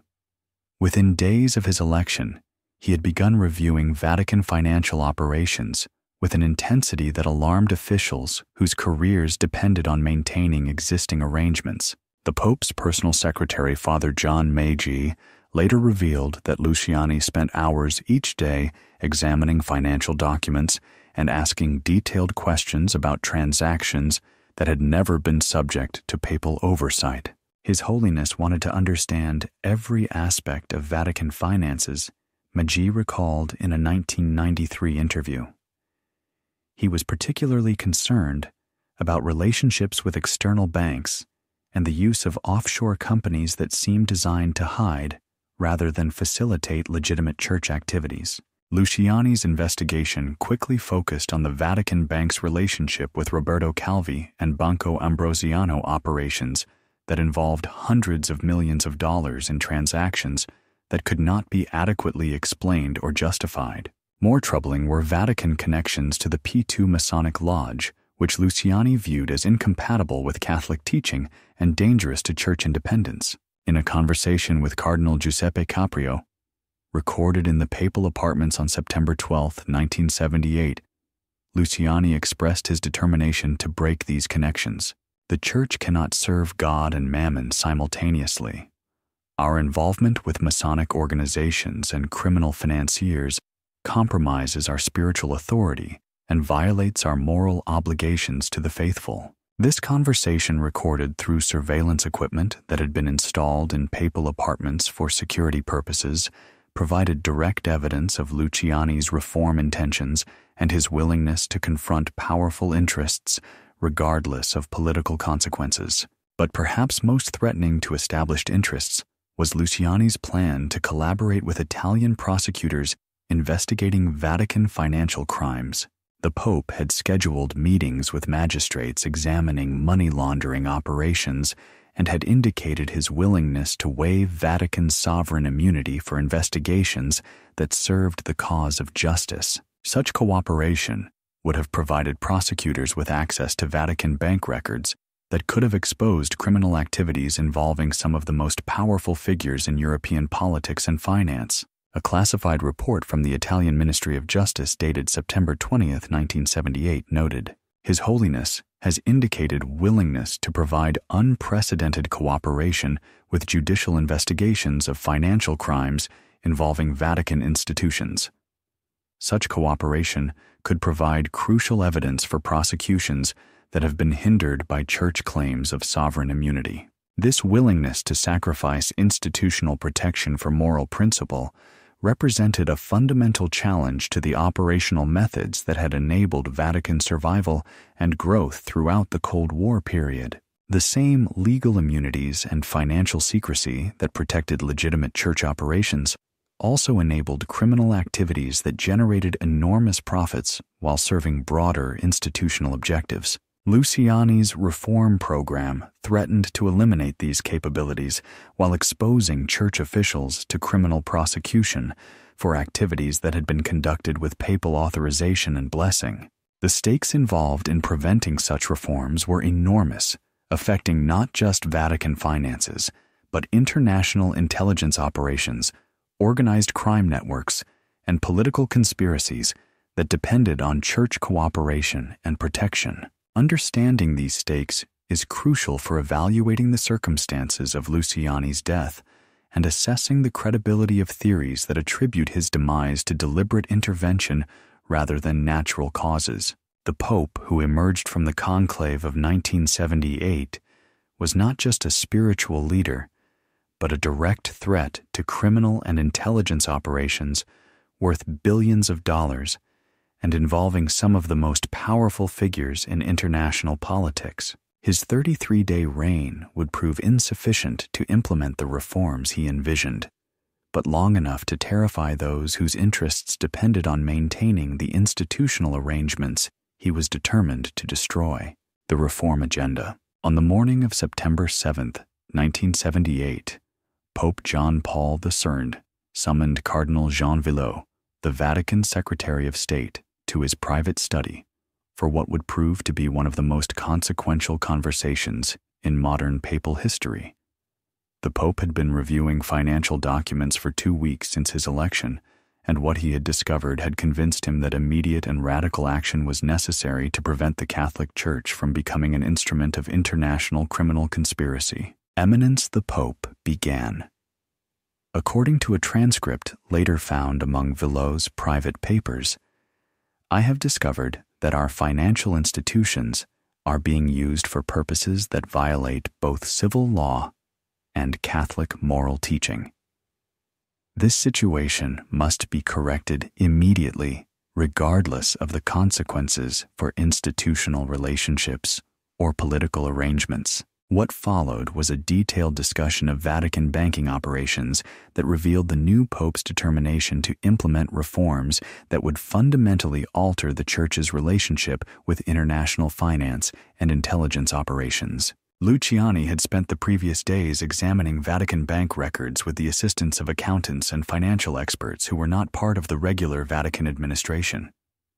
His investigation had uncovered transactions that he characterized as systematic money laundering and criminal conspiracy, disguised as religious activity.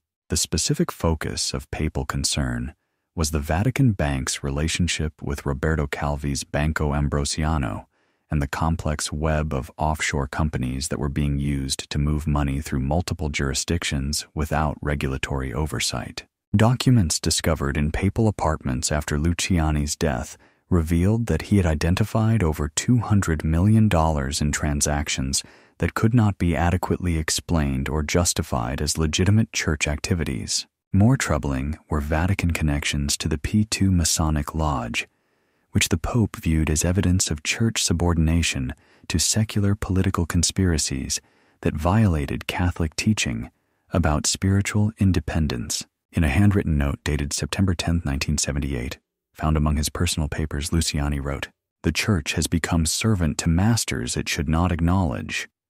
Our participation in Masonic activities and our cooperation with criminal financiers compromises our ability to serve as moral authority for the faithful. These relationships must be severed immediately." But perhaps most shocking to Vatican officials was the Pope's plan to collaborate directly with Italian prosecutors investigating Vatican financial crimes. Luciani had already established contact with magistrates examining money laundering operations and had indicated his willingness to waive Vatican sovereign immunity for investigations that served the cause of justice. Cardinal Vio's response, recorded in his private diary, revealed the extent of Vatican panic about papal reform intentions. His Holiness appears determined to sacrifice institutional protection for abstract moral principle. Such cooperation with secular authorities could expose church officials to criminal prosecution and would terminate operational capabilities that have served Vatican interests for decades.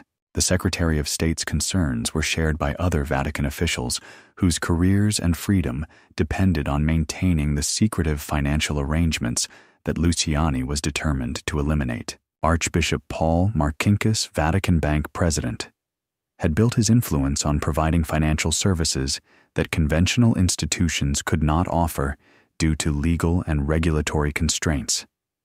Papal reforms would effectively terminate his usefulness to both Vatican operations and the criminal networks that relied on church financial facilities. But the most immediate threat was to ongoing intelligence operations that used Vatican financial networks to fund covert activities throughout Europe and Latin America. Since the early Cold War period, the Vatican Bank had served as a crucial component in CIA funding operations that bypassed congressional oversight and regulatory restrictions. These operations, which involved tens of millions of dollars annually, provided the Church with political protection and intelligence capabilities while serving American strategic interests in the struggle against communist expansion. A classified CIA memorandum from September 1978, declassified in 2003, assessed the potential impact of papal financial reforms on agency operations. Vatican banking facilities provide unique capabilities for covert funding operations that cannot be replicated through conventional financial institutions.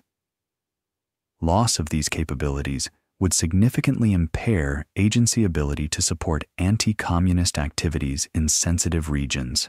The memorandum recommended immediate consultation with Vatican officials to prevent implementation of reforms that would compromise operational security. Such consultation would have included discussion of methods for preventing papal reforms that threatened both CIA operations and the criminal activities that provided additional funding for intelligence activities. But Luciani's reform program extended beyond financial operations to personnel changes that would have eliminated officials whose cooperation was essential for maintaining existing arrangements. The Pope had prepared a list of Vatican officials who would be transferred or dismissed as part of his reform program. This list, discovered in his desk after his death, included virtually every official connected to controversial financial operations. Archbishop Marcinkus was to be removed as Vatican Bank president and transferred to a pastoral position in the United States. Cardinal Vio was to be replaced as Secretary of State by Cardinal Giovanni Benelli, who shared Luciani's commitment to financial transparency. Most significantly, several Vatican officials with connections to the P2 Masonic Lodge were to be immediately suspended and investigated for violations of church law regarding secret societies. These personnel changes would have eliminated the network of Vatican officials who facilitated criminal and intelligence operations while providing new leadership committed to legal compliance and moral accountability. A confidential assessment prepared by Cardinal Sebastiano Baggio, prefect of the Congregation for Bishops, warned of the consequences of implementing Luciani's personnel changes. Removal of experienced officials and their replacement with individuals committed to transparency would effectively terminate Vatican operational capabilities in sensitive areas. Such changes would damage relationships with intelligence services and financial partners whose cooperation has served church interests throughout the post-war period. But perhaps most threatening to established interests was Luciani's plan to publish a papal encyclical that would explicitly condemn the use of religious authority for criminal purposes. The The Pope had begun drafting a document that would require Catholic financial institutions to comply with civil law and would prohibit church officials from participating in activities that violated moral teaching regardless of their political or financial benefits. Such an encyclical would have provided legal and moral authority for prosecutors investigating Vatican financial crimes while eliminating the religious justifications that had protected criminal activities. More broadly, the document would have established clear principles that would prevent future Vatican involvement in criminal conspiracies while requiring church cooperation with law enforcement investigations. A draft of this encyclical found among Luciani's papers stated, "The Church cannot claim moral authority while participating in activities that violate the moral law. Catholic institutions must operate with complete transparency and full compliance with civil law, regardless of the consequences for institutional power or financial advantage." Implementation of this principle would have revolutionized Vatican operations and would have eliminated the legal and moral ambiguities that enabled church involvement in criminal activities.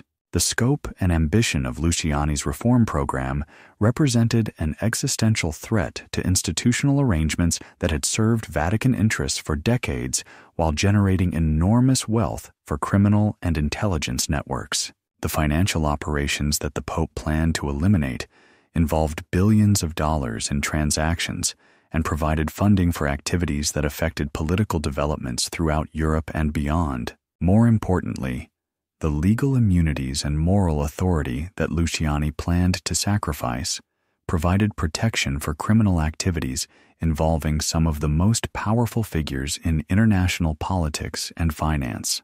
The stakes involved in preventing these reforms extended far beyond Vatican finances to include intelligence operations, organized crime networks, and political conspiracies whose exposure could have triggered international scandals and criminal prosecutions. Understanding these stakes is crucial for evaluating the circumstances of Luciani's death and assessing theories that attribute his demise to deliberate intervention by interests threatened by his reform program. The Pope's agenda was not merely administrative reform, but fundamental transformation of the Church's relationship with secular power structures that had provided protection and profit at the cost of moral authority and legal compliance. His 33-day reign was sufficient to terrify those whose interests depended on maintaining existing arrangements, but insufficient to implement the reforms that would have eliminated their influence and exposed their criminal activities. The reform agenda that died with John Paul I represented the Catholic Church's last serious attempt to restore moral authority through legal compliance and financial transparency, an opportunity that would not recur for generations. The mysterious death at 5:30 a.m. on September 29, 1978. Sister Vincenza Taffarel knocked softly on the door of the papal private study, carrying the customary morning coffee that Pope John Paul I requested each day upon awakening. When there was no response, she knocked again, then cautiously entered the room where she had served 3 previous popes without incident. What she discovered would trigger one of the most controversial and extensively investigated deaths in modern history. Pope John Paul. I was sitting upright in bed wearing his nightgown and reading glasses with papers scattered across the bed covers. His hand still held a document he had apparently been reviewing when death occurred. His expression was peaceful, showing no signs of distress or struggle, but his skin had acquired the grayish pallor that indicated he had been dead for several hours. Sister Vincenza's immediate reaction, according to her later testimony, was confusion rather than alarm. The Pope appeared to be sleeping in an unusual position, and only when she spoke his name without receiving any response did she realize that something was seriously wrong. Her screams brought Dr. Renato Buzzanetti, the papal physician who arrived within minutes, and immediately pronounced the Pope dead. Dr. Buzzanetti's examination was brief and preliminary, lasting less than 20 minutes, but he immediately declared that death had resulted from acute myocardial infarction, a heart attack. This rapid diagnosis issued without autopsy or detailed examination would become the foundation for all subsequent official explanations of papal death, but it would also raise questions that have never been satisfactorily answered. The Vatican's initial announcement, issued at 7:27 a.m., stated that the Pope had been found dead by his personal secretary, Father John Maggi, at 5:15 a.m. This account differed from Sister Vincenza's testimony in several crucial details, including the time of discovery and the identity of the person who found the body. More significantly, the announcement made no mention of the papers that the Pope had been reading at the time of death, documents that were immediately collected by Vatican officials and have never been disclosed or examined by independent investigators. Within hours of the discovery, Vatican officials had implemented security procedures that effectively sealed the papal apartments and prevented any external investigation of the death scene. Dr. Buzzanetti's examination was the only medical assessment permitted, and his conclusions were accepted without question by Vatican authorities, who declined all requests for independent verification or autopsy. This immediate closure of investigation was unusual even by Vatican standards, and contrasted sharply with procedures that had been followed for previous papal deaths. When Pope Pius XI died in 1958, Vatican officials had permitted extensive medical examination and had provided detailed information about the circumstances of death. When Pope John XXIII died in 1963, similar transparency had been maintained throughout the investigation, but the death of John Paul II was handled with extraordinary secrecy that prevented independent verification of official explanations and fueled suspicions about deliberate concealment. The most controversial aspect of the Vatican's response was the decision to embalm the Pope's body immediately before any autopsy could be conducted. This embalming, performed within 12 hours of death discovery, made subsequent forensic examination impossible and eliminated any possibility of detecting evidence of poisoning or other forms of deliberate intervention. Dr. Cesare Guerin, the embalmer who performed this procedure, later revealed that he had been instructed to work with unusual speed and thoroughness, using techniques that would ensure complete preservation of the body, while eliminating any traces of substances that might have been present at the time of death. In a 1987 interview, Dr. Guerin stated, "I was told that the embalming must be completed immediately and must be absolutely comprehensive.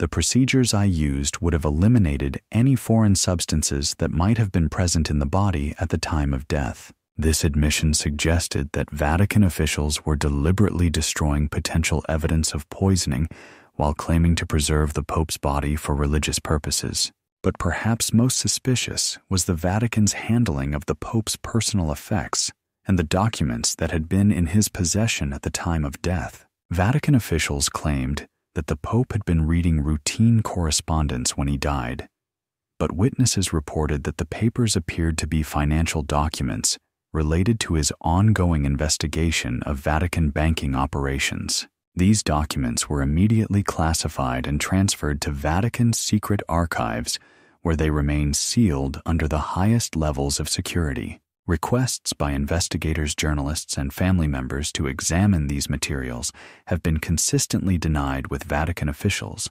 claiming that they contain sensitive theological discussions that would be inappropriate for public disclosure. But former Vatican officials have privately confirmed that the documents included evidence of criminal activities involving senior church officials and their criminal partners. Father John Maggi, the Pope's personal secretary, provided the most detailed account of the circumstances surrounding papal death in testimony that was sealed for decades and only partially disclosed in 2003. According to Maggi's account, the Pope had received visitors on the evening of September 28th, including Cardinal Villo and Archbishop Marcinkus, who had come to discuss his reform program and its implications for Vatican operations. The conversation, which lasted over 2 hours, was described as heated and confrontational, with the visitors expressing strong opposition to the Pope's reform intentions.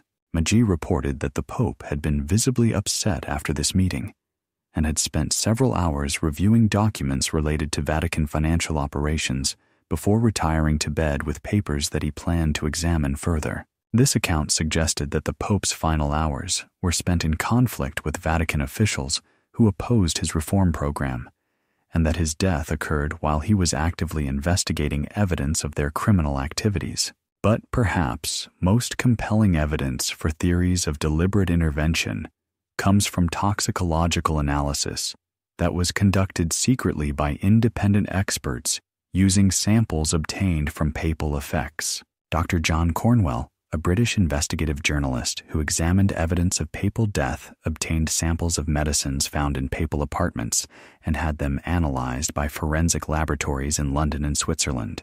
The analysis revealed traces of digitalis, a heart medication that can be fatal in excessive doses, particularly for individuals with no history of heart problems. Pope John Paul, I had no documented history of heart disease and had been pronounced healthy by Vatican physicians just weeks before his death. The presence of digitalis in therapeutic doses would not have been unusual, but the concentrations detected suggested amounts that could have caused cardiac arrest in a healthy individual. Dr. Cornwell's findings, published in his 1989 book, A Thief in the Night, concluded the evidence suggests that Pope John Paul may have been deliberately poisoned using digitalis in doses sufficient to cause cardiac arrest while leaving minimal forensic evidence. These findings were never officially acknowledged by Vatican authorities, who continued to maintain that the Pope died of natural causes despite mounting evidence to the contrary.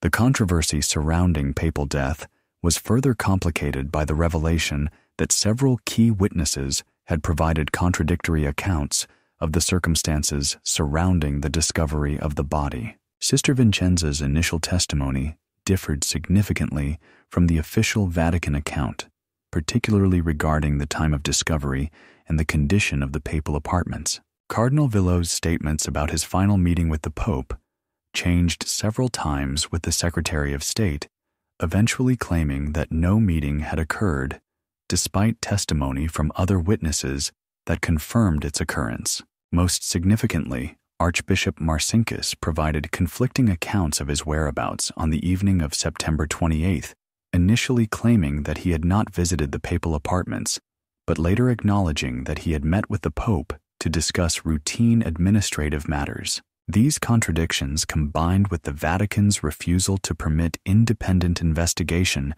created a pattern of deception and concealment that suggested deliberate effort to hide the true circumstances of papal death. The 33-day pontificate of John Paul I ended with questions that have never been answered and suspicions that have never been resolved. Whether the Pope died of natural causes or was murdered to prevent implementation of reforms that threatened powerful criminal and intelligence interests may never be definitively established, but the evidence suggests that his death occurred at a crucial moment when his reform program posed an existential threat to institutional arrangements worth billions of dollars and involving some of the most powerful figures in international politics and organized crime. Understanding this context is essential for evaluating the circumstances of papal death and assessing the credibility of theories that attribute his demise to deliberate intervention rather than coincidental heart failure. The Pope, who threatened to expose criminal conspiracies involving the Vatican, died under circumstances that prevented independent investigation and eliminated the reform program that would have transformed the Catholic Church from an instrument of criminal conspiracy into an institution committed to legal compliance and moral accountability. His death marked the end of the Church's last serious attempt to restore moral authority through transparency and reform, an opportunity that would not recur for generations and whose loss continues to shape Vatican operations in the contemporary world. John Paul II. The helicopter blades whirred overhead as Cardinal Karol Wojtyła stepped onto the balcony of St. Peter's Basilica on October 16, 1978, just 18 days after the suspicious death of his predecessor. The Polish cardinal's election as Pope John Paul II had surprised Vatican observers, but those familiar with intelligence operations recognized a carefully orchestrated selection designed to serve strategic interests that extended far beyond spiritual leadership. The new pope brought with him not just pastoral experience from communist Poland, but extensive connections to Western intelligence agencies that had supported his anti-communist activities for over a decade. His election represented the triumph of Vatican factions that prioritized political objectives over the financial reforms that had died with John Paul I. Within weeks of his installation, it became clear that the institutional arrangements threatened by his predecessor would not only survive, but would be expanded and strengthened under the new pontificate. Archbishop Paul Marcinkus, who had been scheduled for removal under John Paul I's reform program, was not only retained as Vatican Bank president, but was given expanded authority over church financial operations. The criminal networks that had faced exposure were protected, and their activities were enhanced rather than curtailed. But perhaps most significantly, the Vatican's intelligence cooperation with Western agencies was dramatically expanded to support operations against communist governments throughout Eastern Europe and beyond. A classified CIA memorandum from November 1978, declassified in 2010, assessed the implications of the papal transition for agency operations. The election of Cardinal Wojtyła represents optimal outcome for agency interests in Vatican cooperation. Unlike his predecessor, the new pope possesses extensive experience with covert operations and has demonstrated willingness to subordinate institutional concerns to strategic objectives. This willingness to subordinate institutional concerns would characterize John Paul II's entire pontificate as the Church became increasingly integrated into Western intelligence operations, while sacrificing moral authority for political advantage. The most extensive cooperation involved support for Solidarity, the Polish labor movement that would eventually bring down the communist government in Poland. While this support is often portrayed as natural Vatican concern for religious freedom, declassified documents reveal a sophisticated intelligence operation that involved money laundering, arms trafficking, and coordination with criminal organizations.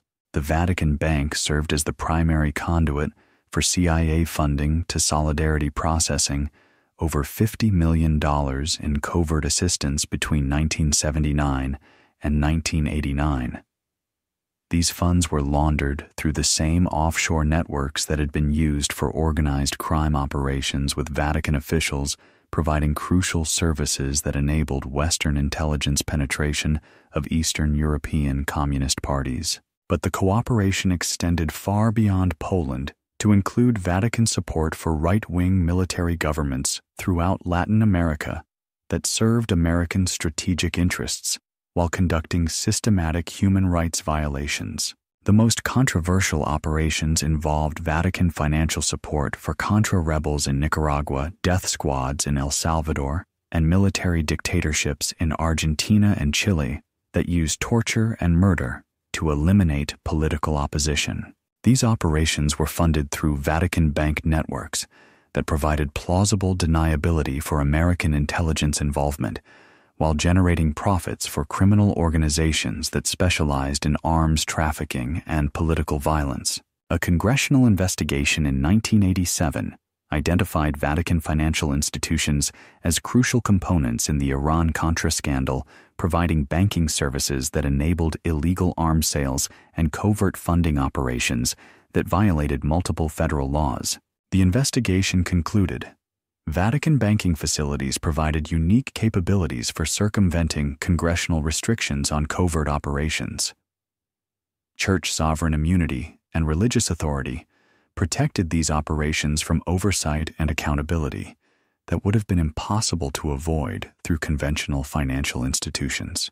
But perhaps most disturbing was evidence that Vatican officials were directly involved in planning and coordinating intelligence operations that included assassination terrorism and systematic torture of political prisoners. Cardinal Pio Laghi, papal nuncio to Argentina during the Dirty War of the 1970s and 1980s, maintained close relationships with military officials responsible for murdering thousands of political dissidents while providing church facilities for torture operations. Testimony from torture survivors revealed that several Argentine detention centers operated in church buildings with the full knowledge and cooperation of Vatican officials who provided religious cover for criminal activities. When mothers of disappeared prisoners sought church assistance in locating their children, Vatican officials provided information to military authorities that resulted in additional arrests and murders. Cardinal Laghi's personal involvement in these operations was documented through intercepted communications between Vatican officials and Argentine military commanders that revealed systematic church complicity in state terrorism. Rather than facing prosecution or removal for these activities, Laghi was promoted to positions of increasing responsibility within Vatican administration and eventually became one of Pope John Paul II's closest advisors on intelligence matters. This pattern of rewarding rather than punishing criminal activity became characteristic of John Paul II's personnel policies as church officials who demonstrated willingness to subordinate moral concerns to intelligence objectives were consistently promoted, while those who expressed ethical objections were marginalized or removed. The Pope's personal involvement in intelligence operations was documented through his extensive correspondence with CIA officials and his regular meetings with intelligence operatives who coordinated covert activities through Vatican networks. William Casey, CIA director, during the 1980s, met with John Paul II dozens of times to coordinate operations that violated both international law and Catholic moral teaching. These meetings, held in secret and never officially acknowledged, established operational relationships that transformed the Vatican into an integral component of American intelligence operations. But perhaps most revealing was the Vatican's response to the assassination attempt against John Paul II on May 13, 1981, an attack that Vatican officials immediately attributed to Soviet intelligence services, despite evidence suggesting alternative explanations. The rapid attribution of responsibility to communist forces served convenient political purposes by justifying expanded intelligence cooperation and covert operations against Eastern European governments.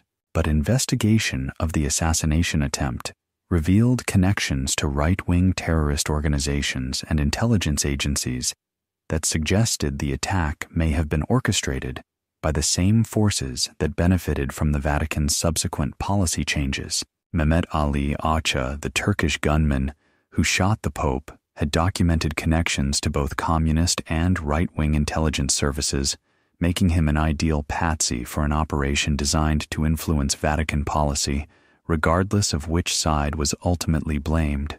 The attack occurred at a crucial moment when Vatican financial reforms were being reconsidered and intelligence cooperation was being expanded, suggesting that it may have been designed to eliminate any remaining resistance to the institutional arrangements that had been threatened by John Paul I.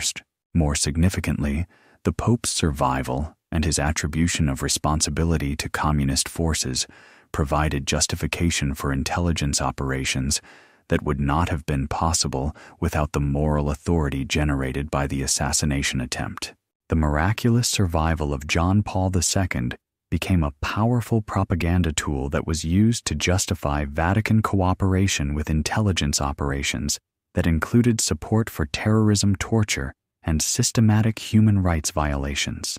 By the end of John Paul II's pontificate in 2005, the Vatican had become so thoroughly integrated into Western intelligence operations that it functioned as an operational arm of American foreign policy rather than an independent religious institution. The same church that claimed moral authority over 1 billion Catholics was simultaneously serving as a crucial component in intelligence operations that violated every principle of Catholic moral teaching while generating enormous profits for criminal organizations that specialized in violence and political corruption.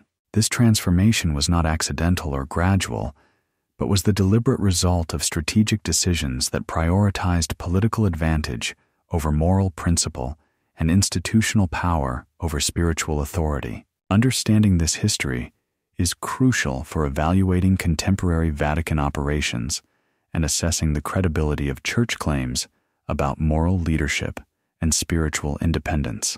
The institutional arrangements established during the John Paul II era continue to influence Vatican operations decades after his death, ensuring that the Church remains subordinated to intelligence interests while maintaining the facade of religious authority.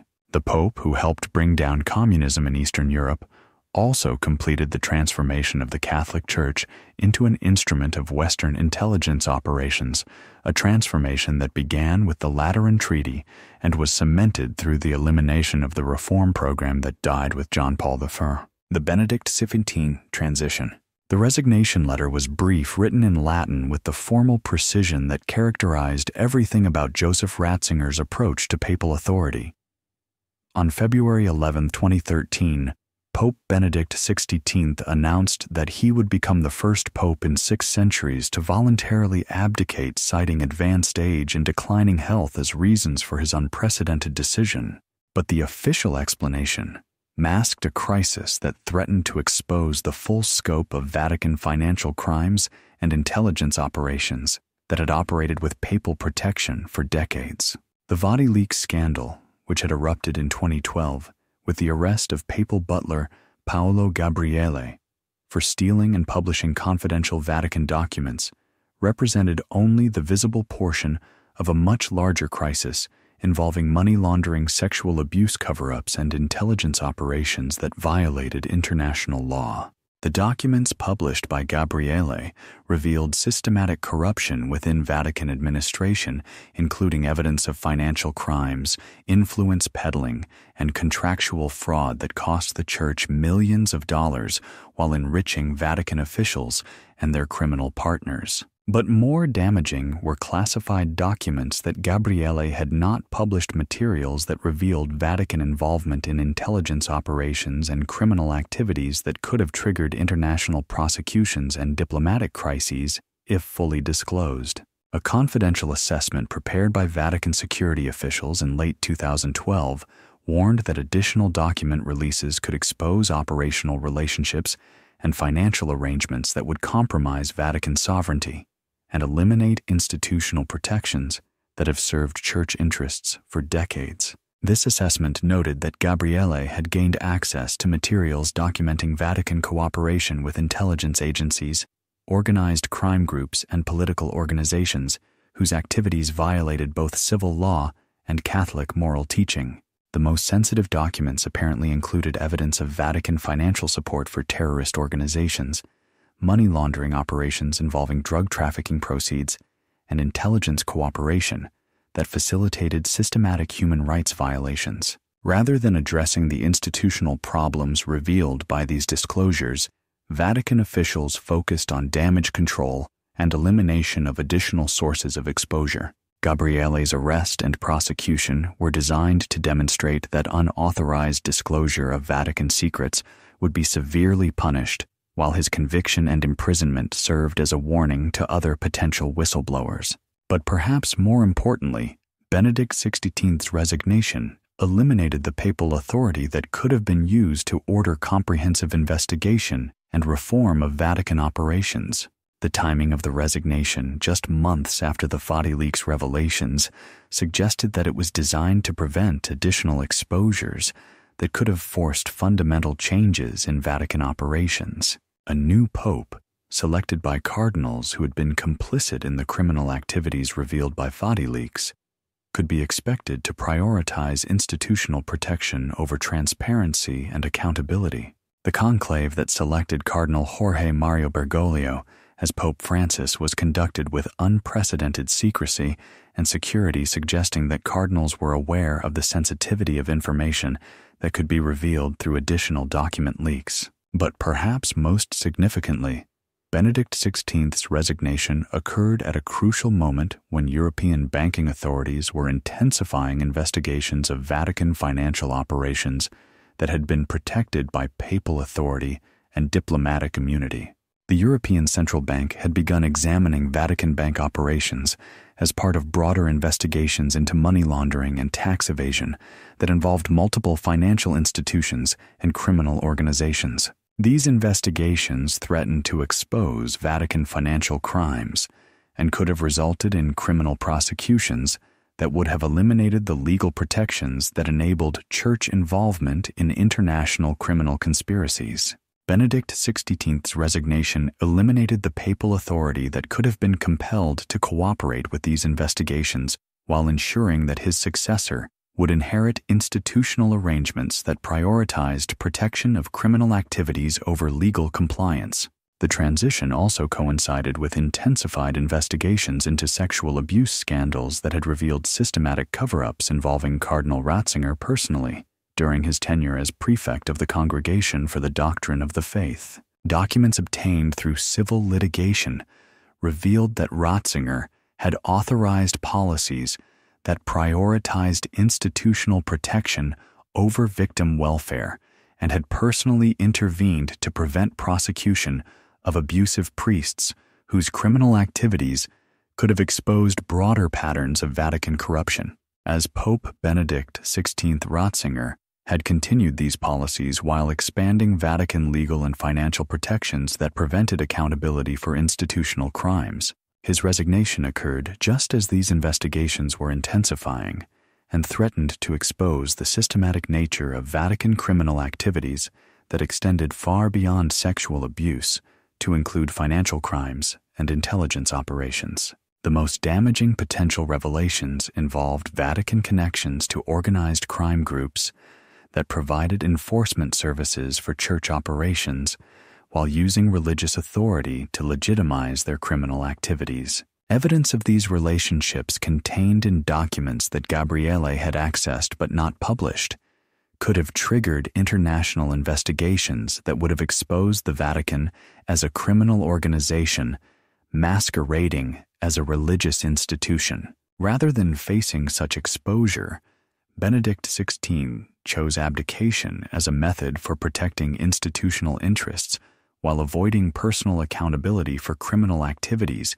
conducted under papal authority. His resignation speech, which emphasized physical frailty and administrative challenges, carefully avoided any reference to the criminal investigations and scandal revelations that provided the actual motivation for his departure. But perhaps most revealing was the Vatican's response to Benedict XVI's resignation, which included immediate implementation of security measures designed to prevent additional document leaks and protect classified information from exposure. New procedures for handling sensitive materials enhanced surveillance of Vatican personnel, and expanded legal protections for church operations were all implemented within weeks of the resignation announcement. These measures suggested that Vatican officials understood that Benedict XVI's departure was motivated by criminal exposure rather than health concerns, and that additional protection was necessary to prevent further revelations.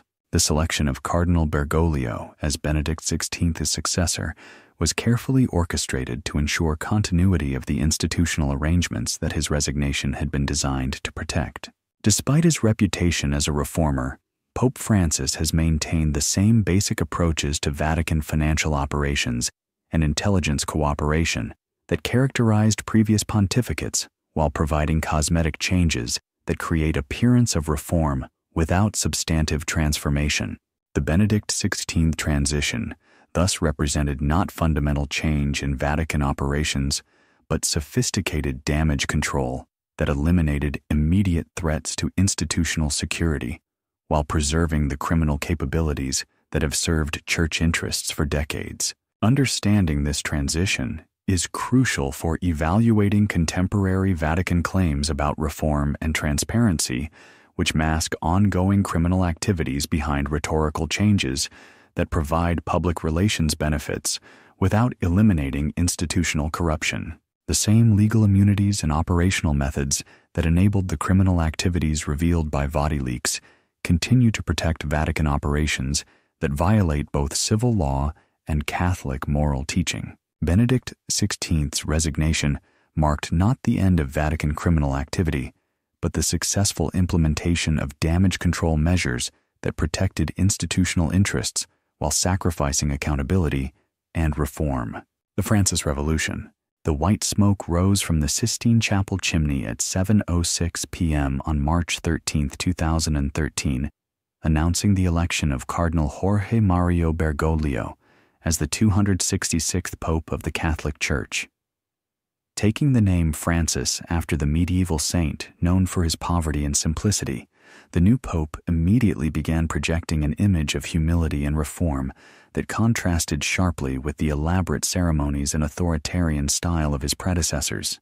But behind the carefully orchestrated public relations campaign lay a more complex reality: the selection of a pope whose reputation for reform provided perfect cover for maintaining the institutional arrangements that had enabled Vatican criminal activities for decades, while implementing cosmetic changes that satisfied demands for transparency without eliminating operational capabilities. Francis's election followed a conclave that was conducted with unprecedented secrecy and security, suggesting that cardinals were intensely aware of the sensitive nature of Vatican operations that required protection from public scrutiny.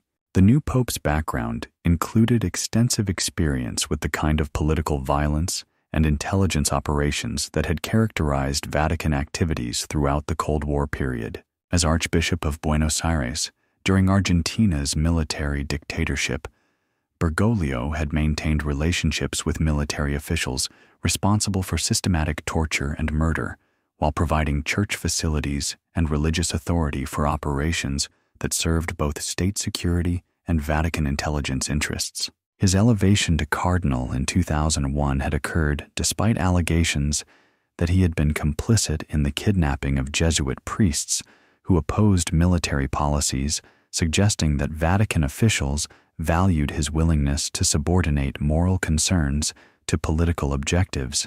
But perhaps most importantly, Bergoglio's financial expertise and his experience with complex international banking operations made him ideally suited to manage Vatican financial reforms that would provide appearance of transparency while preserving the operational capabilities that served criminal and intelligence interests. Within months of his election, Pope Francis had implemented a series of reforms that generated enormous positive publicity while carefully avoiding any changes that would eliminate Vatican financial secrecy or criminal capabilities.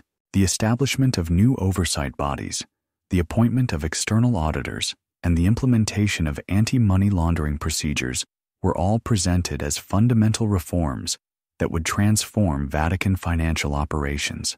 But examination of these reforms reveals that they were designed to provide public relations benefits while preserving the institutional arrangements that enabled criminal activities. The new oversight bodies were staffed with Vatican officials whose careers depended on maintaining existing operational arrangements.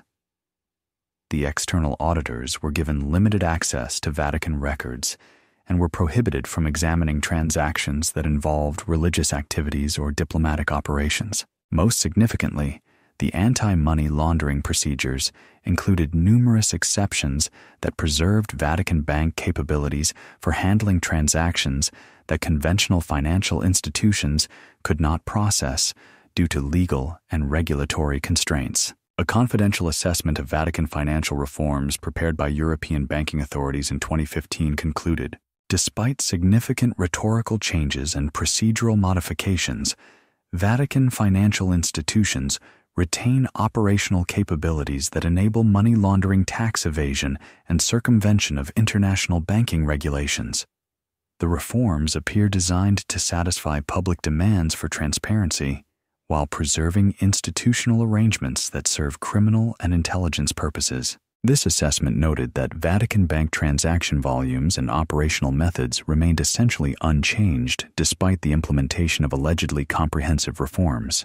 But perhaps most revealing was the Vatican's response to continued investigations into sexual abuse scandals. and financial crimes that had motivated Benedict XVI's resignation. Rather than cooperating fully with these investigations, Pope Francis implemented legal and procedural changes that made it more difficult for external authorities to investigate Vatican operations while providing appearance of enhanced accountability. New procedures for handling abuse allegations created additional layers of church oversight that delayed and complicated secular investigations while ensuring that Vatican officials retained control over information that could expose broader patterns of institutional criminality. Similarly, financial transparency measures included numerous exceptions and limitations that preserved Vatican financial secrecy while creating appearance of compliance with international banking regulations. The most significant test of Francis's reform commitment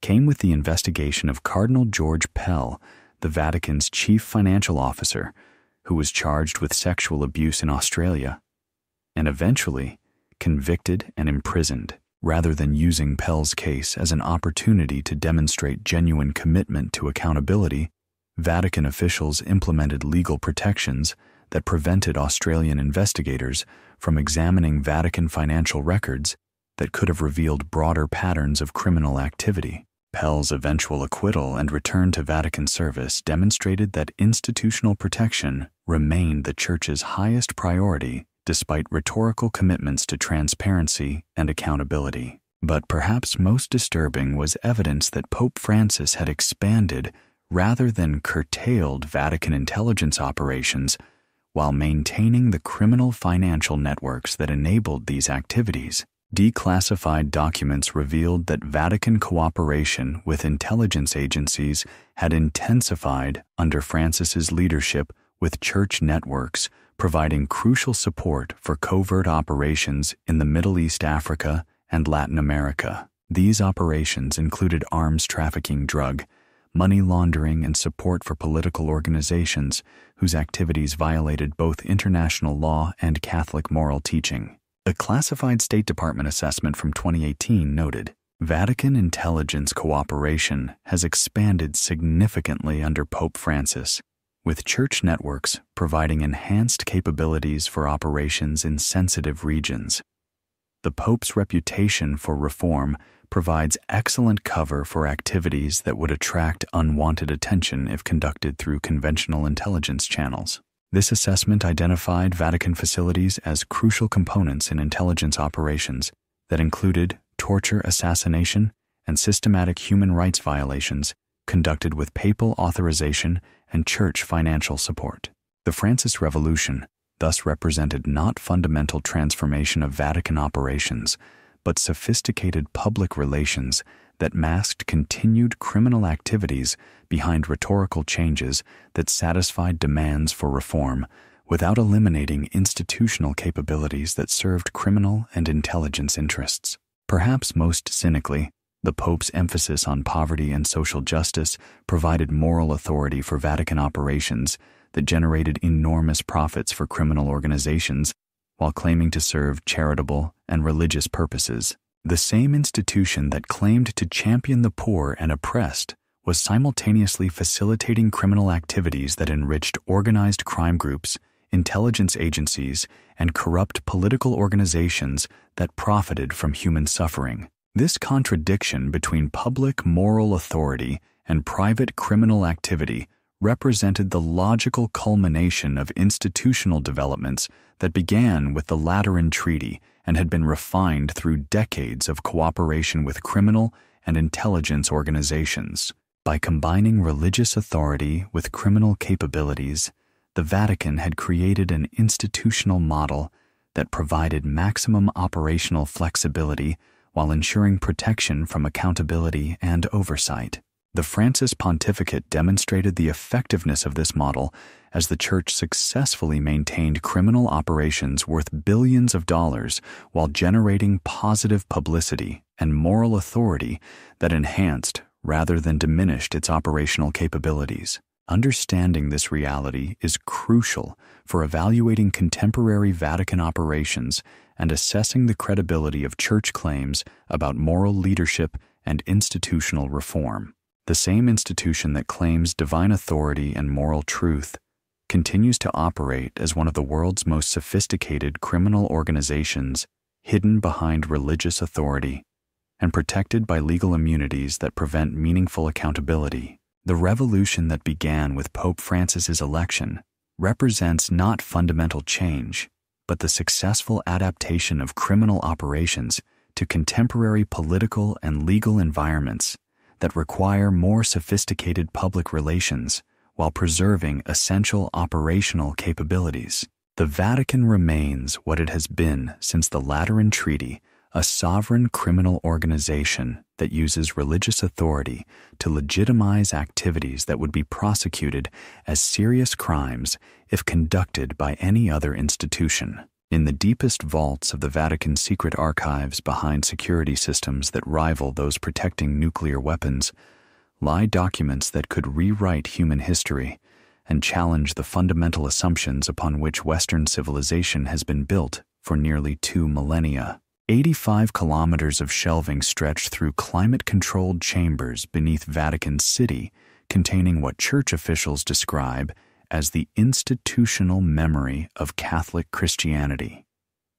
But according to former Vatican archivists and intelligence officials, less than 3% of these materials have ever been accessible to outside researchers, while the remaining 97% contain secrets so explosive that their revelation could destroy not just the Catholic Church, but the entire structure of political and religious authority that has governed Western society since the fall of Rome. The Vatican claims that this secrecy serves pastoral purposes, protecting the faithful from academic debates and historical complexities that might weaken their faith.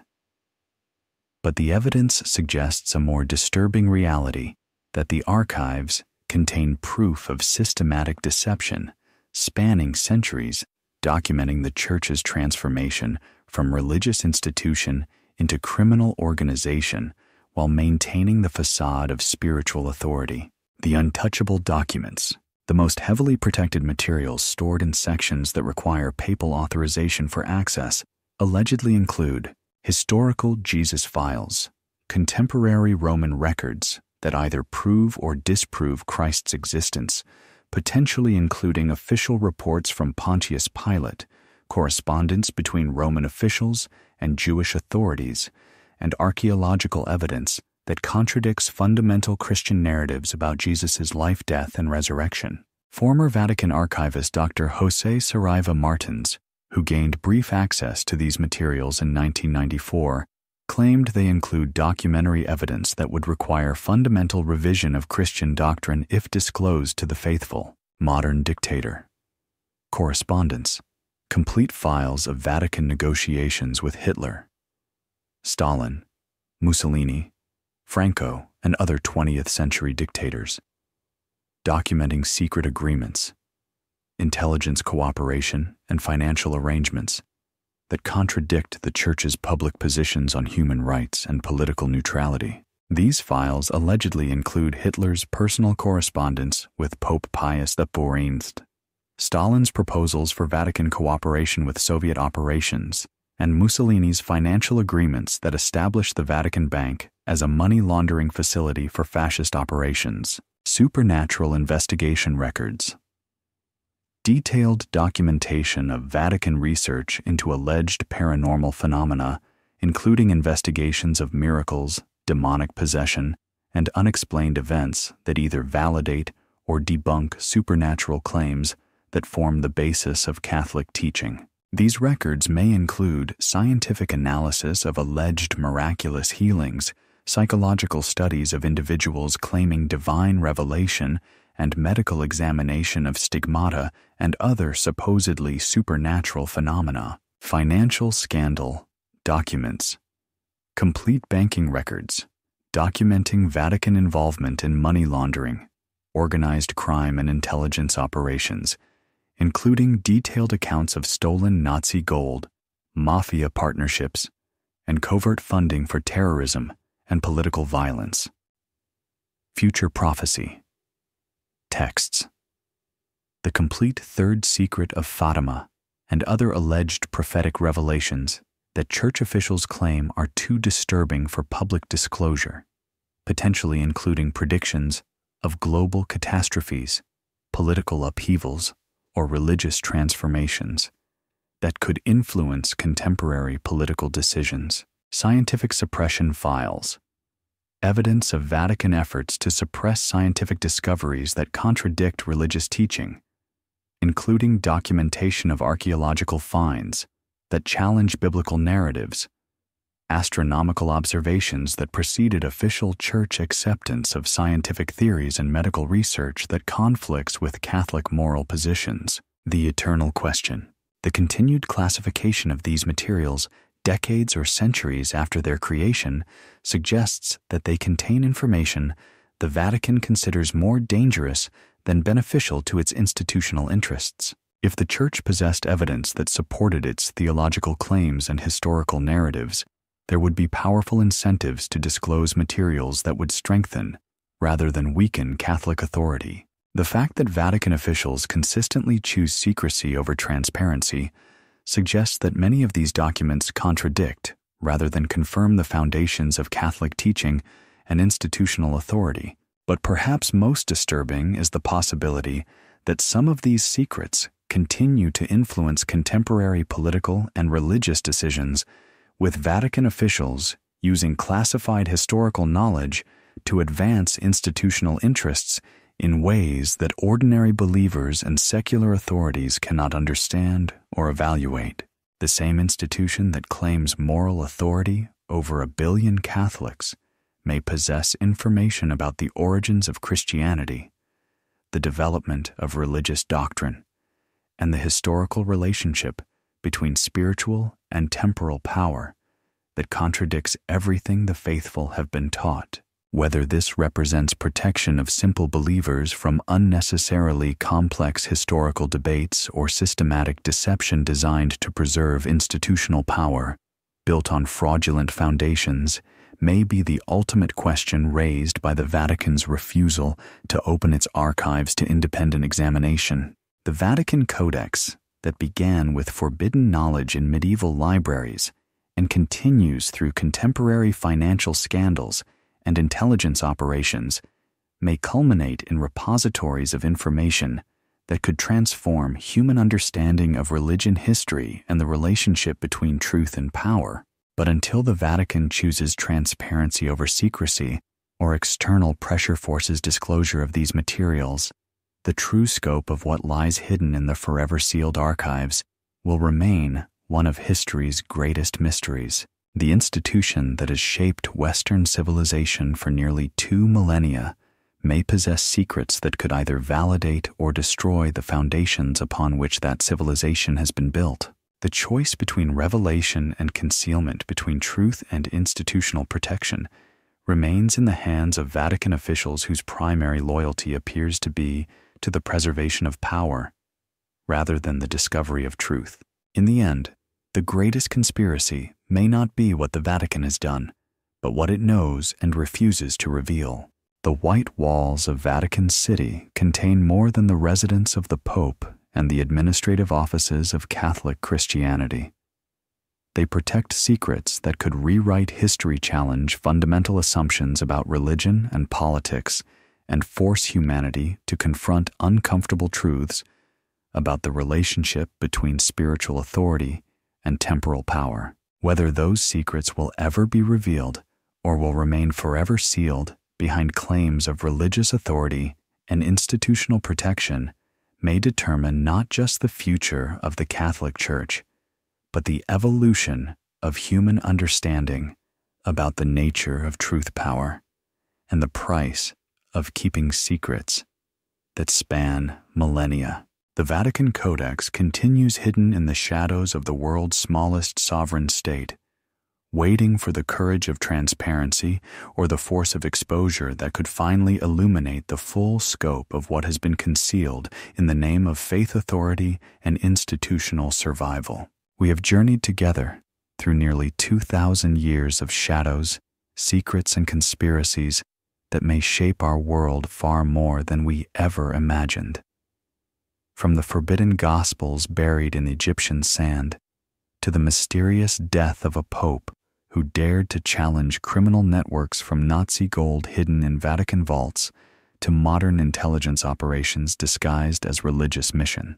The evidence we have examined tonight comes from declassified documents, historical records, court testimonies, and investigative reports that the Vatican itself has never successfully refuted. While some connections remain theoretical, the documented facts alone paint a picture of an institution that has consistently prioritized power over truth, wealth over justice, and institutional survival over moral authority. But perhaps the most disturbing revelation is not what the Vatican has done, but what it continues to hide. Those 85 kilometers of secret archives with only 3% accessible to researchers may contain evidence that could rewrite everything we think we know about Christianity, Western civilization, and the true nature of religious authority. The questions we began with tonight remain unanswered, and perhaps that is the most important revelation of all. Was Jesus married?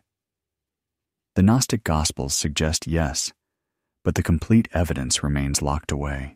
Does his bloodline survive? Medieval genealogies claim it does, but the documents that could prove it are classified. Did the Vatican accumulate vast treasure through centuries of exploitation? The circumstantial evidence is overwhelming, but the accounting records remain sealed. Was Pope John Paul I murdered to prevent reforms? The forensic evidence suggests poisoning, but the complete investigation was suppressed. Do modern popes serve intelligence agencies rather than divine will? The operational evidence indicates extensive cooperation, but the full scope remains classified. These questions matter because they challenge the foundations of institutional authority that affects billions of lives and shapes global politics in ways most people never recognize. If the Vatican is indeed what the evidence suggests, a criminal organization masquerading as a religious institution, then its claims to moral authority become not just questionable, but actively dangerous to human welfare and spiritual truth. But if these theories are wrong, if the Vatican is genuinely what it claims to be, then church officials should welcome, rather than resist, the transparency that would vindicate their claims and strengthen, rather than weaken, their moral authority. The fact that they consistently choose secrecy over transparency, legal immunity over accountability, and institutional protection over truth suggests which interpretation is more likely to be accurate. The Vatican Codex we have explored tonight may represent only the visible portion of secrets that span millennia and affect the lives of billions of people who deserve better than deception disguised as divine revelation. Whether these secrets will ever be fully revealed may depend on the courage of whistleblowers, the persistence of investigators, and the demands of ordinary people who refuse to accept claims of religious authority that are unsupported by moral behavior. The search for truth about the Vatican continues in courtrooms and archives, in archaeological sites, and financial investigations wherever brave individuals choose transparency over deception and accountability over institutional protection. The white smoke that announces papal elections may signal not divine selection, but the success of criminal conspiracies that have perfected the art of using religious authority to hide activities that violate every principle of moral teaching. Until the Vatican opens its archives, submits to independent investigation, and chooses truth over institutional protection, these questions will continue to haunt not just the Catholic Church, but anyone who seeks authentic spiritual authority in a world shaped by centuries of systematic deception. The greatest conspiracy may indeed be what the Vatican knows and refuses to reveal. The greatest tragedy may be what humanity has lost by accepting religious authority that prioritizes power over truth. The Vatican Codex continues to be written in secret chambers beneath St. Peter's Basilica, in classified archives that span continents, in ongoing operations that affect global politics while claiming divine sanction. Whether future chapters will bring revelation or continued concealment may determine not just the fate of the Catholic Church, but the evolution of human understanding about the relationship between truth power and the institutions that claim to serve God while serving themselves. The shadows of the Vatican stretch across history and into the future, hiding secrets that could liberate or destroy, illuminate or deceive, depending on whether truth or power ultimately prevails in the eternal struggle between those who seek to know and those who prefer to control. The truth is out there. The question is whether we have the courage to find it. Thank you for joining this investigation. If this journey through the Vatican's hidden history has opened your eyes to possibilities you had never considered, if the evidence we have examined together has raised questions that demand answers, if you believe that truth matters more than institutional protection, then I ask you to join our growing community of truth seekers. Please subscribe to this channel to stay informed about new investigations into the secrets that shape our world. Hit that notification bell to be alerted when we release new content that challenges official narratives and exposes hidden truths.